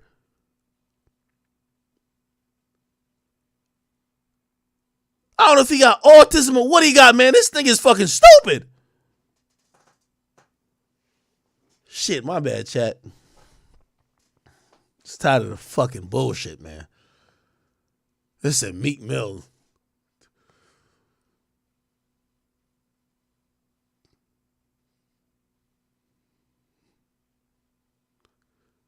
if we listen to Meek Mill for like political advice, we're doomed. Okay, we're just gonna keep this going. Okay, we gotta just keep this going. This is getting out of hand. All right, people. Okay. Y'all got me riled up now, man. Y'all got me riled the fuck up.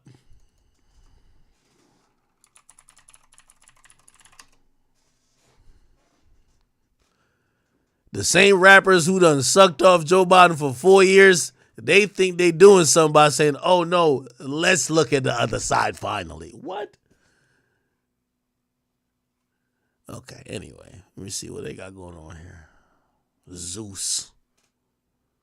All right, fuck all this bullshit. Glorilla linked up with Shaq. I don't give a fuck about that. Oh, hey. Kanye West and Ty Dolla $ign Vultures actually debuted at #1 on the Billboard charts. If you guys didn't know, without, by the way, they had problems with their distributor, Fuga. There were certain songs that allegedly Spotify did not want on their platform that was actually removed. They went through a lot of other sagas in terms of even the rollouts. Some stadiums didn't want to host them, and a lot of people who didn't want to be next to their message, including even a bunch of musicians who said that their songs were sampled, but they were really there's pretty much copywritten because they're saying, yo, this shit should have never came out because we didn't clear these motherfuckers to use our music, okay? Despite all that, we get Kanye West and Ty Dolla $ign having a #1 with Vultures 1, okay? 148,000 sold, which was 167 million on-demand streams and 18,000 pure sales, okay? It's his 11th consecutive, wow, that's crazy, 11th consecutive #1 album. Wow, that's crazy. Now, I'm going to be honest with you, man. Music just comes a little bit too easy to Kanye West. By the way, I've listened to the album. I do believe that this album is good. I believe that, if you take out all the drama and you only listen to the music, there is some good music on here, okay? Now, I do have my critique. I do think Kanye could up his rapping a little bit because I've been used to a little bit higher level of rapping from him.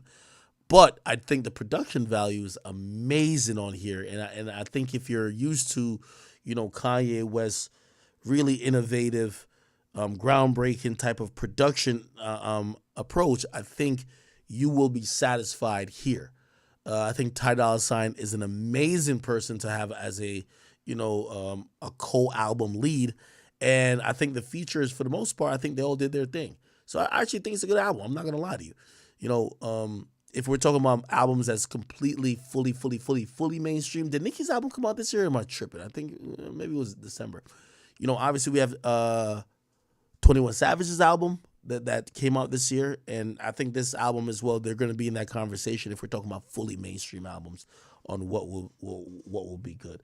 Somebody says, I didn't listen. No, I did listen. I ain't gonna lie to you. Even the song that most people like, Carnival, I didn't like it at first because I didn't like the choir, like Carnival. Like I didn't really like it at first, but then I kind of caught on to it. I caught the vibe. It's all good. Now Ty Dolla $ign is fucking amazing, right? Yeah. So again, I'm actually excited, and I know some people they will compare this to like Drake. Hey, we have to be very honest. Like Kanye is in a very interesting place of his career. Kanye West even selling this amount is like humongous. He has everybody working against him. I really just don't know what he could possibly do that people could give him another chance other than he completely, #1, lose all that batshit crazy shit and gets like, completely does a rebrand. Because most of these places and people, all they keep hearing, despite even his attempts to try to apologize, they're like, he's an anti-Semite. He's an anti-Semite. We can't really, like, they're hammering him. So, again, if we're only going to talk about the music, let's not talk about the other bullshit. I think this was good for him. And I think this is probably another reminder to Kanye that the source of his power and influence is always going to be music. I heard him speak about it when he was in the airport. The source of everything that he has going on is the fact that God has given him a gift to be very talented at making music, and he needs to continue to do that, and he needs to continue to keep putting that into the world for all these other things that he has and, he wants to do to flourish. So, congrats to Kanye, congrats to Ty Dolla $ign. We'll see how these stadiums, if they receive him, we'll see if a tour is coming. Currently, a lot of businesses are trying to get out of business with them, even if they're going to make a lot of money, and they're all just sending that smoke signal to people who they feel are offended, which they believe the Jewish people are offended. So, they want to show a stand of solidarity with them by saying fuck Kanye. And I'm gonna be honest with you, I don't think this will stop anytime soon. Okay, again, I think the only thing that will make it stop is a rebrand, or else. Not saying he won't be successful, but he's gonna have this battle every single time. By the way, he also showed that Adidas thing where he said he met with the CEO and he's talking about giving them like a percentage for distribution. I still think that's a long shot until we see it actually come to fruition, if you get what I mean, all right? Somebody said Drake hating in the comments. Ooh, Drake wasn't in the comments, was he?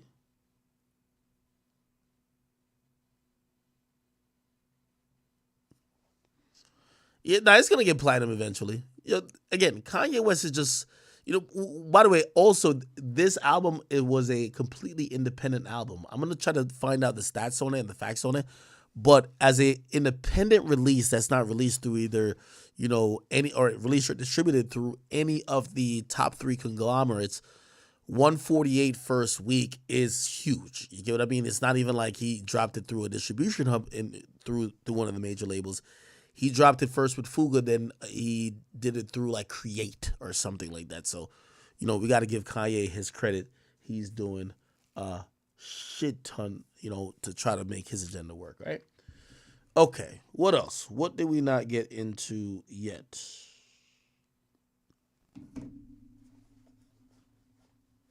Yeah, the album was taken down multiple times too. Can't even lie about that, right? They said Natalie Nunn denies cheating on her husband, says Fabio was just mad his friend is a sister in music. Shit's slow over there, so he came to work with the baddest. Now, a bunch of females. Now, if we gonna be a bunch of females, at least tell the whole story, because I ain't usually do this. Oh, yeah. So Natalie Nunn, who does the Baddies show, she married, okay? And then Fabio Foreign, tell me if this is dirty macking. Fabio Foreign goes on Math Hoffa's show and basically outs her for cheating on her husband, right? It's her husband over there. She basically saying she cheated on her husband with his homeboy. You know what I'm saying? Niggas just fumble that back. Certain niggas don't. Certain niggas do. Right here. But a lot of the ones who do blame you for they fuck up. You know what I'm saying? Yeah. When you my son Peso that call. Savage. Louis Peso. Mm-hmm. Shout out to Peso. Shout out to Peso. That's my man. He came around me. He used the Fabio card. He's fucking Natalie Nunn right now. Knocking her. Knocking it in like a clumsy nigga. She flying him all over the world. You know what I'm saying? Spending money, going viral. Taking him to Dubai. Boy, I don't even think he ever been to Dubai. That's my bro. If she going viral, why not? Niggas, and this is what niggas is doing. You know what I'm saying? Niggas is fun. Okay. So Natalie Nunn, who has an actual husband, she's basically saying, yo, you're just mad because your guy is working with me and he's not working with you right now, but shit's slow over there, so he's just coming over here where the money's at. And she's saying, I ain't cheat on my husband. Then she says, so I dropped a single, Outside remix with Beat King, and I was looking for someone to join my team to help with all with bookings and a road manager because I'm not performing my song on the road. Your boy, I'm flying out everywhere, was someone who worked on your team with you. Shit is slow over there, so he came to work with the baddest. I did not meet him through you. I'm not sleeping with him, and you sound big mad. If you wanted a feature with me, that's all you had to say, because you sound big mad your boy joined the winning team, and we running up a serious bag. Then she says, now, can you men in this industry stop being females, because y'all really getting outbeat y'all getting really outbeat by every single female in all categories. I think y'all need to cast him for baddies. You would make a great cast member. Then she says, keep my name out your mouth, not the one to be played with. So apparently this is the guy, Louis Peso. and Natalie's supposed to be cheating on this guy with this guy. I don't know, bro. Truth be told, it was kind of odd that Fabio Foreign mentioned it, but in this industry, bro, I just wouldn't be like surprised. Like, unfortunately, sex and collaboration is intermingled a lot of times. Now, I wouldn't accuse her of cheating on her husband, but if that's the word on the street, that's for a husband to find out. You know what I mean? If shit, maybe on your Safari vibes where it's like, yo, she's a star, which, by the way, I don't really know her husband like that, but, you know, Natalie Nunn got a lot going on. Shit, maybe he just got to sit in the back while she's fucking suck this nigga. You know what I mean? Like, it is what it is. Like, you know what I mean? You Safari, she Nikki. Or, you know what I mean? Shit, if you the husband, it's on him to figure it out. Is a nigga writing her music or helping with her music fucking her? That's on him. So, I don't know. Anyway. Let's see. What else is going on, man? What else is going on? They said LeBron with a like and an unlike. Nah, this is a mistake. It's a LeBron liked her picture. Nah, it's a mistake. LeBron like white girls. Come on now. Everybody know that. I mean,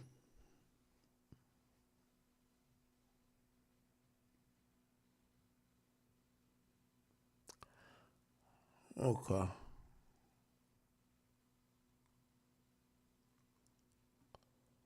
All right.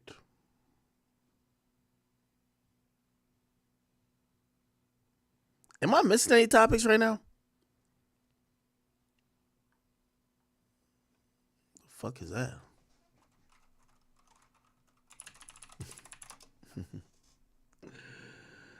Somebody said her public response is admission of guilt. Maybe it was. All right, let me go to say cheese. All right. Okay. Killer Mike lays out a plan to combat child support and encourage marriage. Said the government should pay the first 2 years. All right, this is the bullshit. Only a nigga that's on some democratic shit thing. Like, bro, stop it, bro. Like, why the fuck would the government be paying for the first 2 years of child support, my nigga? Hell to the no. You know why? It's all the bum niggas just getting all the bitches pregnant. Bro, you know how many bum niggas gonna get mad bitches pregnant if they find out the government is gonna pay for the first 2 years? Fuck no, my nigga. Hell to the no. I ain't with that. I'm sorry. No way. This sounds good. This sounds good on some Bernie Sanders shit, man. But it's the reason why that nigga Bernie Sanders ain't in the fucking White House, nigga. We don't want no socialism, all type of shit to encourage. Nigga, if anything, nigga, we need to go on some China shit. You know what China says? Yo, 2 kids per family, gang. 2 kids. We ain't want you. You ain't no NBA young boy around the bitch. Like, we don't want you, like, you just love to fuck? Nah, nigga, we ain't with that. We got a bunch of niggas who all they could do is fuck and not provide. Nah, we ain't on that. I'm sorry. Fuck that. I'm sorry. I'm not with this Killer Mike plan at all. The government paying it. You see, it sounds good when you said the government paying because it feels like it's not you. Man, that shit come from your taxes, man. That shit coming from, like, the people who got to really pay it, bro. I'm sorry. It's coming from the people. Hell no. Because the people who going to have the most kids is going to be the most bummish niggas. I'm sorry. Fuck that. I ain't with the socialism shit. That sound good, Killer Mike, but, nigga, win your Grammy and go sit your ass over there, nigga. Go make some good music. I'm sorry. Somebody say ain't no Nick Cannon in China. I don't know if in China, if you got like the resources, maybe you could have more. Maybe you could get like an exception from the government or something like that. The Chinese government don't play. They're like, fuck that nigga. You ain't gonna NBA young boy this shit out. You ain't finna like, you know what I mean? How many kids Dirk got? Like 8? How many Chief Keef got? 10?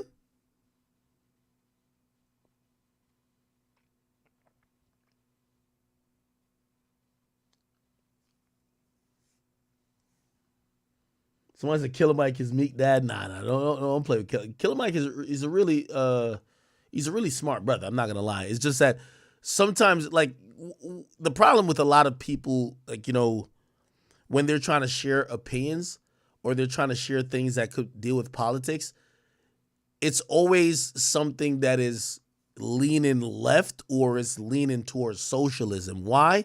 Because people are going to eat that up rather than question it, right?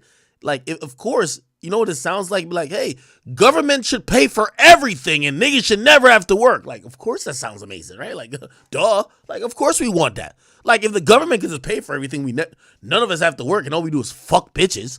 That sounds amazing.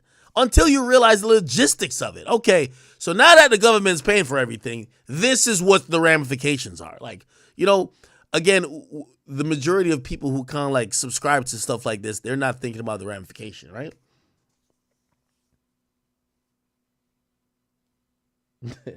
Somebody said Killer Mike is moderate. I'm gonna be honest with you. I believe, I don't know if he's necessary. Actually, I think he is moderate a little bit. I think Ice Cube is more moderate than Killer Mike, even though I wouldn't say he's as eloquent as Killer Mike. But Ice Cube to me is somebody who's in the middle where he is, for certain things I fall on this side and for certain things I fall on this side. But for anything I'm trying to get done, I will talk to either side, which I think that's the way you should probably do it, right? I don't want to get into too much into politics tonight though, you know? Somebody says I should talk about Sneeko and Aiden and them dudes. Let me see what happened. Sneeko and Aiden. Sneeko and Aiden. What's going on? Sneeko goes in on Aiden. What? Let me see. So just recently a clip went viral. I shared it on my Instagram where Sneeko is standing there and I show Speed and Chrisean just walk past him without any acknowledgement. A woman says about stopping to say something to him and they look like they just rejected him. Yeah. Can you please wait with Sneeko? Yes. Okay, perfect. They're with you? Yes. Have fun, guys. By the way, shout out to Shmurda here. She works for Rumble. She's the one who got me in as well, too. Okay. Sneeko's surrounded by the Rumble people. You'll see Rumble on their hats and shit. I don't know why the fuck them niggas just walk by him like that, though. Thank you. Now, some people on my video and me myself thought this might have been unintentional. They just walked past him. They was busy, didn't realize, because when you're caught up in the moment, you don't really look around you and pay attention to everyone. But Sneeko went on a little rant, basically just going at them and saying that he's too risky to associate their brand with. He said this. Their manager said in their ear, you know this, I know this, and everybody watching knows this. They completely ghosted you, Aiden, because you were brand risky. Because you weren't profitable to hang out with. What happened to the friendship there? You know who was there? You know, it was like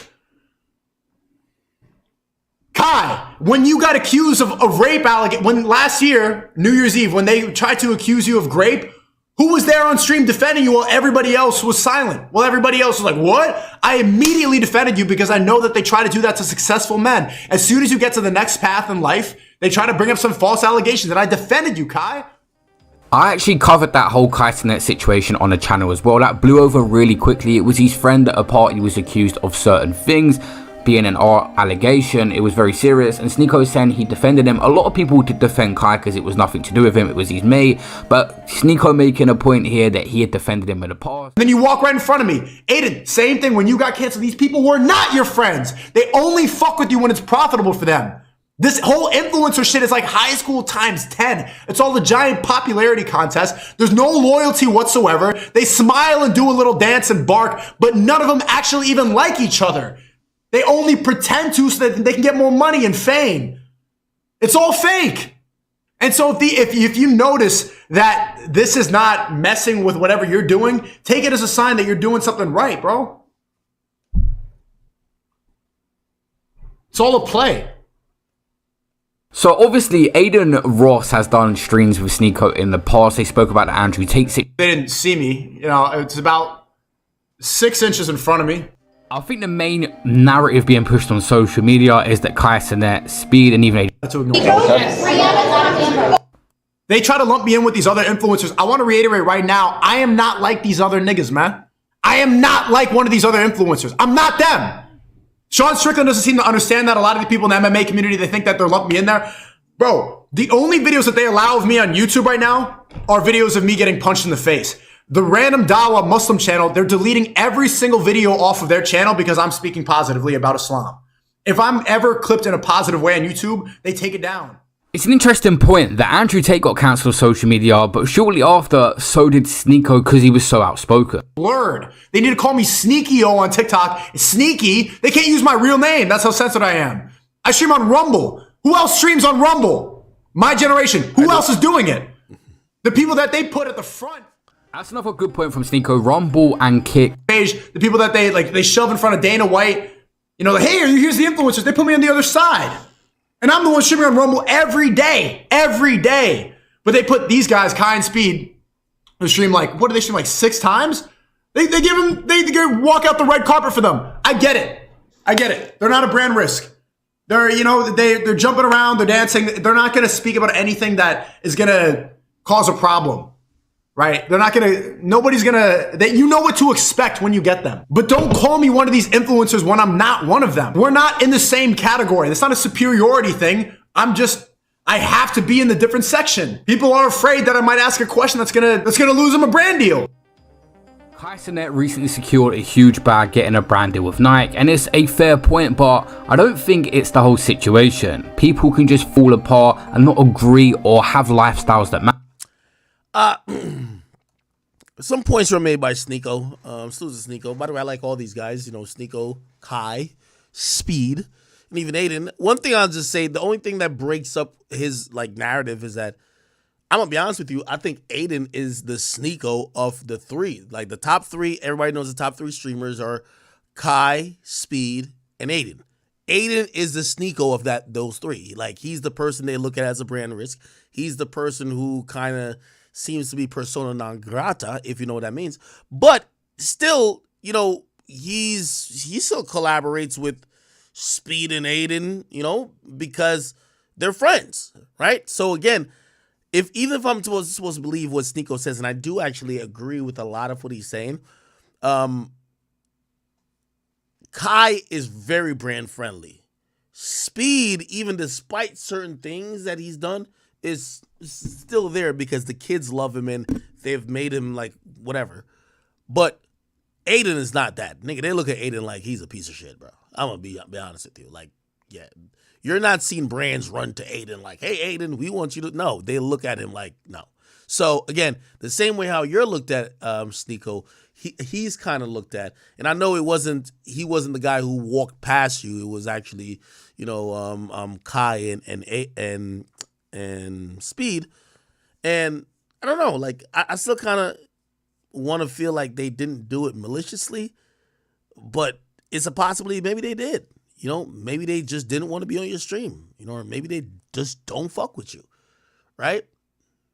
And potentially, and here's the thing, even as you say that, when you have a stance, it's kind of like me, right?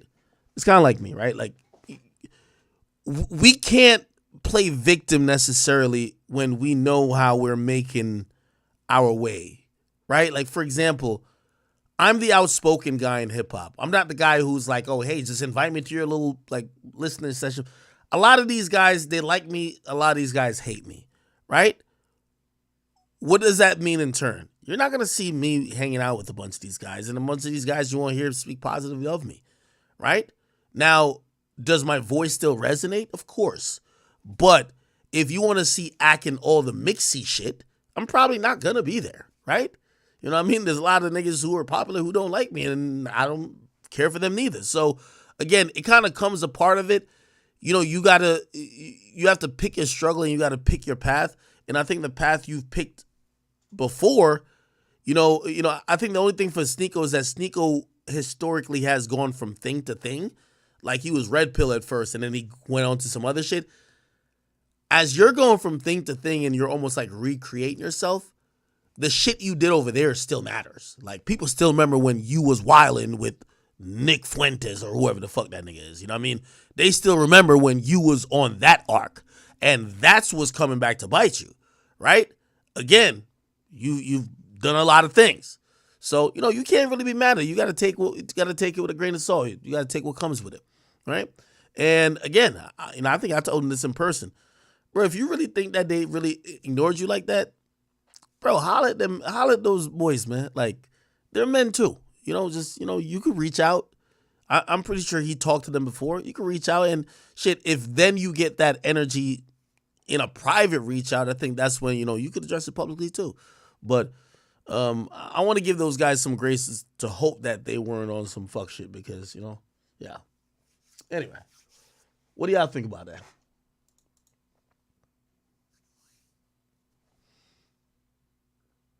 Somebody says, I'm not losing a brand sponsor for someone named Sneeko. You crazy. Someone says Speed is corny. Speed is like an international superstar. I mean, I actually think he's the biggest streamer. Like, globally, he's the biggest streamer, if you ask me. I think Kai is the biggest, within the U.S., and he's like the most popular. But if the person who's probably, his name is known all around the world, I probably think it's Speed.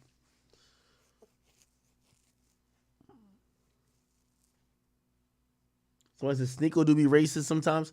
Hey, listen, that's what I'm saying. A lot of these things come back to haunt you, right? And you got to take the good with the bad.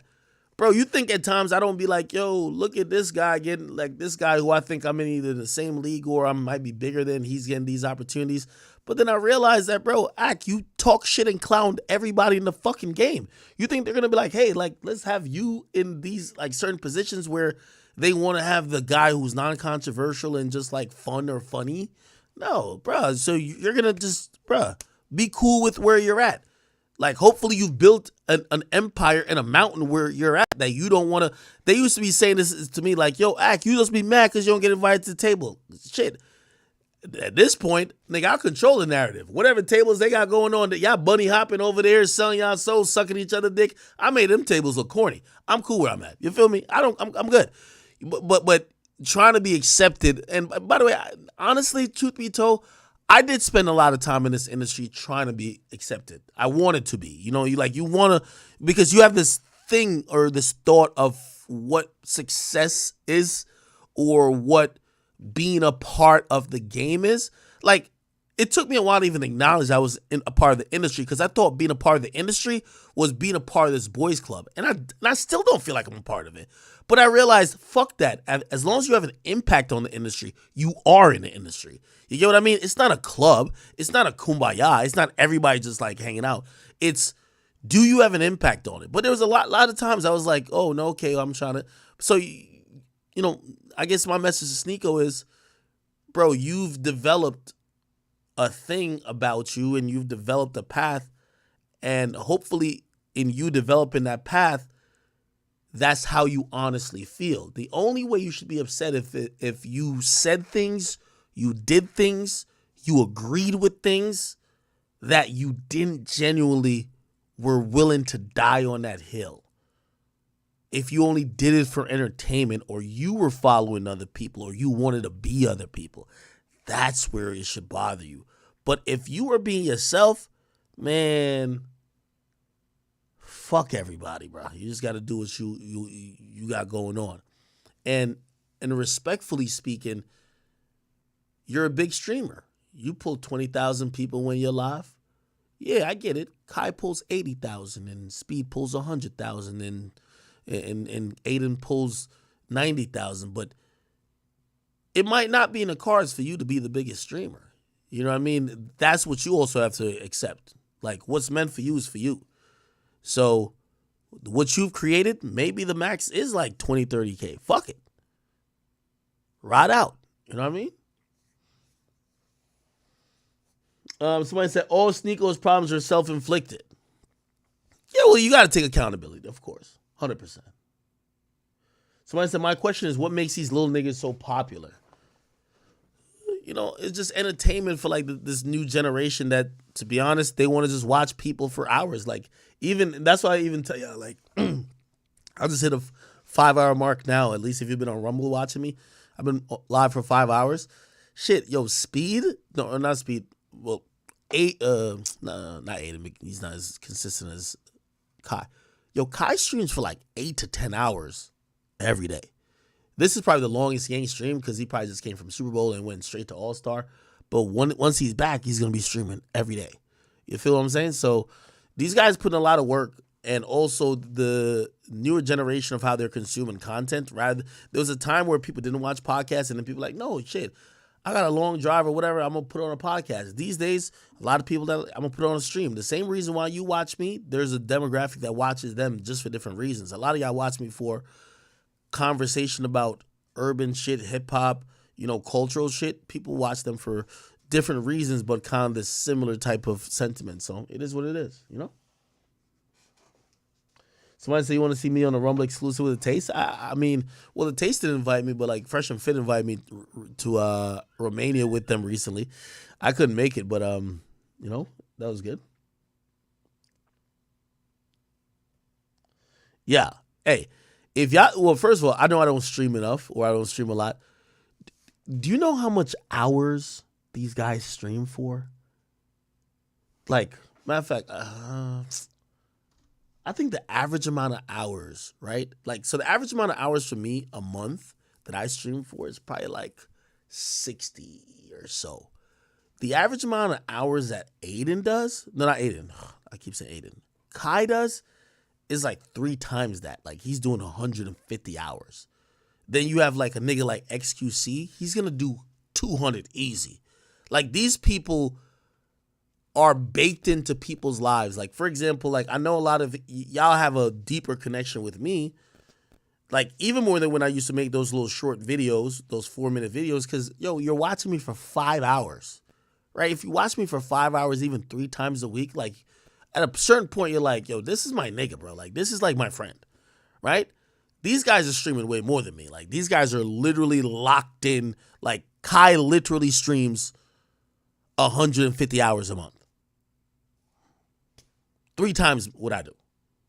You get what I'm saying? So, yeah. Somebody said he signed to that Twitch contract. Anyway, chat, I'm going to get off of here, man. It's almost 3 o'clock. I do appreciate you guys. We do have a streak going on, 2 in a row. Hopefully tomorrow I will be on slightly a bit earlier, but we're going to still have the same stream going on. We're going to talk about any topics we didn't talk about today. We're going to keep it light, keep it fun.